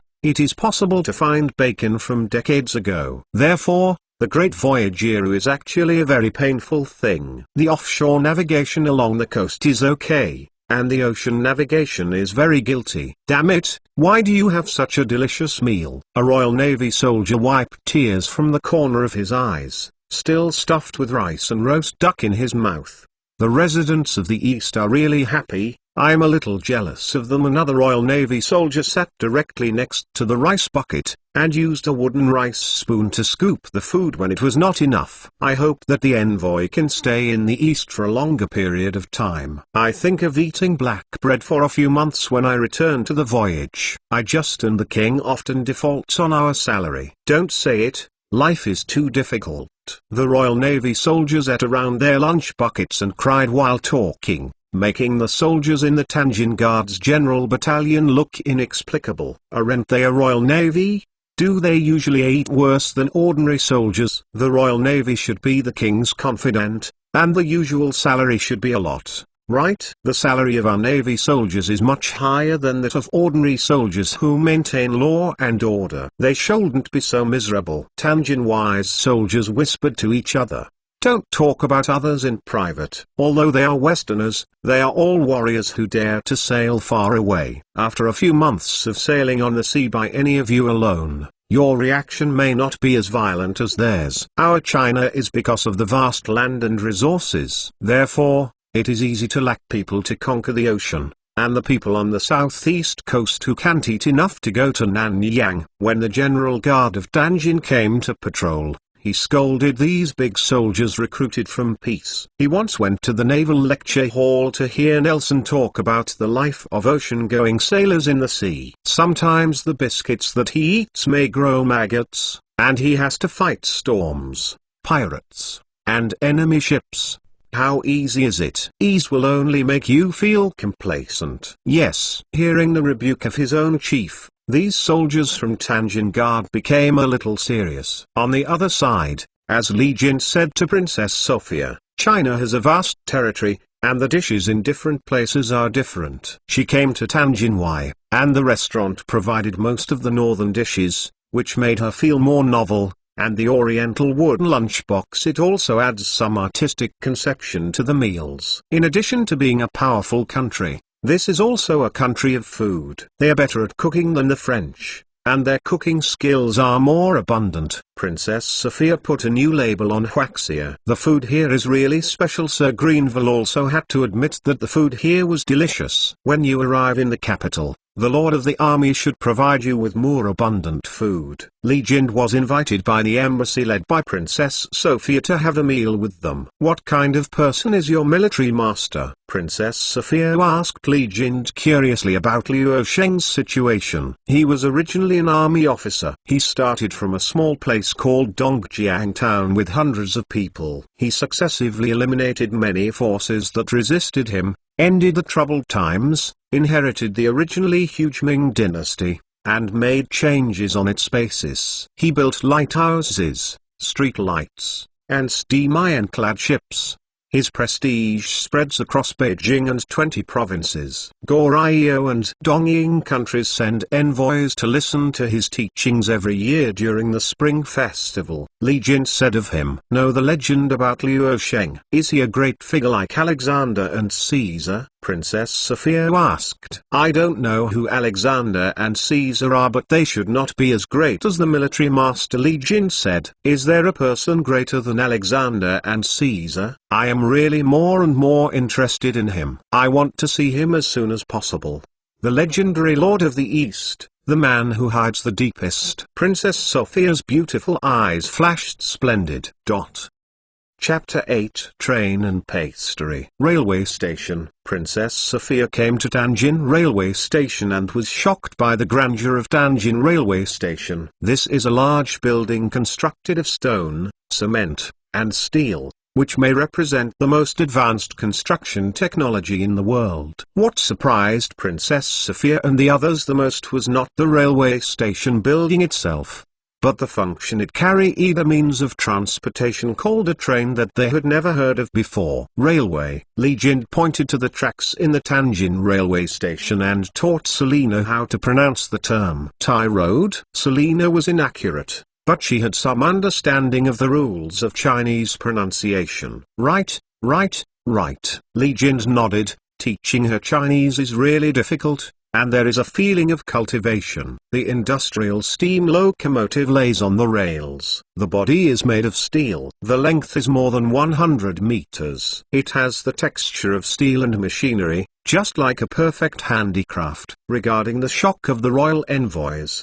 the Tianjin guardsmen had taken no surprises. Everyone who came to Tianjin Guards to see the train for the first time had no other expressions other than their current expressions. Envoys, get ready to get on the train. The Tianjin General Guard made a request on the side of the train car door. "Are we going into this strange thing?" Princess Sophia hesitated. She had never seen a train before, and she was a little uneasy to get into the car like a tin house. "Can you guarantee the safety of Her Royal Highness?" Sir Greenville asked. "The industrial locomotive has been running smoothly for hundreds of times, and it is inspected and repaired by technicians every month, and it is almost a flat river to the capital. There is absolutely no problem. You can just treat it as an ordinary carriage," Tianjin guardsman said. "But there is no horse pulling the cart in front," Princess Sophia said. "His Royal Highness, let the minister go in and see." Sir Greenville stepped into the carriage nervously and found that there were square tables for 4 and long seats, and tea sets and snacks were placed on the square tables. It's not so much a carriage as it is a restaurant. The industrial locomotive is a long-distance passenger car from Tianjin to Liaonan,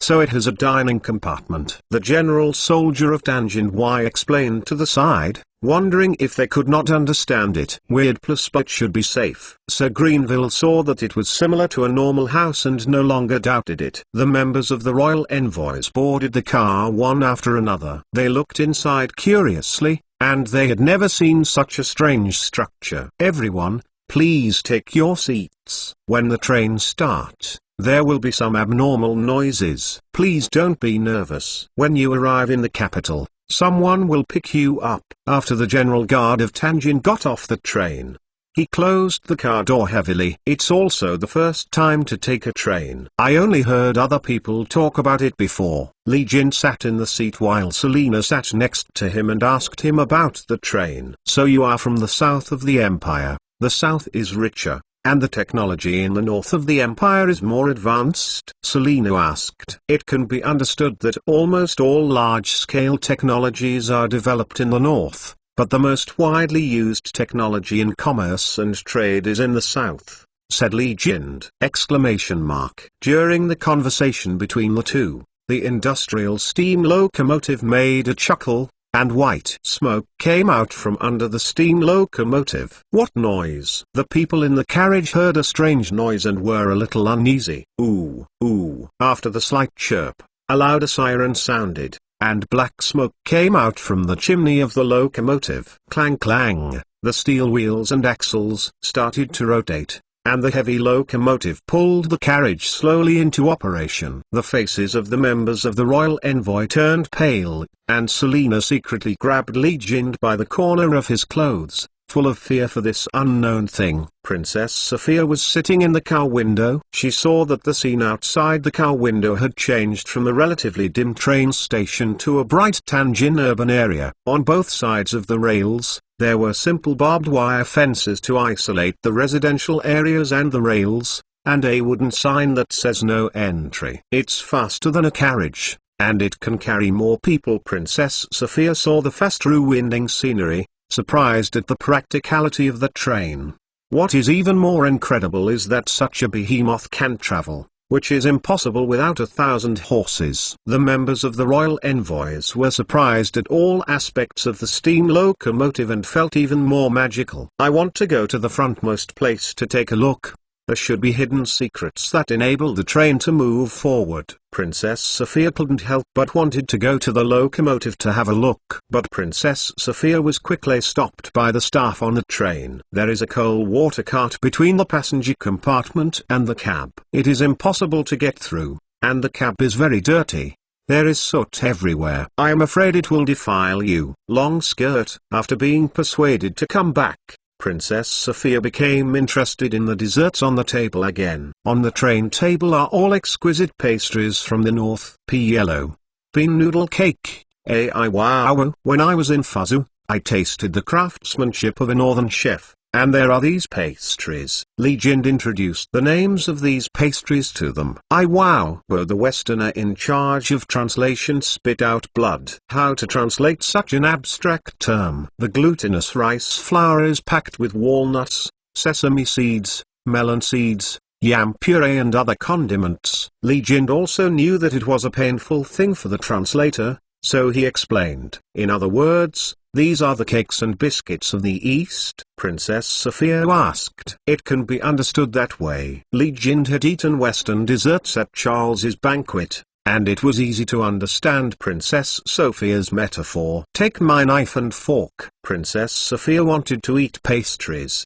but there were only chopsticks on the table, so she had to order the servant. But Selina skillfully picked up a piece of pea yellow with chopsticks and put it into her mouth. This is the fragrance of peas. Selina only felt that the pastries were cool and refreshing. The sweetness of sugar and the fragrance of peas were blended together, which was very delicious. If you just eat cakes, you will lose the taste, but also have good tea, which can relieve the greasiness and reduce the taste. Li Jin poured a cup of fragrant tea into Selina's teacup, which was steaming hot. Obviously the tea is its only ready when driving. Selina drank a sip of tea, and she had an endless aftertaste, and said to Li Jin, "You are absolutely right." Princess Sophia looked at Selina, a little envious. She was still using a knife and fork. When did Selina learn to use Oriental chopsticks?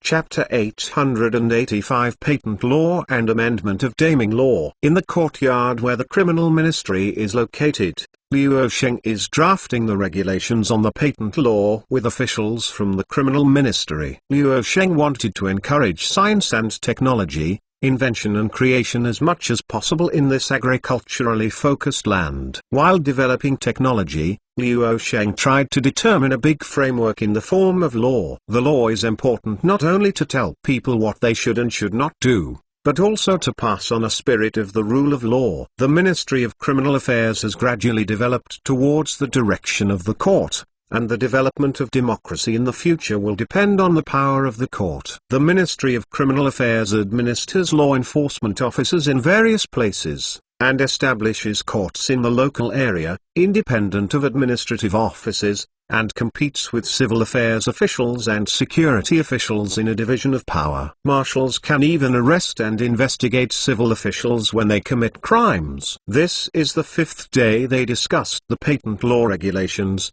and the general framework was confirmed. We need to set up an agency to approve patents, as well as establish the protection period and protection measures. An official of the Ministry of Criminal Justice said, "The Patent Examination and Approval Agency will be established in the Ministry of Industry, and it will be given the authority to approve the agency through the patent law. The protection period is set at 15 years, and the protection measures we have discussed in the past 5 days are almost the same." There is another issue that needs to be considered. Liu Sheng sat in the main seat, and a pile of materials was placed in front of the criminal officials on both sides of the long table. "What's the problem?" the criminal ministry official asked. "Regarding patent implementation, if the patentee's invention is protected by the patent law, but the invention is not implemented, it will harm the economic interests of the society. The patent agency should have the right to require them to enforce the patent." Liu Sheng said. What the military owner said is that some people have the results of their inventions, perhaps out of the psychology of the odd goods, they are unwilling to promote the products to the market in a short time, which will affect the popularization of the invention. Some officials of the criminal department nodded. Also, the patent owner can transfer the right to use and ownership of the patent. If the state feels it is necessary, it can also use the market value to purchase the patent owner's patent. Liu Sheng added one more point. He raised this point because now almost all patents are in the hands of the technical talents he has summoned, which is a loophole. But Liu Sheng can ask them to take the initiative to hand over the patent rights to the country through the system, so all the core technologies are in the hands of the country. Even so, the rights law regulations is still necessary to inspire some locally trained technical talents to innovate. Innovation is not just the invention of trans-epoch industrial products such as steam engines and internal combustion engines. It is also an innovation to transform them and apply them in areas that others have not used. Make a note of this. Shang Xiu of the criminal department said to other officials of the criminal department. Liu Sheng discussed the details with officials of the criminal ministry and asked them to produce a first draft,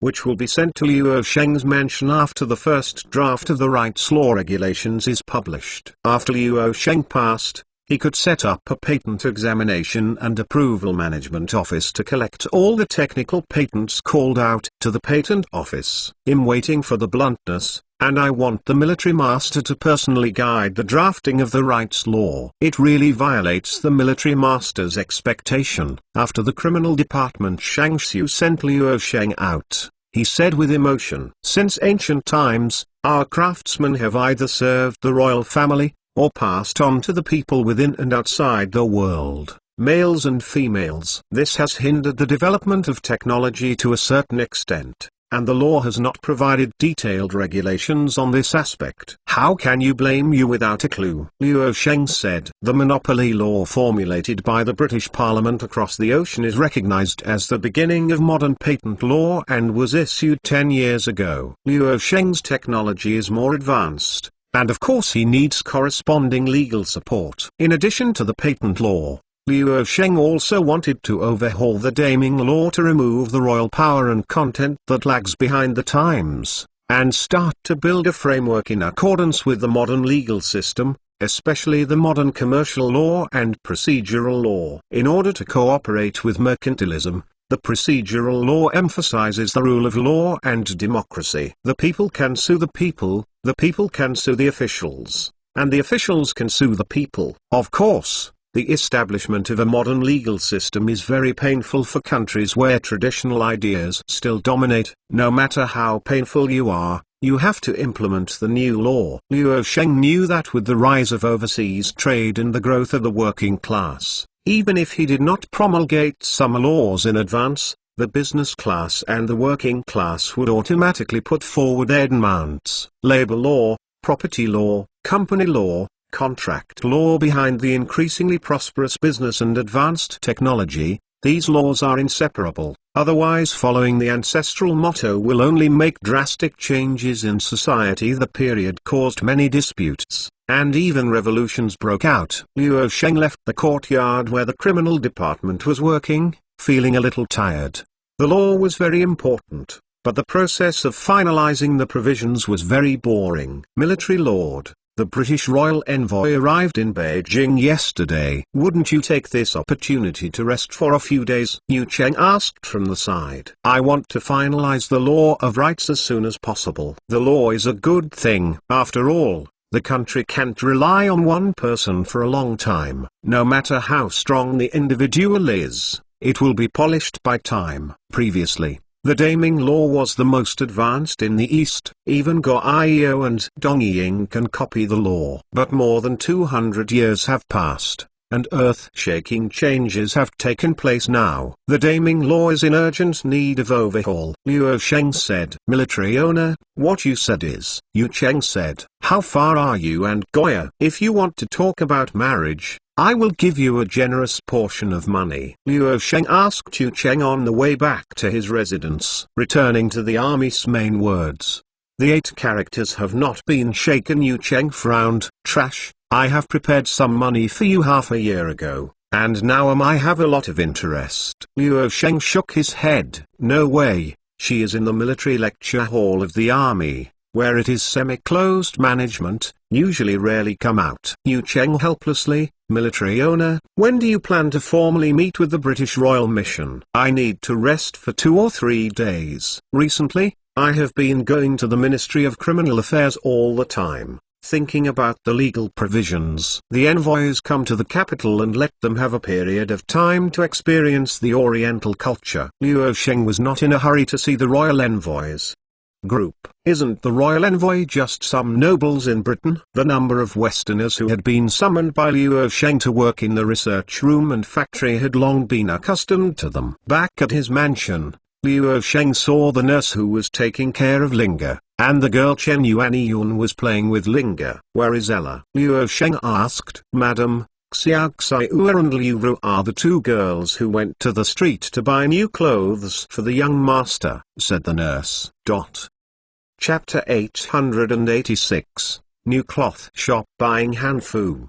2 women meet. The envoy led by the British princess arrived in the capital yesterday and caused quite a stir in the capital. Liu Sheng, who was busy revising the law, let them spend a few days in the capital on their own. But Princess Sophia was a little worried. Her costume was so conspicuous, and it would attract a lot of residents onlookers on the street. Sir Greenville, I want to buy a hanfu, so that I can walk freely in this prosperous city. Princess Sophia said. No, you should maintain the noble demeanor of our British princess before the host of the East meets you, said Sir Greenville. But Sir Greenville, don't you think our clothes are not suitable for traveling?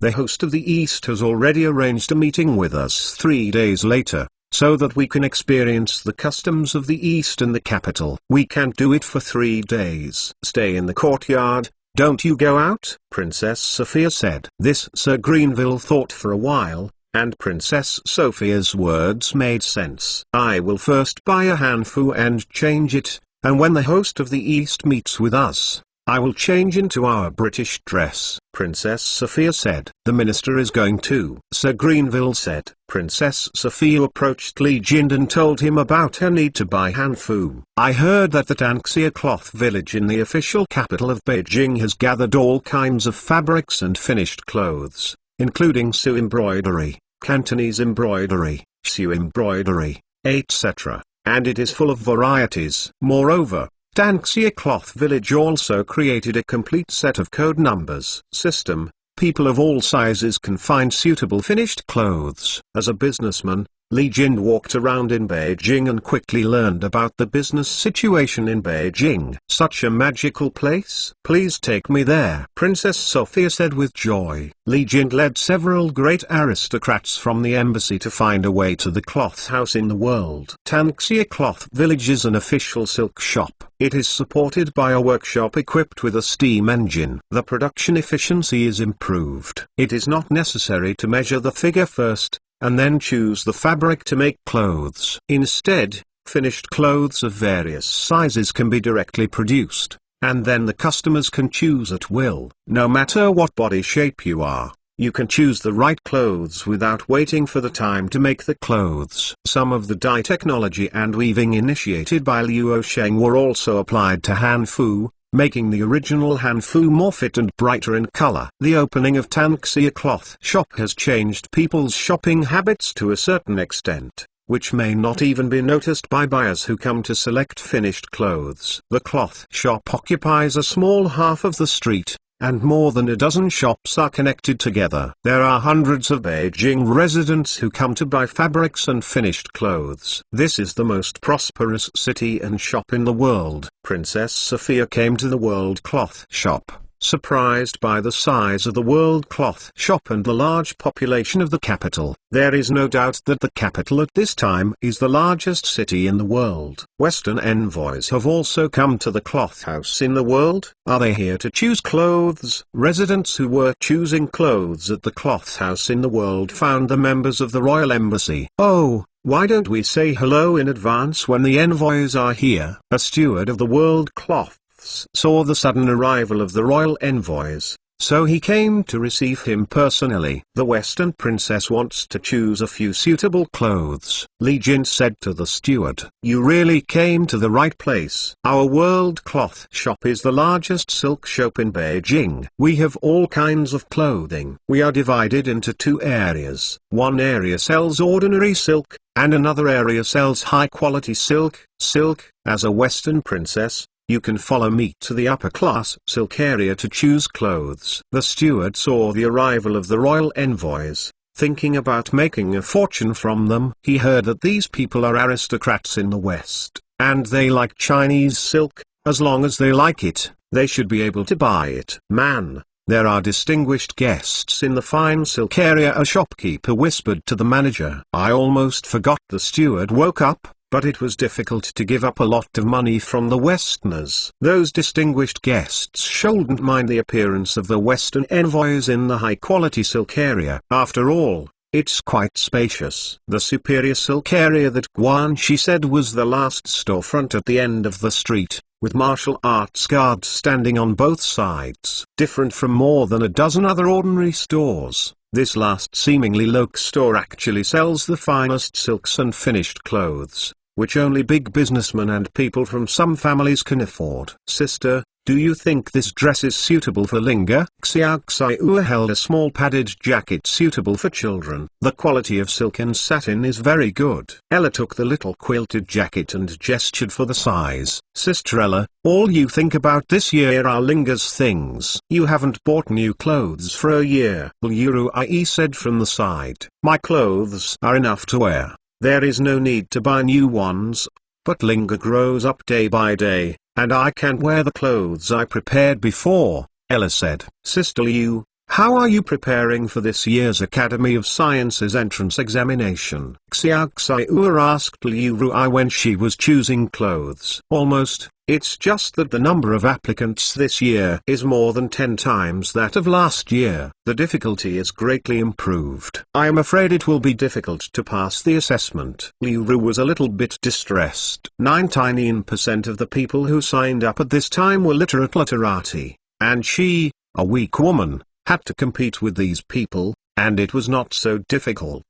"The military owner told me that you just need to do everything you want to do, and you don't need to put too much pressure on yourself. I can't help my two sisters to accompany me, and you will choose a dress that suits you, and it will be my gift to you. Ella said to Xiao Xiao and Liuru. How can this be done? Xiao Xiao and Liuru shook their heads again and again. Tanxia Cloth Village is well known as the capital of Beijing, and the high-class silk skirts are very expensive, which is an astronomical figure for Xiao Xiao and Liu Rushi, who have not yet earned income. Xiao Xiao is still studying in the Faculty of Medicine of the Academy of Sciences, while Liu Rushi is preparing for the Academy of Sciences. Their life trajectories have changed dramatically because of their relationship with Liu Sheng. It's okay. All the expenses in the mansion are paid by the military owner. I have the salary of the intelligence department.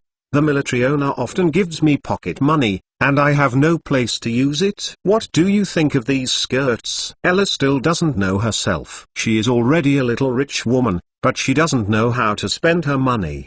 The military master really loved his wife Xiao Xiao and Liu looked at each other. When Ella wanted to buy clothes for Xiao Xiao and Liu Rushi, there was a sound of footsteps outside the store. Princess Sophia and several British nobles came to this store to buy hanfu.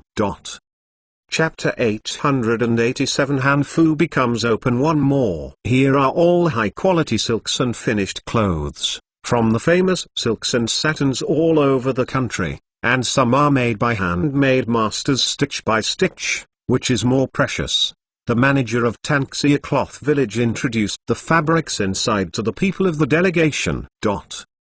Looking around, there are a dazzling array of silks and finished garments. Silk is very expensive in the West, but here is everything, and the quality is much better than the silk shipped back by the Westerners. Princess Sophia and the others looked straight and didn't know how to choose. These sample clothes can be tried on, and we still have new ones in our warehouse, the steward said, pointing to a piece of clothing. So much silk. China is really a big country. Princess Sophia brushed the silk and satin with her fingertips. She felt delicate and top-notch. In her eyes, the silk and finished clothes here are a golden mountain and silver mountain. I want to try this dress, Sir Greenville said cheeky, and he was also quite interested in it. Only a few great nobles came to the royal envoys, and only they could afford these clothes without feeling distressed. Princess Sophia picked a long dress and looked in front of a silver-plated mirror. She was also surprised that the mirror in front of her could clearly print her image. Is this the legendary magic mirror? The people inside are exactly the same as me. Princess Sophia touched the smooth surface of the mirror in disbelief, which was many times clearer than the polished bronze mirror. The silver analysis mirror invented by a chemist in our Academy of Sciences is made of silver-plated glass. It cannot be mass-produced and the price is very expensive. We are very lucky to be able to buy a silver-plated mirror and put it in this store. The other stores still use polished bronze mirrors. Guanxi said proudly. Being able to use new products in advance is itself a symbol of financial resources. Princess Sophia saw that the long skirt in hanfu in the mirror matched her figure, and she couldn't help but want to go for a fitting as soon as possible. Selina hovered between the hangers, also attracted by all kinds of hanfu. Although it is a high-quality silk store, the price is lower than that of silk sold to Europe, which made her fascinated. She is the daughter of Sir Greenville and there is no pressure to buy a few clothes. What do you think of this long skirt? Selina asked Legend, holding an Epes pleated skirt. The original pleated skirt was a little loose and mopping the floor, but under the guidance of Liu Sheng, subtle changes have taken place. Under the premise of maintaining the original national characteristics, it has become more prominent in the beauty of women's figures and in line with the aesthetics of modern people. The colors are more vivid and moving, compared with the old-style pleated skirts that Aunt Lee gave to Selina. The new style pleated skirts in Beijing led the new national fashion. Selina saw the new style pleated skirts here at a glance. Liu Sheng's improved new style pleated skirt obviously not only has the implicit and elegant ethnic characteristics, textures, and elements of the East, but also satisfies the needs of the West for the embodiment of female figures. making Selina feel even more amazing. The girl has a good eye. This is the pleated skirt improved by our military owner. It is the latest style that has only recently become popular in Beijing. The previous skirt was very conservative and the size requirements were clearly specified. The current skirt retains the original gentle and soft essence, while at the same time, many new styles have been added to make women look more graceful, smart and elegant at the waist. You see, this pleated skirt is only 7 points, with half-sleeved tops, exposed forearms and calves, and a tight waist. How dare you imagine before Guanxi introduced to Selina the set of skirts she was holding. The forearm was exposed, the calf was exposed, and the tight waistband. Li Jin thought that the new style of hanfu was so exciting, could not help but smear a nosebleed. In fact, Liu Sheng hasn't proposed more open dresses such as Cheongsam, half-length skirt, and 3-point skirt. I am afraid that people in this era will find it too exciting. What if the crime rate increases? I think this dress is very good. You can go to the fitting room to try it on, Li Jin said to Selina. He swears that he has absolutely no bad ideas. Selina liked the new pleated skirt very much. Seeing that Li Jin also recommended it, she went to another fitting room. This girl, wait a minute, the 7-cent skirt needs to cooperate with this thing called triangle underwear invented by the military master, otherwise I am afraid of happiness. The steward pointed to the clothes placed on the side. It is this new kind of new. The product has been on the market for some time, and when he said that, his face was blushing. Pants. How do you use them? Selina saw such a novel underwear for the first time. Our maid will go to the fitting room with you to guide you to change clothes. The steward exchanged a maid. After the maid came over, she said to Selina, these are personal items, the lady doesn't know what materials and styles you like. When Selina saw many styles of underwear, she roughly knew what it was for, blushed, and looked at Li Jin. Li Jin quickly turned around, inconvenienced to look more. Selina chose a conservative style of underwear, and went to the fitting room with the maid. Unexpectedly, the capital has changed so much. Li Jin chatted with the steward of Danxia Cloth Village when several nobles of the royal envoy were trying on clothes. Yes, the military master is really a genius with all-roundness, and he even has such a unique view on clothing. We were shocked when we proposed to improve some of the hanfu at that time, but when we think about it, this new design is actually it's cheaper for us men. And the military master's wife is the first to try these new styles of hanfu, so the women in the capital are flocking to it, and the new style of hanfu has become increasingly popular, as well as new style underwear. Guanxi said, Beijing is really leading the trend. Li Jin did not expect that the capital would be so exciting, and women would gradually open up, as if men had also benefited from it indirectly. Selina was wearing hanfu before, so she came out sooner than Duke Sophia, which made Li Jin shine. The new short pleated skirt, abandoning the wide sleeves of the top, uses more flexible short sleeves, and the skirt is only 7 points, and the white forearms and ankles are exposed. The light blue waistband highlights the perfect figure of women, and a delicate pairing is also added, which adds a touch of charm. The jade pendant that Li Jin gave to her is still tied to Selina's waist, watching Li Jin's bloodline diverge. Sins.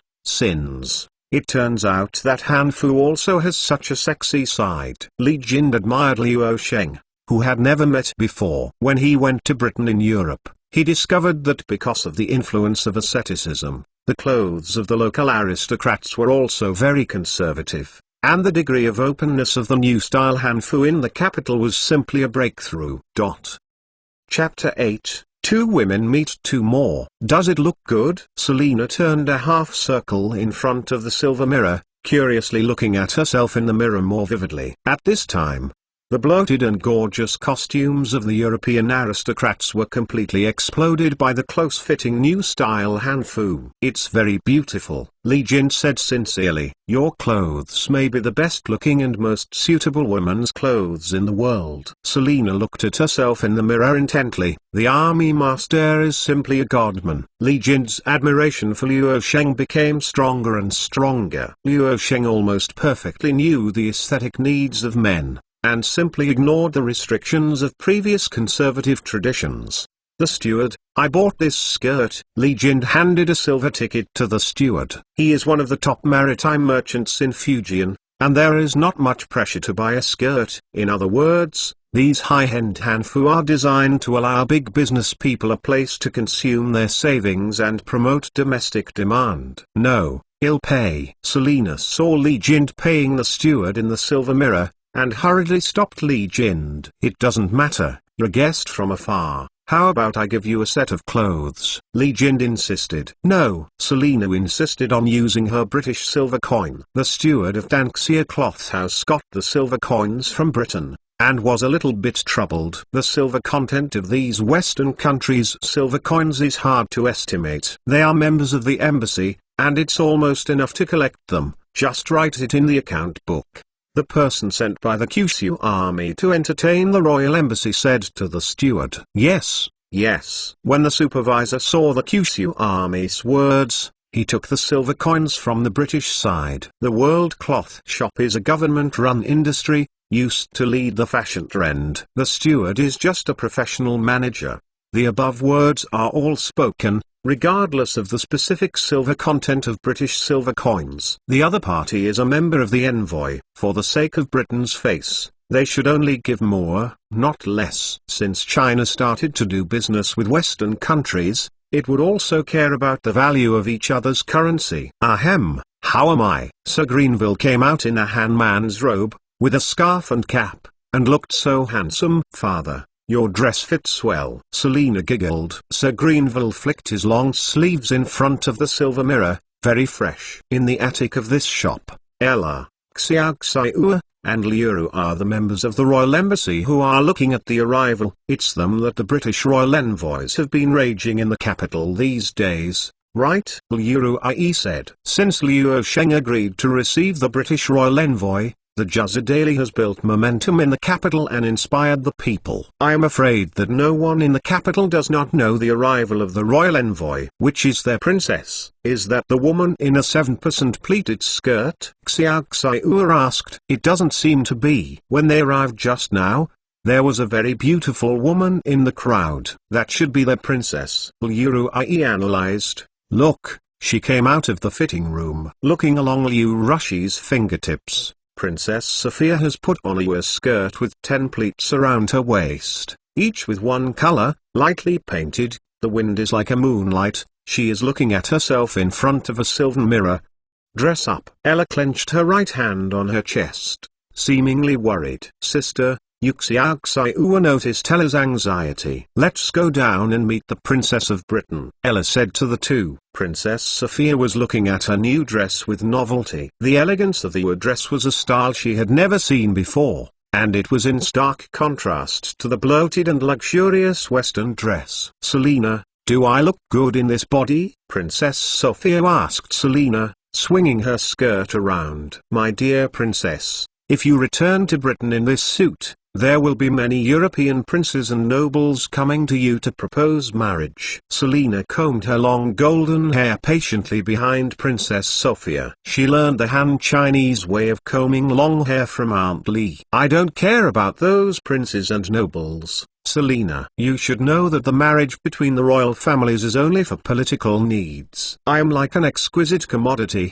ready to be sold." Princess Sophia said. "But your Royal Highness, many commoners in Britain envy you before it's too late," Selina said. When Selina was combing her long hair for Princess Sophia, the steward said to Li Jin, "Treasurer Li, you seem to be interested in what now, but it's very uncomfortable to catch up with the language." "It's nothing, it's just that we spent a few months on the ocean when we returned to China, and we were familiar with each other," Li Jin said quickly. "Then when I didn't say, Their royal envoys will return to the west soon after their mission to the capital city. Don't regret it when that happens." The steward was well versed in human relations and murmured in a low voice, "She is destined to return to Britain, so let her leave precious memories during this time." Li Jin said, "Our Han culture is extensive and profound, can't we keep a Westerner?" While the manager was talking, he suddenly caught a glimpse of Ella and others coming down from the attic, and hurriedly trot over. "Master Ella, the little one brought the royal envoy to choose clothes without authorization. Did it bother you?" the steward asked respectfully. "Even if you don't look at Liu Sheng's face, because Ella and her sisters often wear new styles of Hanfu to go out, they are simply the image spokespersons of the World Cloth House, even the fashion in the capital is led by them. So the World Cloth House attach great importance to their arrival." "It's okay, we also want to see the royal envoy and the British princess," Ella said. The manager only breathed a sigh of relief, but fortunately his judgment was correct. Li Jin found Ella, Xiao Xiao, and Liu Ru as three people. He couldn't help being surprised that there were three peerless beauties in the shop, and the three of them were far better at handling Hanfu than Princess Sophia and Salon, who had just changed into Hanfu. Nah, there is no loss of elegance in her manners. Princess Sophia saw Ella, who was also wearing a moonflower dress, in the silver mirror. She turned her head to meet Ella's eyes, and the two eyes met. At the moment when Ella looked at each other, she finally understood what her worries were. The other party is too similar to herself, and she is also a British princess, and her identity is far higher than that of an ordinary British woman summoned by her. If it were Liu Sheng, she has lived here for many years and has almost integrated into the big Chinese family. She has also heard of some cruel palace fights. Even if it is not in the east or the west, under the surface of monogamy, the king has many mistresses. Would he be beaten into the cold palace by the army owner? Faced with a strong enemy, Ella had the first thought to waver. Chapter 889, Take the Initiative. 3 shifts. The eyes of Princess Sophia and Ella collided, and both of them were amazed by the looks of each other, and both of them wore moonflower dresses, almost indistinguishable from each other. "Don't tell them who I am," Ella said to Guanxi and other Kyushu soldiers. "Yes," the steward said quickly. Li Jin heard Ella's order and saw the respectful appearance of the steward and others. Knowing that the other party was not small, he guessed Ella's identity in his heart. "Welcome Princess Sophia of Britain to our east," Ella said to Princess Sophia. "Who are you?" Princess Sophia was surprised when she saw Ella, whose face might still be above her. "And Ella speaks English to her, so you can talk to her directly." We must know that there are many languages in the West. At this time, English does not have a great influence. If the other party can speak English, it is very likely that she is a woman from the Kingdom of Britain. "I'm just an ordinary Chinese woman," Ella replied. "You are not from Britannia. Why do you say what we say? Although your words are a little strange," Princess Sophia said. "Your words are a little old," Ella said. One of them was a British from the beginning of the 17th century, and the other was a British from the end of the 18th century. After more than 100 years, English has undergone many changes. In the eyes of Princess Sophia, some of the new vocabulary used by Ella is a bit strange. In Ella's view, Sophia's vocabulary is slightly old. "What you said made me very confused." Princess Sophia was a little puzzled, and she heard her in a cloud. Selina heard the conversation between the two and quietly tugged at the corner of Li Jin's clothes. Li Jin knew that the other party was asking him about Ella's identity, but Li Jin, who lives in the chief secretary of Fujian, did not know who Ella was. So he shook his head. "I don't know if Princess Sophia came here from far away Britain. What's the matter?" Ella asked anxiously. "I heard in Britain that the Lord of the East created a glorious civilization, so I want to come and pay homage to the glory of the Lord of the East," Princess Sophia said expectantly. Ella sighed faintly in her heart. How could she compete with a princess? But if Liu Sheng can take down the British princess, he might be able to intervene in European affairs with this level of identity in the future, and the European side still values the royal relationship. Thinking of this, Ella was very contradictory. and was worried about gains and losses. Sister, our clothes have already been selected, why don't we go back to the house first? Liu Ruai is more able to ponder people's minds, and roughly guesses Ella's concerns, so he said to Ella, well, we have been out for a while. Your Royal Highness, we might have a chance to meet again in the future. Ella looked up and down Princess Sophia again, always feeling that the other party looked better than herself. This is the price of some of our clothes. Ella gave the steward of World Cloth a silver ticket. I can't make it, just a small amount of money to help a few girls buy it. The steward said quickly. Just accept it if you are in charge. When did we come to bother you to pay? Ella said. Hey, then I will accept it. A few distinguished guests often come. The steward of the World Cloth Village has been sending Ella and others out of the cloth village before turning back. Princess Sophia was at a loss.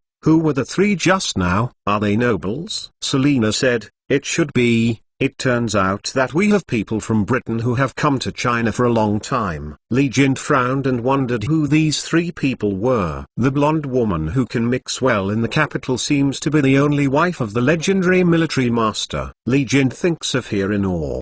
The intelligence department led by the local military master's wife has made a lot of contributions to the New Deal. During the New Deal, some officials were still thinking about scouting the people as before. When the office and the supervision office find out, they will be dragged around the streets like a dog, and will be executed after approval. These cases were also changed to the content of storytelling by the people.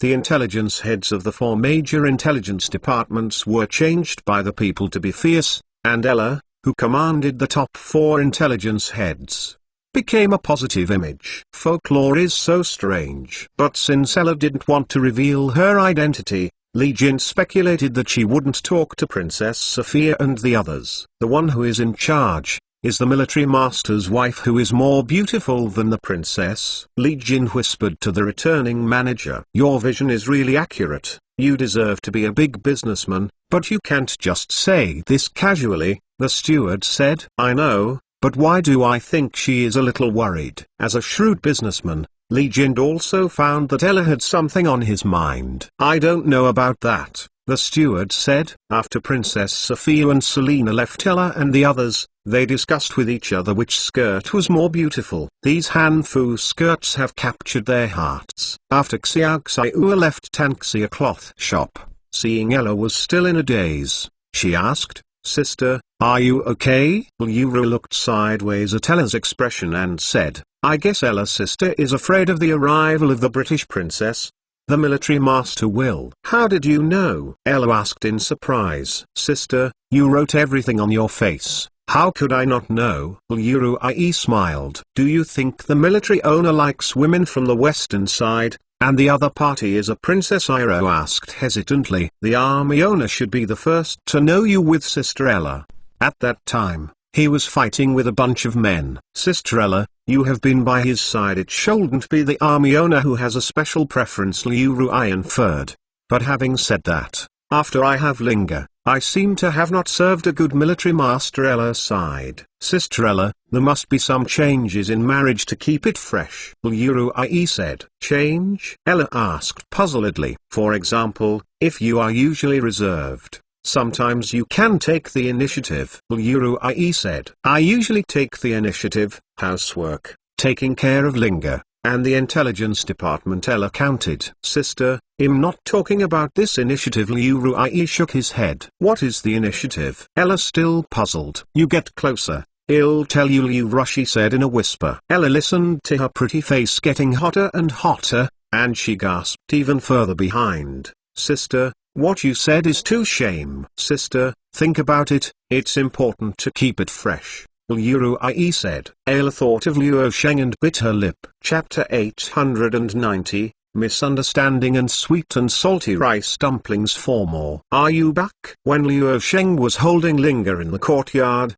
Ella and the others returned from Tanxia Cloth Village. I ran into a British princess in the World Cloth House, Ella asked tentatively. The British princess should be very beautiful, right? Luo Sheng just asked casually. Xiaoxiu and Liuru secretly screamed in their hearts that they were not good. why the commander didn't open the pot or lift the pot. "Well, it's beautiful," Ella replied. Britain. Luo Sheng said the name of this place silently. If it weren't for him to come here, Britain would soon take over the baton of the progress of human civilization from China and begin to accelerate the surpassing of the ancient civilization of the East. The Industrial Revolution did not erupt suddenly, but a qualitative change caused by the accumulation of quantitative changes. At this time, the West is undergoing price revolutions, enclosing movements, financial revolutions, agricultural revolutions, and the accumulation of primitive capital in the colonies. Industry will only explode 100 years later. Revolution. In the past, the East was dragged down by natural disasters, gangsters, bureaucrats, foreign enemies, sea bands, and small peasant economies. Merchants in the south of the Yangtze River also liked land mergers. For various reasons, capital was just sprouting and not developing. Luo Sheng, who was born in the history department, still remembers a well-known Needham problem during the 1st to 15th centuries. The Chinese civilization used natural knowledge to meet actual needs far more efficiently than in the West. But why did modern science not be used in China? Regarding this issue, even Luo Sheng's age is controversial. The mainstream views are attributed to geographical and cultural factors. But after all, it is a high-order equation, which is the result of many inevitable and accidental factors. When Luo Sheng was thinking about this complicated issue, Ella remembered what Liu said to her. "The chef has already prepared the food, let's go to eat." Tomorrow is the Dragon Boat Festival, and there will be a dragon boat race in Huhai. If you have time, you can go and watch the dragon boat race by yourself. Luo Sheng doesn't have a headache, a problem that has been studied before. Said to Ella and others. "Won't the military master go to the dragon boat race with us tomorrow?" Iroh asked. "Don't go. If you have something, you can take Linger with you." Luo Sheng said. "Tomorrow, the Ministry of Criminal Affairs will submit the first draft of the rights law regulations to him. He also wants to take this opportunity to sleep in. There have been many things recently, which put him under great pressure. The dragon boat race to let Ella, the Nizai, go to the town, can be regarded as his support for the traditional festival." However, Luo Sheng's seemingly indifferent attitude made her misunderstand even more when Ella was thinking about it. While the royal delegation was waiting for Luo Sheng to receive him for a few days, it caught up with the Dragon Boat Festival and the whole city was very lively. The Kyushu army officially organized a non-governmental dragon boat race in the Huhai Dragon Boat. There are dozens of non-governmental dragon boat teams ready to take part in this dragon boat race. During the peaceful and heyday, the dragon boat race, the Beijing city beating gongs and drums. It was very lively. The lively atmosphere of the festival shocked the envoy led by Princess Sophia. She heard that this day was a traditional festival in the East. Dragon boat races were to be held in the lake. She couldn't help but became interested and said that she was going to Huhai to watch the dragon boat race. Huhai is actually a piece of water inside the capital. Along the coast are restaurants, song platforms, and business workshops, and weeping willows are blowing along the shore, making it very cool in summer. Above the waters, there are already dozens of colorful dragon boats ready, and the racers and drummers are in place. In front of the dragon boat, there is a large flat-bottomed dragon boat with a length of 20 feet. There are bands on it, as well as merchants and upstarts who spend large sums of money on the boat to view the lake and taste delicious food. In addition to the big dragon boat and dragon boat, there are also colorful boats, happy boats, small dragon boats,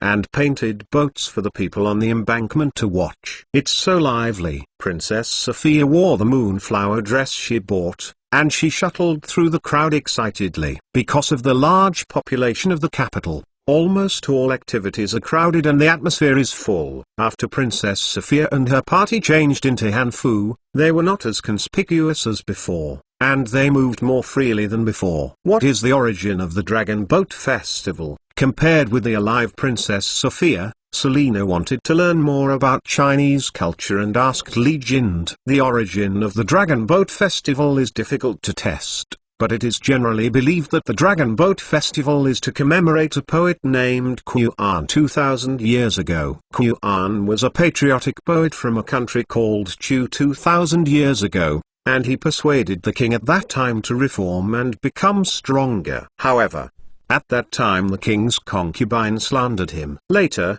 after the kingdom of Chu was conquered by another country called Qin, he threw himself into the river and died, hoping to use his death to promote the awakening of the king and citizens. Li Jind explained. Selina nodded, and then she had some questions. Did Chu state finally perish? Li Jind replied, Chu was eventually destroyed by Qin. That's weird. Why did Qin state destroy Chu state, and the people of Qin state will commemorate Kuan? Selina asked. Li Jind did not expect that this woman's question was a bit sharp, and it touched a place he had never thought of. Yes, for Qin at that time, Chu was a foreign country. Why did he commemorate a patriotic poet from Chu? It may be the king of Qin who merged several countries into the original Chinese nation, and the spirit represented by Kuan was generalized instead of referring to Chu in a narrow sense. Li Jind said. So it's like this. Selina thoughtfully. During the Dragon Boat Festival,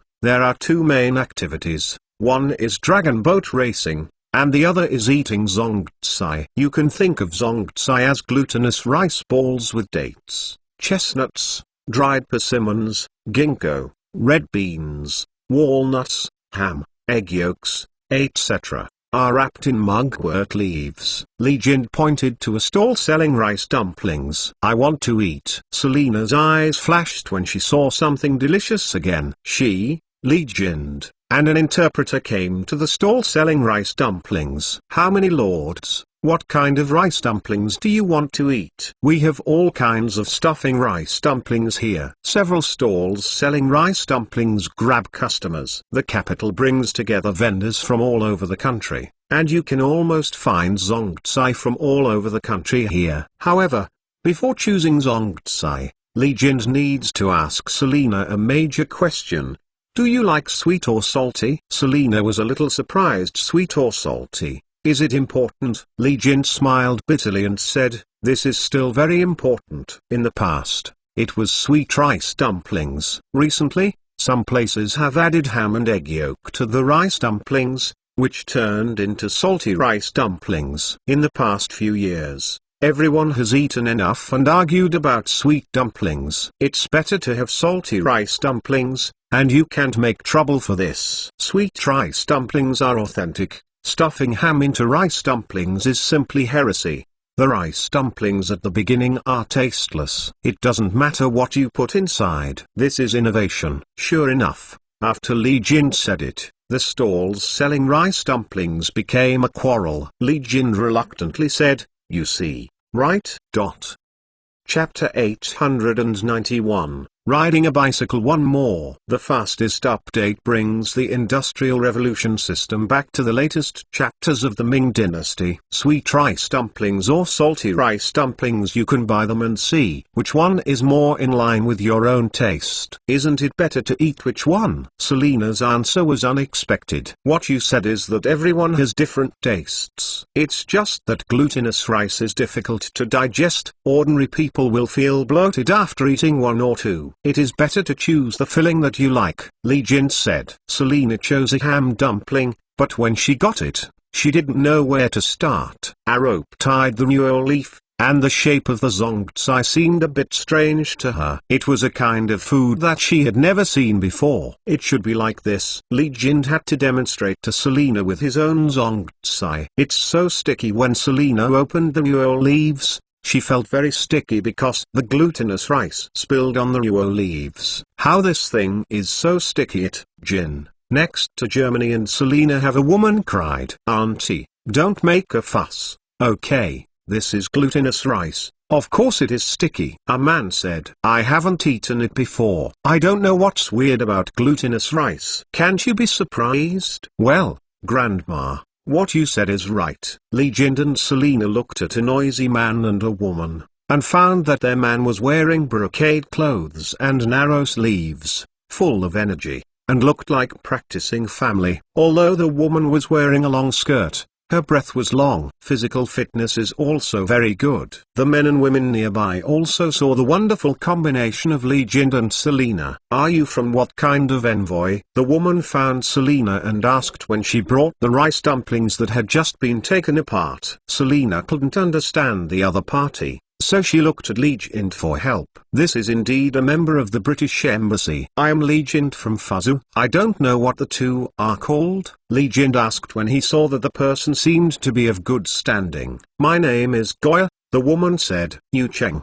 The man said. "Li Jin, are you the businessman who went to the Western trade for a long distance? I read it in the newspapers." People in the army's military lecture hall said that you are brave and rich, and you are simply a representative of the new merchants. Goya screamed like a celebrity. "No matter what, I just want to take risks on a whim. I can only come back if I have good luck. If I don't have any luck, I will confess it to the West," Li Jin said quickly. He heard Goya say that the army lectures on the martial arts hall, which is the military academy for training army officers and the talent reserve of the army. You know his story in such a powerful place? And he saw that Yu Cheng next to Goya wanted to kill him. If he didn't clarify quickly, he might be beaten to death by Yu Cheng after Goya left. When Selena saw Goya admiring Li Jin, she didn't know why she was a little uncomfortable. "What is this?" Li Jin noticed the bicycle held by Yu Cheng. He hadn't seen such a weird object. "Limited production bicycles in Beijing," Yu Cheng said proudly. Although he is not as rich as Li Jin,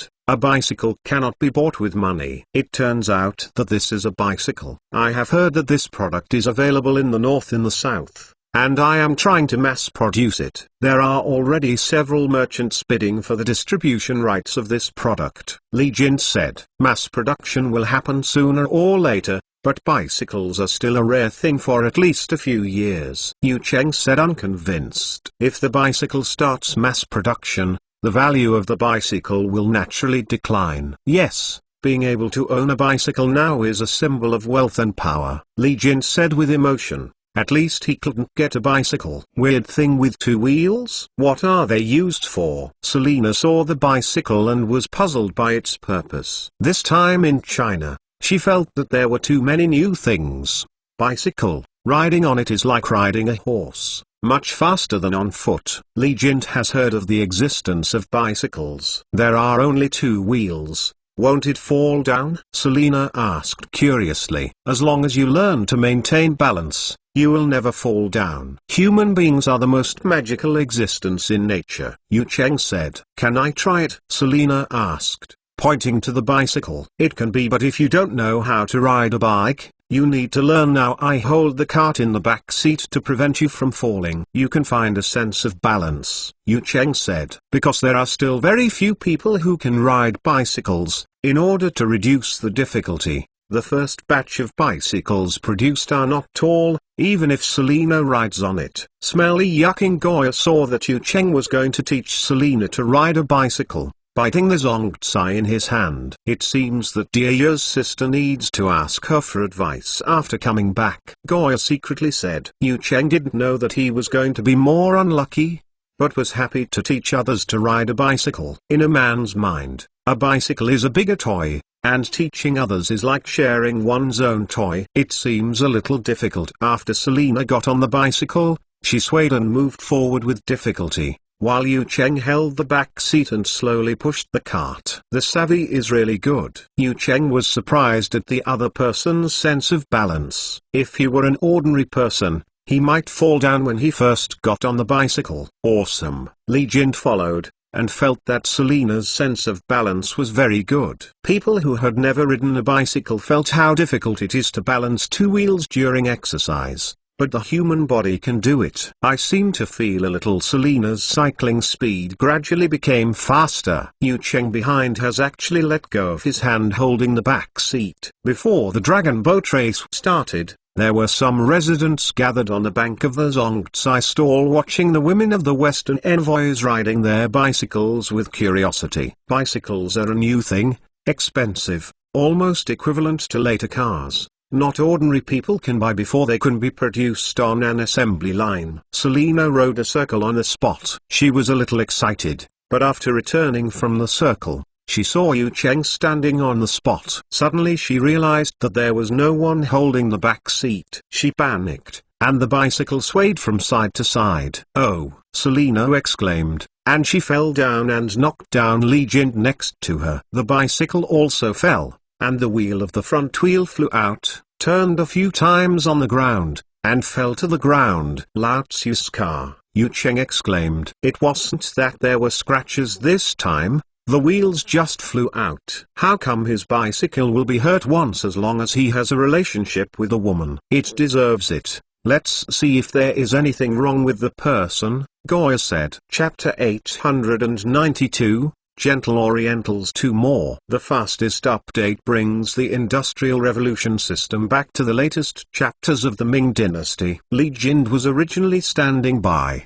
but in a disaster, Selina fell off the bicycle and overwhelmed him. "Are you okay?" Li Jin used to be a cushion. He was a bit painful at first, but after all he was a man who had the courage to go to the West. Li Jin was not a weak literati, so he held back the pain and asked. Selina pressed on his body. The faint smell of spices was pungent, making Li Jin a little impulsive. As if feeling Li Jin's impulse, Selina blushed and hurried to get up. It hurt. Selina was about to get up, when a severe pain came from her left foot. "Have you sprained your foot?" Li Jin didn't care about it, supported her body and hugged Selina, and then lightly placed it on the stone bench next to it. Goya came over and touched Selina's left foot. Selina made a painful voice. "Oops, she may be dislocated. Don't act rashly." Goya followed Xiao Xiao, who knew medical skills all the year round and could see Selina's injury. "Yu Cheng blames you. If it weren't for you to borrow her bicycle, she would dislocate like this." Goya asked Yu Cheng. "My aunt. Can this be on my head?" Yu Cheng was depressed. "This girl, since you can see that it is a dislocation, can you heal her? I can pay for the medical expenses on her behalf." Li Jin said to Goya, "I can see a doctor,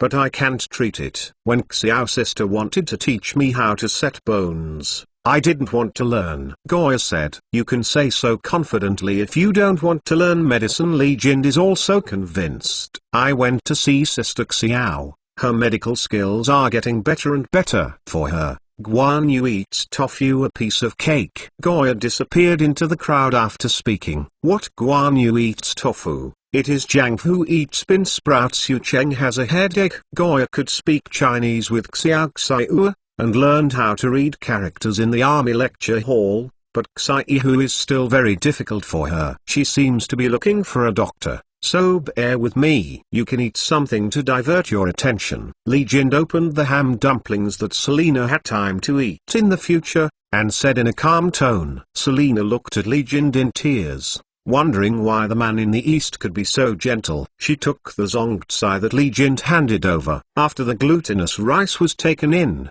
the salty taste inside stimulated her taste buds, and the pain caused by the dislocation was a little less. In our Eastern medicine, bone setting is a very mature technique, and dislocation can be cured quickly. While waiting, Li Jin tried to distract her through dialogue. "Well, I believe you." Selina listened patiently. Soon Goya brought Xiao Xiao and others over. "Sister Xiao, this person is injured." Goya squeezed the crowd and pointed at Selina. "It's you?" Xiao Xiao came over with the medicine box and found that the injured person was Selina, who had been seen in Danxia Cloth Village. "Are you a doctor?" Selina was a little surprised when she saw Xiao Xiao again. Xiao Xiao didn't ask much, but first checked Selina's injury. "The ankle is dislocated, but the plot is not serious. You have to bear with it. It may be a little painful." Xiao Xiao handed her a towel and motioned her to bite the towel. Selina put the towel in her mouth,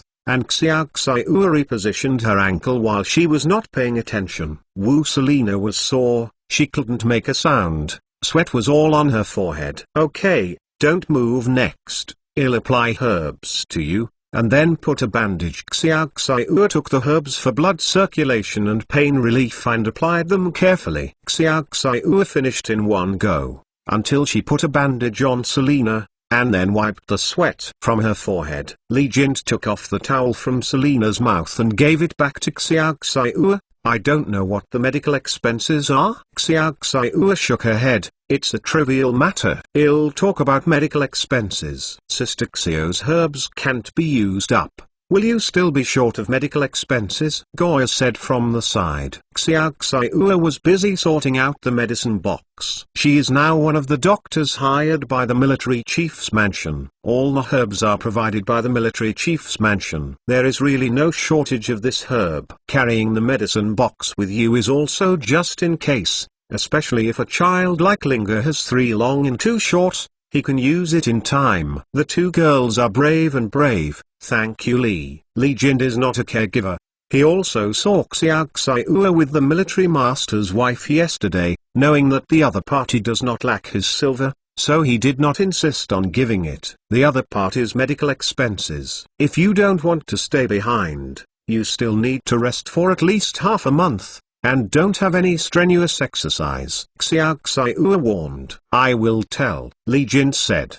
The Princess of Britain is here too? Xiao Xiaoyu asked. Yes, but she seems to be separated from us. Li Jin looked around. There was a sea of people everywhere, and Princess Sophia and other envoys didn't know where they followed. The princess is unfamiliar with her place and doesn't know our language. So you have to be optimistic about her. Xiao Xiaoyu was a little worried. In the unlikely event that the British princess had an accident in the capital, and no matter how he confessed to the British kingdom, it would be difficult to explain to the residents of the capital who knew about it. Selina and I will look for them immediately. Li Jin also realized the importance of the matter. Sister Xiao, can we go to the big dragon boat to play? It will be more interesting to watch the dragon boat race there. After Goya saw Selina all right, he took Xiao Xiaoyu's hand and ignored poor Yu Cheng. Then I have to ask Sister Ella what I mean. You secretly ran out with Yu Cheng without telling us, and you got into trouble. If it wasn't for me just to be there, let's see how you clean up. Xiao Xiaoyu blamed slightly. Tao, it's not because of Yu Cheng's upset guy. Sister Xiao, we went to see Sister Ella. She must agree to take us to the dragon boat. Goya and Xiao Xiaoyu left. My car. The aggrieved Yu Cheng took the bicycle and the fallen front wheel and left. He wanted to go to the factory and trouble the mechanic for repairs, and didn't make it difficult for Li Jin and Selina. After everyone left, Li Jin said to Selina, shall we go find the princess? Selina nodded and walked harder with Li Jin's support. You Asians are really gentle, like that couple just now, like that doctor, and so are you. Selina whispered in Li Jin's ear, because her voice was too small. The British sailor who was in charge of translating did not hear Selina's words. What did you say? Li Jin heard what Selina seemed to be saying in his ear, but it was a pity that he couldn't understand a word at all. Nothing. Selina shook her head. Chapter 8. Traveling in Disguise 3 more. The fastest update brings the Industrial Revolution system back to the latest chapters of the Ming Dynasty. When Hu Hai was busy racing the dragon boat, Liu Sheng stayed asleep on the bed until the light fell into the room through the paper window, and then he got up to Washington. Because Ella and Linga were not there, the yard seemed very peaceful. Liu Sheng came to the front court, and the draft of the rights law regulations sent by the criminal ministry had already visited the counter. Liu Sheng briefly flipped through the draft, and found that it was already very detailed, so he let someone go down and arrange the implementation. It's faster than imagined. Liu Sheng originally reserved time to amend the law of rights, but officials of the criminal ministry had a strong comprehension, and there was no need to amend for the time being, so a lot of time was spared. How about going to Hu Hai to watch the dragon boat race? Liu Sheng thought that the dragon boat race in Hu Hai had not yet started, so he was a little moved. In order to prevent being assassinated, Liu Sheng has figured out a lot of measures, including the usual guards, security check, secret intelligence department, and when necessary, he must travel in disguise. Liu Sheng called a few guards, and then handed out a few sets of costumes for traveling in disguise. What are you going to do, Army Lord? Several guards got wigs and beards, feeling very strange. This is the clothing that the Siberian pioneer group paid when fighting the Cossack cavalry at the time. The wig and beard were specially made by the factory and can be used to conceal their identity. Liu Sheng simply explained, "I just want to do this time. If you want to go out for a short stroll, you don't want to disturb the people, so quickly change and go with me." Yes, the guards glanced at each other and had to change the Cossack costumes that Liu Sheng had given them. Liu Sheng also put on this Siberian plain costume, and then put charcoal on his face. After a while, a Cossack knight who was completely different from Liu Sheng appeared in the silver mirror. "You can travel with confidence in the future." Liu Sheng smugly twisted his fake beard. Several guards also put on Cossack costumes, and a few people crowded together like a few Siberians visiting the capital. It is not surprising that several Cossacks appeared in the capital, because since the Kyushu army conquered Siberia, people from the Siberian side have occasionally appeared in the capital, and the Siberian pioneers also captured many Cossacks at that time. Liu Sheng sneaked out of the back door and several people went straight to Huhai. The dragon boat race in Huhai has not yet started, and there are crowds everywhere. The first dragon boat race is about to begin. Someone in the crowd shouted. The people on the embankment were in a commotion. Everyone squeezed forward to find a suitable place to watch the dragon boat race. Some people gathered at the starting point and others at the end. "Where's your Royal Highness?" Sir Greenville and a few members of the envoy were in the noisy crowd and found that Princess Sophia was nowhere to be found, and he couldn't help but become anxious. "Look for the Western Princess immediately." The people sent by the Kyushu army to follow the royal envoy were also looking for Princess Sophia. Princess Sophia was fresh about everything here. After changing into the exaggerated British costumes,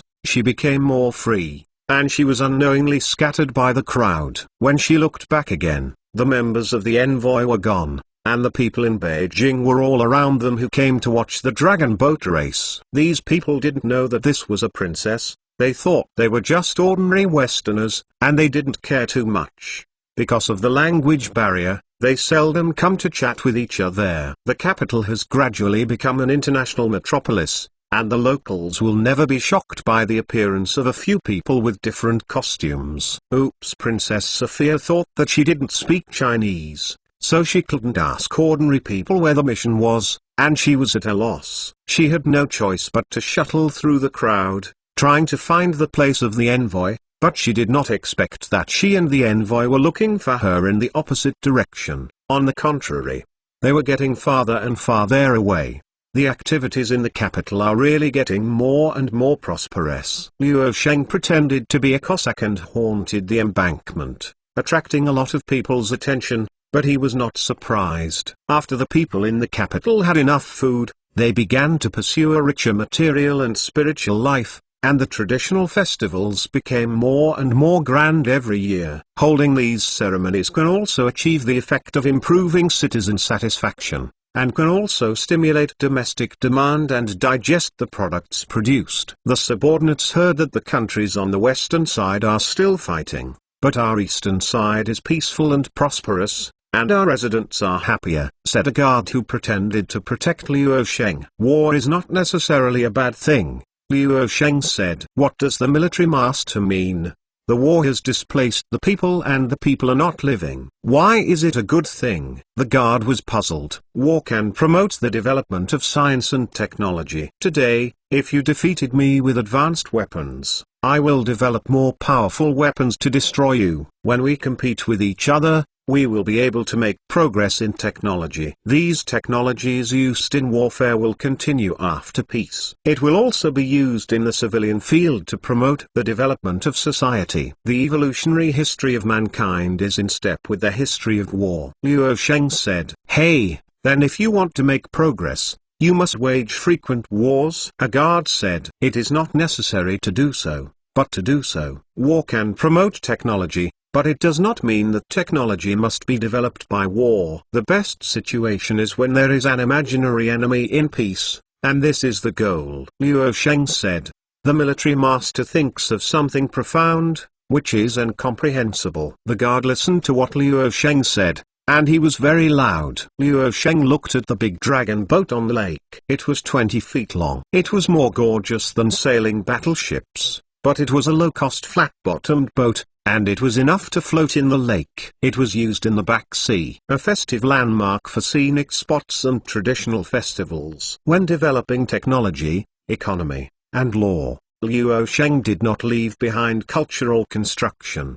The Academy of Sciences and New Style schools can be regarded as a kind of cultural construction, and holding traditional festivals and setting up some new scenic spots is also a kind of cultural construction. Liu Sheng was still very satisfied with the current stable situation. When he was fighting from the other side of Europe, this place was a paradise on earth. Suddenly Liu Sheng saw a blonde woman wearing a dress looking around helplessly in the crowd, seeming to be lost. A pretty good woman, Liu Sheng said inwardly. He summoned many Westerners to help him work in research institutes and factories. Among them were many women. Among the Western women he had met, only Ella could outperform her in appearance. Wait, isn't she the princess from Britain? How could I get lost here? Thinking of this, Liu Sheng had a headache. Let's go over and take a look. Chapter 894. Picking up a princess for more. The fastest update brings the Industrial Revolution system back to the latest chapters of the Ming Dynasty. Princess Sophia, who was lost, couldn't ask the residents around her, because if she didn't understand her language, it was useless to ask. When she was a little confused, she saw a few Cossacks approaching. Britain established the Moscow Company 100 years ago and wanted to trade with the East through the Principality of Moscow at that time. It turned out that the Principality of Moscow actually had no direct contact with the East. Later, it could only explore North America in the northwest. Find the route to the East from North America. Britain still has some contacts with Tsarist Russia and Poland, so Princess Sophia knows more about the clothes there. Discovering that the other party might be a nomad, Princess Sophia couldn't help being a little scared, and it was almost impossible for the other party to speak English, so it was useless to ask them for help. She wanted to avoid these Cossacks, but was blocked by a few fierce Cossacks. What do you want to do? Sophia was blocked by a few big guys, always feeling a little bad. If the other party has any malicious intentions, it is difficult to even ask for help. "Are you Princess Sophia?" said one of the Cossacks in English. Sophia was surprised to hear someone ask her questions in English with a strange accent. Is the opponent a Cossack who can speak English? Sophia looked at the guy who looked like the Cossack leader and found that his eyes were sharp, which made her startled and frightened. "I am the princess of the British Kingdom." "How can you Cossacks speak English? What do you want to do to me?" "This is China, the land of the Lord of the East. I am their distinguished guest. Don't provoke me." Sophia was caught by Liu Sheng. Sending someone to block it, instead aroused her aggressive temperament, and said to Liu Sheng with her arms akimbo, "It really is the princess of the royal mission." What did the members of the envoy and the officials who entertained the envoy let a princess get lost? Although the capital is relatively peaceful now, there are gangsters in every era, not to mention the ancient times without surveillance. If a princess had an accident here, it would be a shame for the Kyushu army who preached it. Did Her Royal Highness and the envoys get lost? Liu Sheng asked. Not. Princess Sophia pouted. In her opinion, if these Cossacks are malicious, what to do if she is forcibly taken away after knowing that she and the envoy are lost? This is too obvious. Liu Sheng immediately saw that Princess Sophia was lying. "Do you need us to take you to the envoy?" Liu Sheng asked. "No need. Your Cossack cavalry are all predators, and your English is so strange." Princess Sophia pointed to Liu Sheng's nose and said. Several of Liu Sheng's guards saw that Princess Sophia dared to point at the tip of Liu Sheng's nose and wanted to go up and take her down, but Liu Sheng signaled them not to act rashly. His English is the most modern English. Although he can't learn well, he has learned some vocabulary from the end of the 18th century from Ella. If you want to rule the West for a long time, you must understand the local culture, or you will just be an invader like a barbarian. Moreover, the West has never experienced the rule of the East, and it is not easy to have some sense of identity there. So Liu Sheng didn't mind using Britain as the entry point to intervene in Western affairs. Coupled with the Chinese accent, Liu Sheng's English seemed even more strange to Princess Sophia, who thought it was an accent owned by the Cossacks. Since Her Royal Highness doesn't need our help, then we'll leave. At that time, I hope you will not be abducted by the traffickers here, and then sold to that dirty place. Everyone, let's go. Liu Sheng said to the few, said the guard. When Princess Sophia heard that she was anxious, she finally met someone who could communicate with her, and she would be helpless if Liu Sheng left. Are there really any traffickers here? Princess Sophia looked around and suddenly felt a little scared. There are human traffickers everywhere, and there are not many in London, right? Liu Sheng turned around on purpose to leave. You don't go. This princess orders you not to go. Princess Sophia called. You are a princess of Britain, and I am not a citizen of Britain, so I don't need to listen to your orders. Liu Sheng said. Then what do you want me to do before you are willing to take me to find the envoy? Princess Sophia said quickly, afraid that Liu Sheng would leave. Isn't I asking for help without saying a word of invitation? The royal family should be polite,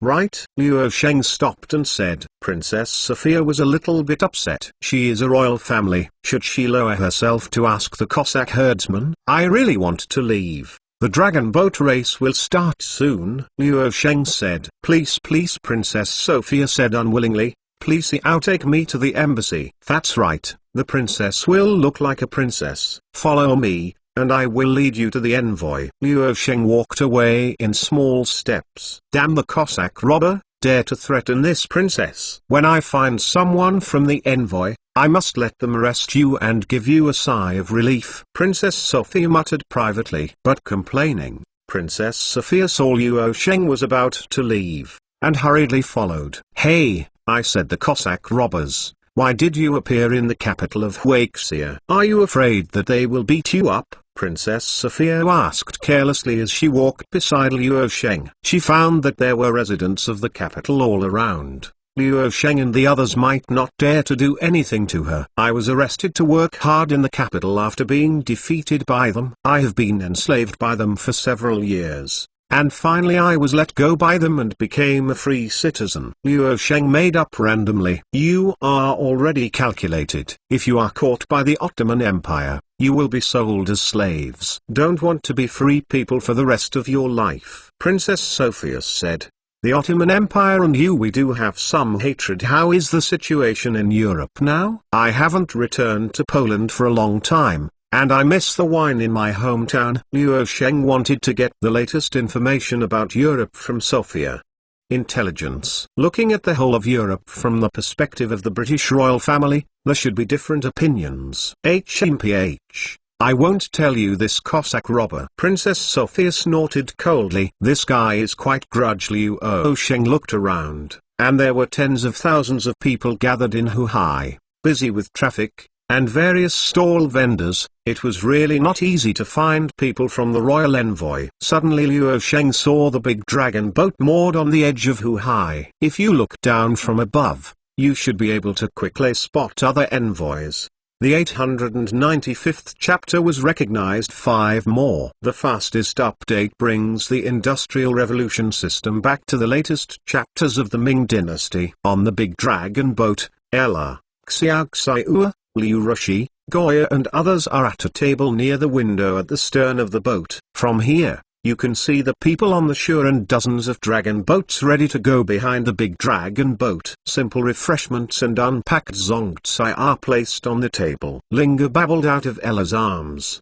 trying to catch the zongcai on the table. No, children can't eat glutinous rice. It will affect digestion. Ella stopped Linga's behavior. Linga is over a year old and can eat a small amount of glutinous rice. Xiaoxiu also spoiled the little child and said to Ella, no. The military owner said that he should not be spoiled too much, otherwise he will be spoiled later. Ella said, Sister Ella, I told you to take the initiative last time. Did you? Liu Ruai asked Ella in a low voice. Ella blushed slightly and shook her head quickly. In the past few days, after Liu Sheng came back, he almost fell asleep. After Ella woke up in the morning, he was afraid of waking him, and then left the room lightly. This also made her very depressed. Ahem, I think you two are just thinking too much. The army owner should have been busy in the last few days. It will definitely not be changed because of the arrival of the British envoy. Xiao Xiu said from the side.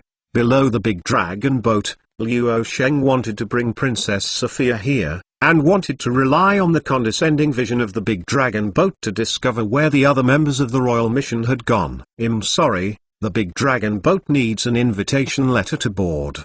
The guards under the big dragon boat stopped the suspicious people like Liu Sheng. Especially the big dragon boat invited some famous big figures in the capital to participate in this activity. For the sake of safety, it is impossible to get a few suspicious persons on board. Liu Sheng's several national people's congresses wore Cossack robes in the summer, and it was strange that it was unsuspecting. After Liu Sheng was stopped by the guards before reaching the dragon boat, he was only awakened that he was now disguised as a Cossack, and it was possible to board the dragon boat unless his identity was revealed. Hey, the Cossack robbers still want to board the Chinese dragon boat. Are they stopped? Princess Sophia sneered. I want to get on the big dragon boat because of you. It's good to see where the envoy is. If you don't want to find the envoy, then I will leave. Liu Sheng rolled his eyes. Wait. You have been arrested by the Chinese people for several years. You must be able to speak Chinese. If you will,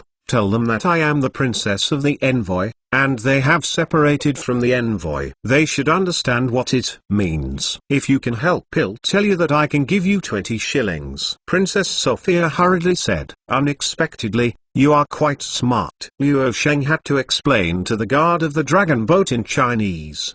The guards under the big dragon boat did not recognize Liu Sheng as the military leader, but after they heard that the Western woman wearing a dress behind him was the lost princess of the envoy, they looked at Princess Sophia suspiciously. You go and notify the chief of law and order here to see if what he said is true.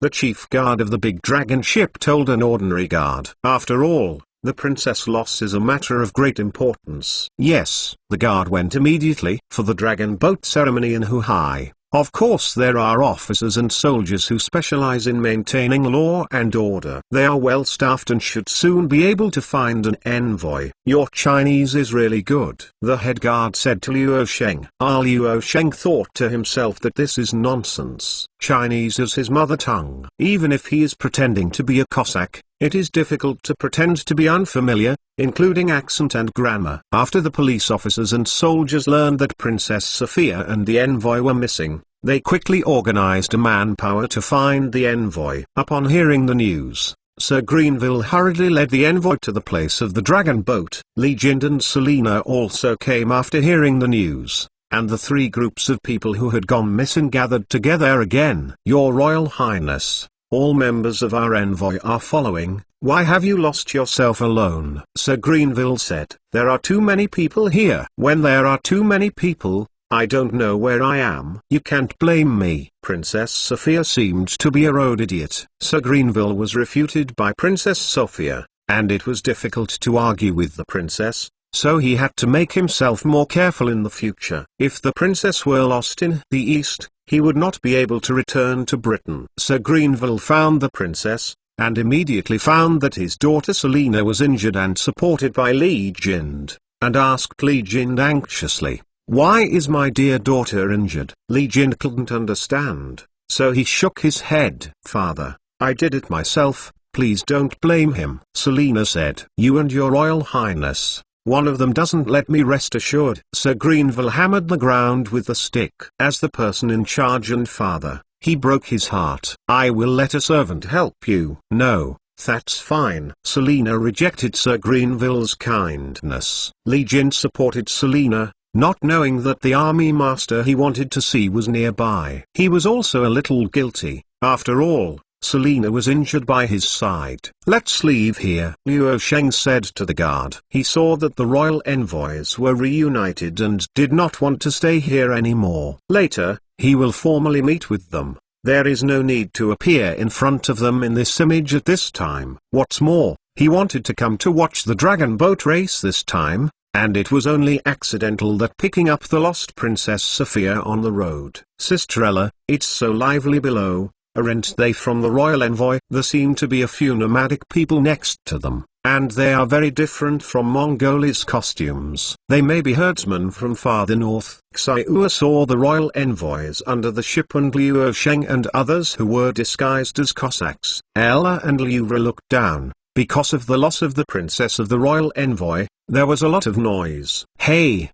The British princess we saw in the cloth village. Why did she come here? Liu Ruai saw Princess Sophia, but she couldn't recognize Liu Sheng in disguise. Ella just glanced at her, her heart shook, and said to Xiao, Sister Xiao, take care of Linga for me. Sister, what are you going to do? Xiao took Linga. I'll be back when I go, Ella said. Ella got off the big dragon boat, did not go to find Princess Sophia, but stopped in front of Liu Sheng who was about to leave. Military Master, why are you here suddenly? Ella and Liu Sheng looked at each other. Unexpectedly, after hiding so many people, she would recognize it all at once. Liu Sheng secretly said in his heart. But looking at Ella's eyes, how could it seem to swallow herself? Chapter 896. Conquering is not that simple. One more. This is Xiao and Liu Ruai couldn't help but wonder when they saw Ella brought a dark-faced Cossack to the big dragon boat. It's me. Liu Sheng took off the wig and big beard, took the wet towel that Ella handed over, wiped the charcoal on his face, and finally became distinguishable. Military Master, please forgive us for not recognizing it. Xiao and Liu Ru quickly got up, and Liu Sheng couldn't recognize them even standing in front of them, making them panic. It's normal if you didn't recognize it. Otherwise, didn't I fail to travel in disguise? Liu Sheng felt that it was okay to go out to do errands. When it came to the ceremony, he would not be able to go out normally, otherwise the residents would have nothing to watch. Holiday experience. But someone recognized it. Liu Ruai said. She didn't know what Ella was going to do before. But after Ella brought Liu Sheng up, she understood. Liu Sheng changed his head and changed his face to recognize him. A little amazing. After all, I have cooperated for so many years. Liu Sheng sat down, and Ella had already poured tea for him in advance. Although Ella is in charge of the intelligence department, the actual commander is Liu Sheng himself, who is used to deal with things that cannot be easily exposed to the public. It just so happens that the dragon boat race is about to begin, and you come at the right time, the commander. Ella sat down. Liu Sheng took a sip of tea and looked at the dragon boat behind the big dragon boat. The helmsman, drummer, gongman and rower on it were ready to go. The first team is in place. The starter commanding the dragon boat race waved the flag and signaled the front row of dragon boats to prepare on the waterway. The dragon boat is ready. The residents on the embankment reminded each other and gathered on the embankment on the side of the waterway. After finding the royal envoy, Princess Sophia still wanted to pay Liu Sheng 20 shillings. But Liu Sheng and several Cossacks had disappeared. How about the previous Cossacks? Princess Sophia asked. The guard of the dragon ship. They got on the big ship, the guard said, pointing to the big dragon boat. Let's go up too. I want to find those nasty Cossacks, pay them first, and then beat them. Princess Sophia was angrily. That's right, even though Liu Sheng helped her find the envoy. But the mere Cossack civilians dared to threaten her princess. She had to teach the other party a lesson. I'm sorry, although you are guests from far away, but you don't have an invitation letter, I can't let you go up. The guard refused. How did the Cossacks get up? Princess Sophia asked a little. There are big people on the big dragon boat who invite them on board, unless they are also willing to invite you, the guard said. It was the wife of the military owner who took Liu Sheng a few Cossacks on the ship just now, and there was no need for an invitation letter at all, because the military owner sent her to watch this grand ceremony. Did their previous master invite them to board a ship? Princess Sophia believed what Liu Sheng had said before, and really believed that Liu Sheng was a slave captured from Siberia. Little is not clear. The guard shook his head. Princess Sophia unwillingly glanced at the top of the dragon boat and saw Liu Sheng by the wooden window of the dragon boat. Liu Sheng only greeted her slightly, and Princess Sophia did not recognize him after she restored her original dress. Li Jin heard the words of Princess Sophia and others. In retrospect, there were indeed a few strangely dressed people here, but they disappeared when everyone was not paying attention. Several strangely dressed people discovered and brought the princess back.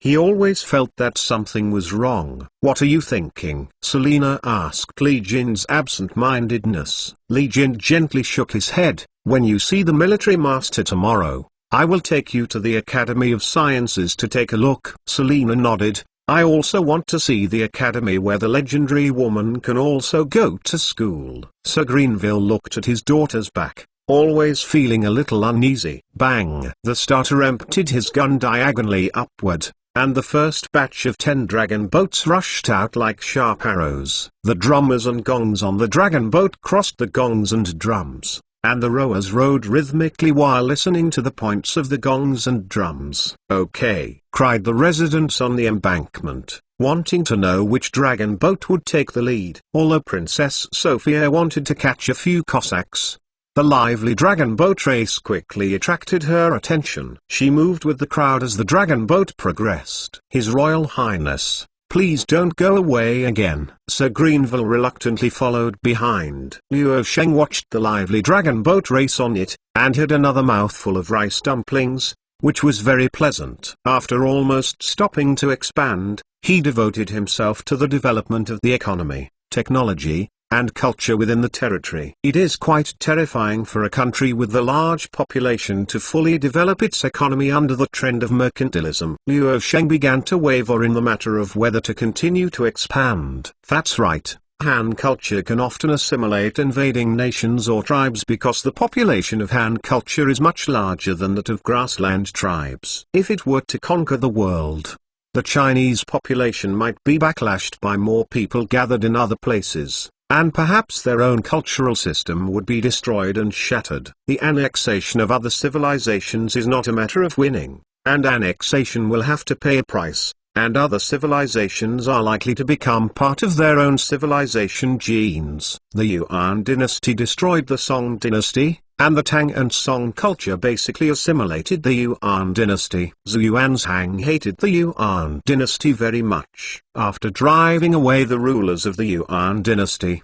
he still inherited the Yuan dynasty's provincial system and some other things. Forced reunification is likely to produce a civilization with 4 differences. Because the world has too much population, China is no longer the main body. If it develops into an epicene vote election system, it will be over. Luo Sheng is a little selfish, and he will occupy all the land that can be occupied by the Chinese cultural circle. At this time, the population of Nanyang, Siberia, the western regions, and the east are not as large as the central plains, and he has always regarded Huixiu as the suzerain country. Luo Sheng is more assured. Even if the land and population of other places were given to him for nothing, he would have to think twice about it, and he doesn't necessarily want it now. In particular, the Mughal Empire and the Ottoman Empire, such large empires with a population of tens of millions. Luo Sheng did not want to accept their territory and population. If Luo Sheng remembered correctly, at the beginning of the 18th century, the Mughal Empire had a population of 1.5 billion, such a terrifying population. After the occupation, it was definitely an untimely bomb, and it even shattered its own civilization. Limit their rights? Basically it is impossible. A series of uprisings will erupt in the back, and finally counterattack the central plains, and it is also finished. In history, we don't know how much the advanced party has been pushed back. It's not that it was defeated. It was often because the people in China did not want to continue fighting and compromised with the insurgents and allowed them to become independent. In addition, with economic development, the rise of humanitarianism put pressure on the country, allowing Western countries to basically abolish the slave trade in the 19th century. These conquest actions depend on the attitude of the local people. It is not something that Luo Sheng wants to do. Their dissatisfaction is equivalent to a fire in the backyard. The independence of the United States from Britain is actually a fight between its own people and its own people. Separate families for their own interests. In the future, if there is also a Chinese-American split from the United States on his side, and in turn angers the mainland, Liu Sheng will cry. Conquering civilization is far from simple. Chapter 897, Misunderstanding and the Old Age of the Month. 2 more. Sir, what do you think of the British princess? Liu Rui's question interrupted Liu Sheng's thinking. Expansion is bound to expand, but we can't covet land and population. The most important thing in the industrial age is raw materials and markets. Liu Sheng was interrupted by Liu Ru, but suddenly realized the arrival of the British princess is a good thing. Liu Sheng said. Liu Sheng thought that the arrival of the British princess would just allow him to intervene in European affairs and provide an opportunity to plunder raw materials and markets abroad. Isn't it a good thing? However, Liu Sheng's answer sounded different to the three women. They couldn't see the problem from a semi-god perspective like Liu Sheng from the future. Ella's hand holding the teacup trembled slightly. She was too scared. Princess Sophia's personality was almost exactly the same as her. She was still a princess from Britain. Even in her time when the power of the king was seized by the parliament, the princess was still an existence that the common people and ordinary nobles wanted to look up to. Xiao heard that the commander will meet with the British princess tomorrow. I don't know how to arrange it. Xiao knew what was going on with Ella. Although she didn't think there was anything in her mind as a calm bystander, Ella treated herself. He took good care of him. So he mustered up the courage to ask Liu Sheng. I plan to host a family banquet in the mansion tomorrow night to entertain them. Liu Sheng said. Liu Sheng usually likes to talk in his own house, and this time he will discuss business with Britain, the Mughal Empire in India, and the British East India Company. The time may be very long, so Liu Sheng plans to host a banquet for the royal envoys group. By the way, let them feel the great Chinese cuisine. Family dinner! This time even Xiao was confused. What exactly did Liu Sheng want to do to Princess Sophia? Do I need to find some chefs in advance? Iro asked. Well, it's best to find 1 or 2 chefs in different restaurants. There should be 1 or 2 different dishes in each major cuisine, so that Westerners will know that our food is as profound as our culture. Liu Sheng said. Military owner, you are also very kind to the royal envoys of Britain. Liu Rui said for Ella with a bit of annoyance. People will come over a long distance. It should be good to greet them once. Only 1 or 2 from the major cuisines should not be too extravagant. Liu Sheng thought that the other party was here to give away money. Please have a meal. It can be done. How can it be counted as earned by yourself? I will make arrangements after I go back. I have to lose all kinds of dishes in Beijing, Hunan, Sichuan, Shandong, Cantonese. Ella said, with a hint of vinegar in her tone for the first time. Liu Sheng noticed something, and when he looked at her again, Ella's tone had returned to normal. She was still counting what dishes she had, and she counted more than 30 kinds. How do you feel that Nizai is a bit weird recently? Enough is enough. If you count it down, the cost of this meal is astronomical. Choose 10 dishes, and choose 2 dishes for each dish, including 4 appetizers, 2 soups, and 12 main dishes. 2 desserts. Liu Sheng thought that Ella was a little tired because she was busy taking care of Linga and the intelligence department at the same time. So she set the scale of this family banquet. Yes, Ella thought Liu Sheng was a little annoyed, and quickly whispered. Linga seemed to feel the changes in her own mother, staring at Ella with big eyes, not daring to make noise in Xiao's arms. Military master, I want to sue you. When the atmosphere became a little strange, Goya, who was incomprehensible, patted the table and said, Did you hurt the senior fellow of the army Jiang Yutang again? Liu Sheng heard that Goya was about to sue him, and the first reaction was that Goya was fighting again. When Goya was in the army lecture hall, a male student who had entered the lecture hall a year earlier was marked as disabled, and he made trouble in Liu Sheng. Liu Sheng's handling opinion at the time was that as a man of iron and blood in the army, being injured by a woman was a shame in itself. After asking about the reason, Goya was directly sentenced to not guilty. This incident also stimulated the military style of the army lecture hall. Although firearms are used more and more widely, and the role of personal force is getting smaller and smaller. Martial arts training is a manifestation of the spirit of advocating martial arts. Of course not. If it wasn't for the person who wanted to harass me, I wouldn't have severely injured him. Goya pouted. I want to sue Yuking. What happened to Yu Cheng? What happened to him? Liu Sheng thought to himself. Okay, Yu Cheng, you finally got it back. He used the bicycle granted to him by the military master to strike up a conversation with the women of the envoy, not only broke the bicycle, but also caused the dislocation of the opponent's ankle, which almost caused bloodshed, and asked the military master to cure him. Goya said. Liu Sheng thought that Yu Cheng had forcibly overthrown Goya, but he didn't expect it to be just such a trivial matter. Just now, Liu Sheng saw the wounded Selena under the big dragon boat. It should have been a minor injury, and it would not be enough to cure his chief guard's crimes because of a minor injury to an envoy. And it might not be Yu Cheng's fault. I guess you don't want me to cure Yuking's crime, but you just want to tell me that Yu Cheng's bicycle is broken. Can you give him a new one? Liu Sheng thought for a while and said, the master of the army is really smart. No wonder the people in our army lecture hall mention you every time they have a theory class. Goya said with joy. It seems that you have also learned how to make rounds and corners in the army lecture hall, but I can't give Yu Cheng a new bicycle. Instead, I want to secretly give you a bicycle. Liu Sheng said. Why don't you give it to Yu Cheng? Goya was a little confused.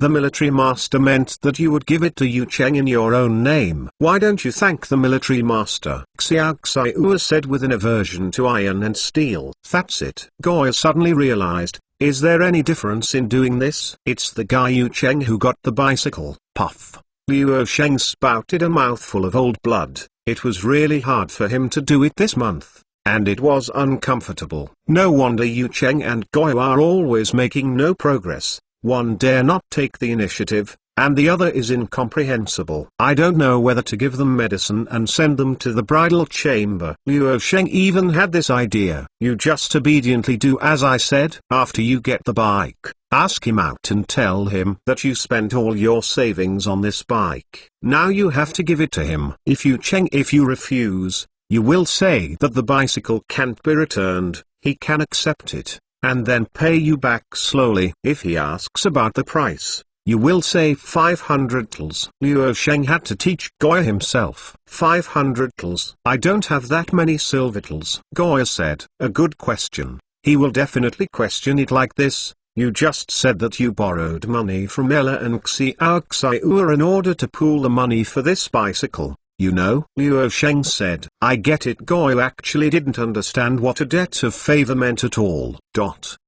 Chapter 898 Formal Reception 3 Shifts. The commander of the military commander, Li Jind. You will lead the members of the royal mission to the military commander's mansion tomorrow. The commander will host a family banquet and discuss with the members of the royal mission. It is not clear that he was sold by Liu Sheng. Yu Cheng came to inform Li Jind after the dragon boat race was over. His bicycle was crashed by Selena, which made him very depressed, and he was stern when he gave orders. Bicycles are a luxury at this time. Li Jind took the order. I didn't expect brother you to be an official of the Kyushu army. Disrespectful and disrespectful. Li Jind was surprised when he saw that the person was Yu Cheng, who he had met in Huhai. Is the girl from the envoy okay? Although Yu Cheng was a little depressed, he still asked about Selena's injury. Fortunately, I met a famous doctor that day, but I just sprained my ankle and I need to rest for a while. Li Jind thought that Yu Cheng was caring about crashing his bicycle that day,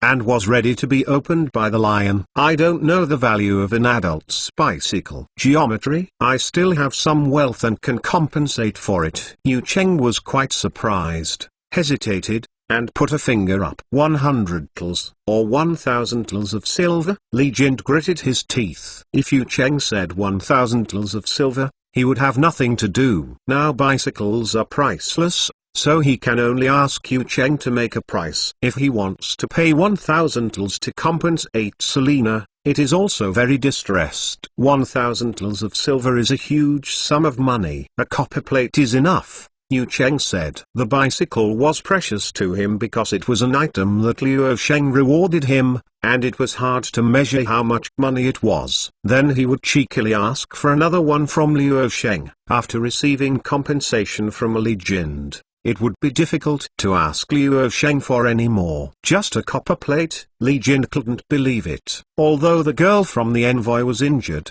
if she is not in serious trouble, I hope she can also attend the military master's banquet. Our military master hopes to make a small compensation for her injury here. Yu Cheng took Li Jind's copper plate and said to him, I will tell. I don't know if I lead them to the military master's mansion, or can I participate in the military master's family banquet with them? Li Jind asked expectantly. If possible, he also wants to attend the family banquet hosted by Liu Sheng. For him as a businessman, this may be the highest honor. It is rare to meet a ruler who values business to such an extent, let alone be received by him. You also want to join the banquet when the commander named you, Yu Cheng said. The commander personally rolls the name. Li Jind was both surprised and delighted. I have delivered the words, goodbye. Yu Cheng left the courtyard where Li Jind temporarily settled. The army chief summoned himself. This time going to the west is really worth it. Li Jind was very excited, because he ventured to the west. He first participated in the banquet of the King of Britain, and then the family banquet of the army master, which made him feel that he was at the pinnacle of his life. I am afraid that few people in China can have these two honors. Li Jind is walking around in the yard. When I see the army master tomorrow, do I have to compliment him? Oops. This time I don't seem to bring any decent gifts to the military master.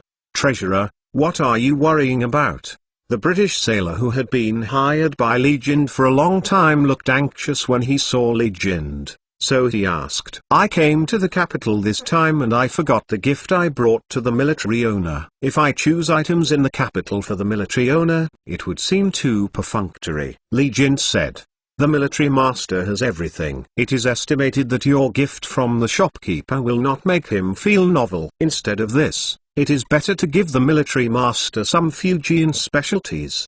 The British sailor said. What you said is not unreasonable after following me for 2 or 3 years. Your understanding of our culture has also improved a lot. Li Jind said. It's all the appetizers of the shopkeeper. Otherwise the little one is still an ocean sailor who can't eat enough, said the British sailor. Since mixing with Li Jind, relying on his proficiency in the languages of the two countries, he has played more of a role of translator, and his income has been much higher than before. Li Jind is richer and more generous than his former British employer. After roughly thinking about the gift to Liu Sheng tomorrow, Li Jind took the British sailors to inform Princess Sophia and Selina. The host of the East invited us to a banquet. Is it in that huge palace complex? Princess Sophia asked excitedly. The huge palace complex, she said, refers to the Forbidden City. No. There is no need for it. If you want to visit the princess, it is okay. This time the military lord's banquet is in his home. Li Jind said. In the military master's house. Doesn't he live in the palace? Isn't it big? Princess Sophia wondered. In her impression, the monarchs on the other side of Europe are trying to build their own palaces as high as possible to show their national strength. But the situation here is just the opposite. Li Jind shook his head. It's just a relatively large mansion, not comparable to the imperial palace. You Orientals are really strange. Princess Sophia couldn't understand why Liu Sheng couldn't live in such a luxurious palace as the Forbidden City. It may be that Huixiu is too powerful, and doesn't need the palace to tell others about its strength again. Selina inferred. You may not understand that the family banquet is the highest level of hospitality in our culture. It shows that the military owner attaches great importance to you, so the military owner only invited 3 of you. If you bring any gifts to the military owner, maybe you also need to bring it personally. In addition, don't bring weapons to avoid misunderstanding. Li Jind reminded. Do I need to pay attention to any etiquette? Princess Sophia asked. You only need to follow the etiquette on your side. The military master seems to have some understanding of your etiquette, and any of your behaviors are not strange to him. You don't have to be too cautious, Li Jin said. He also knows something about our European etiquette. Princess Sophia, Sir Greenville, and Selina were all surprised. In their view, how can a person who has never been to Europe understand their culture? This is a very magical place. Li Jin didn't know while Luo Sheng knew about the West. He must be an omnipotent person. Maybe he is the incarnation of God in the East. Princess Sophia became more and more curious about Luo Sheng. I have never been to the West, but I can understand their culture. What else can this be if it is not a miracle? His Royal Highness, I and Selina will go to meet the commander. Your Majesty has prepared a gift for the Lord of the East. Sir Greenville took out a wooden box with iron hoops.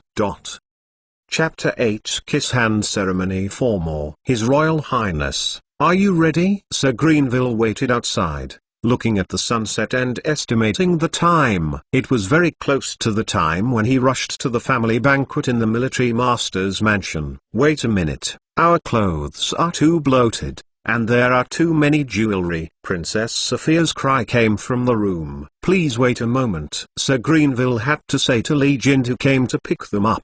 Don't worry, we still have some time. Li Jin supported Selina. Only the 4 of them went to Luo Sheng's family banquet this time, and because the princess costume was court costume, it was the most gorgeous and time-consuming. Because of her injury, Selina gave up wearing British aristocratic clothes and still wore a pleated skirt. Sir Greenville closed one eye and didn't interfere much with his daughter's behavior. They waited outside for a long time before Princess Sophia changed back to the court dress and muttered as she walked out, "It's better to fit and comfortable in Hanfu." Now that everyone is there, we will go to the military chief's mansion, Li Jin said. Let's go. Princess Sophia was a little excited. Your Royal Highness, pay attention to your manners, Sir Greenville said. Yes, and etiquette. Princess Sophia changed back to the court dress, but she was a little uncomfortable. In the military commander's mansion, 10 chefs who know different cuisines in the capital were asked by Ella to cook. Their workload is not large, and each person only needs to cook 2 dishes. But these 10 chefs all tried their best to show off their cooking skills in front of the army master. They come from 10 different regions. If the local dishes they represent can be praised by Luo Sheng, it will be enough for their chefs to shine. For a time, the army chief's mansion was full of helpers and chefs who were busy preparing ingredients. In order to make the food the most delicious, the chef has to cook it when it is ready to be served. The ingredients and appetizers can be prepared in advance, and the soup is already boiling. When Princess Sophia and her party arrived at the gate of the military chief's mansion, they could smell the overflowing fragrance. It smells good. It seems there must be something delicious. Princess Sophia was attracted by the smell of the mansion and couldn't wait to enter the mansion. Everyone, please follow me. Yu Cheng appeared. Brother Yu, who are you? Li Jin was surprised when he saw Yu Cheng again. I am the main bodyguard of the army master, Yu Cheng said. Personal bodyguard. Li Jin was slightly shocked when he heard that. It turned out that the people around the army owner were so close to him.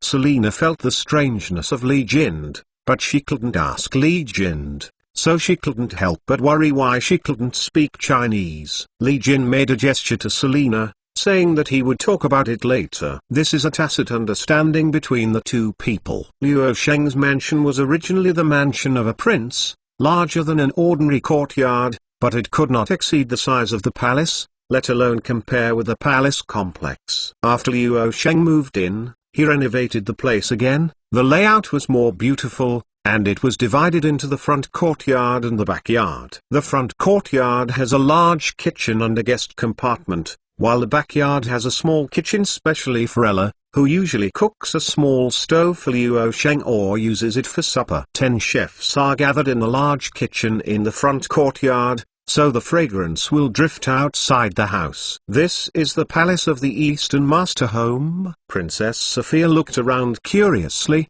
feeling that this place is naturally larger than the ordinary courtyard house, but compared with the European palace, it looks very small, like a house owned by a big merchant. That's it. Li Jin came to the military master's mansion for the first time, and he was equally surprised. With the strong strength of the Kyushu army and the use of cement, it would not be difficult to build another forbidden city.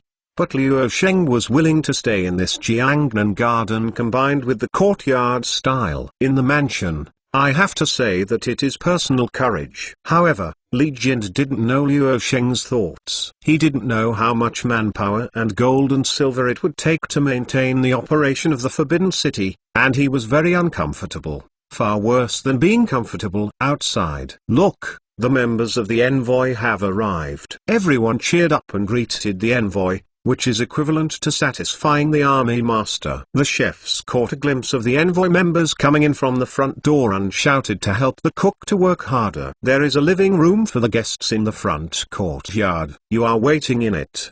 The military commander has been waiting in the backyard for a long time and will come soon, Yu Cheng said. How dare to bother the army master and wait for us? Li Jind was a little frightened. The military owner doesn't care about these red tapes. And you don't have to be too restrictive. Please accept our body search before seeing the military owner, Yu Cheng said to them. The people in the intelligence department are already in place, men and women, and they are taken to the passenger compartment to check them separately to prevent them from being armed. To make sure they had no problem with the living room, Yu Cheng took the group of people to the living room again. Inside, there was a round table, tableware and chopsticks neatly arranged, and there were lights lighting up. Princess Sophia and the others were attracted by the household electric lights at once, but they should also pay attention to the etiquette not to be random, which made Princess Sophia feel as uncomfortable as being scratched by a cat. Liu Sheng and Ella walked out of the path in the backyard, and both of them put on more formal hanfu. Why are you a little nervous today? Liu Sheng found that Ella was a little abnormal, and she sipped a lipstick of red grease, which looked brighter than before. Back to the army chief. Ella is not nervous. Ella lowered her head for fear of being seen through her mind. Suspicious. If it was normal, Liu Sheng would have waited on the family law a long time ago and asked her to say anything. However, we still have to discuss trade matters with the members of the royal envoy, and it is better to wait for the envoy to leave before implementing the family law. When the two of Liu Sheng arrived in the living room, the four people sitting on the chairs stood up together. Is her? Princess Sophia had seen Ella in the cloth village before. Ella smiled at her slightly. And this man in front of him is the master of the East? Sophia shifted her gaze to Liu Sheng, and found that Liu Sheng, who was an officer, had a burly figure, and her sharp eyes made her feel familiar. Seen somewhere. Welcome to you, friends from afar, Liu Sheng said in Chinese. When Liu Sheng spoke, Princess Sophia felt even more familiar. The translator on the side conveyed Liu Sheng's words, and Sir Greenville and the others hurriedly paid back to Liu Sheng. Because Princess Sophia was a royal family, she bowed her knees and bowed to Liu Sheng in a salute. Sir Greenville, who was a knight, knelt down on one knee and wanted to kiss the back of Liu Sheng's hand. You don't have to kiss your hands. Liu Sheng was impatient and didn't need an interpreter to convey it, and directly stopped Sir Greenville in English. If he was kissed by an old man on the back of his hand, it would be fine. If he did the same to Ella, Liu Sheng would definitely kill him on the spot. When Princess Sophia heard Liu Sheng speak English with a unique accent, she suddenly remembered the Cossack who had spoken to her yesterday. It's you, the Cossack robber. Chapter 900. The King of the East has many concubines. Princess, you won't get lost this time? Liu Sheng saw that Princess Sophia recognized herself by her accent, and there was no need to hide it. Aren't you a Cossack? Princess Sophia's small head couldn't move. She was confused by the current situation. Please sit down. Let me explain the current situation to you. Liu Sheng made a please gesture. No matter who would be confused when encountering such a situation, Liu Sheng had to patiently explain the future of the future. After knowing that Liu Sheng pretended to travel to avoid causing commotion that day, Princess Sophia understood. Thinking of pointing to the tip of Liu Sheng's nose to give orders at that time, Princess Sophia's cheeks turned red slightly. I dare to point to the manager of such a powerful empire. However, Liu Sheng didn't seem to care about yesterday's affairs, but started chatting with everyone. Li Jind, Your trip to Europe for trade this time is a good thing. I hope our businessmen maintain an adventurous spirit and open up overseas markets. Luo Sheng said to Li Jin. If it were not for Li Jin's sudden desire to go to the west, the next series of things would not have happened. The commander is serious. I was just on a whim. I suddenly went to see what the British sailors said about the Western Ocean. I never thought that there were so many people in the Western Ocean. On the way, they passed the waters of Mug,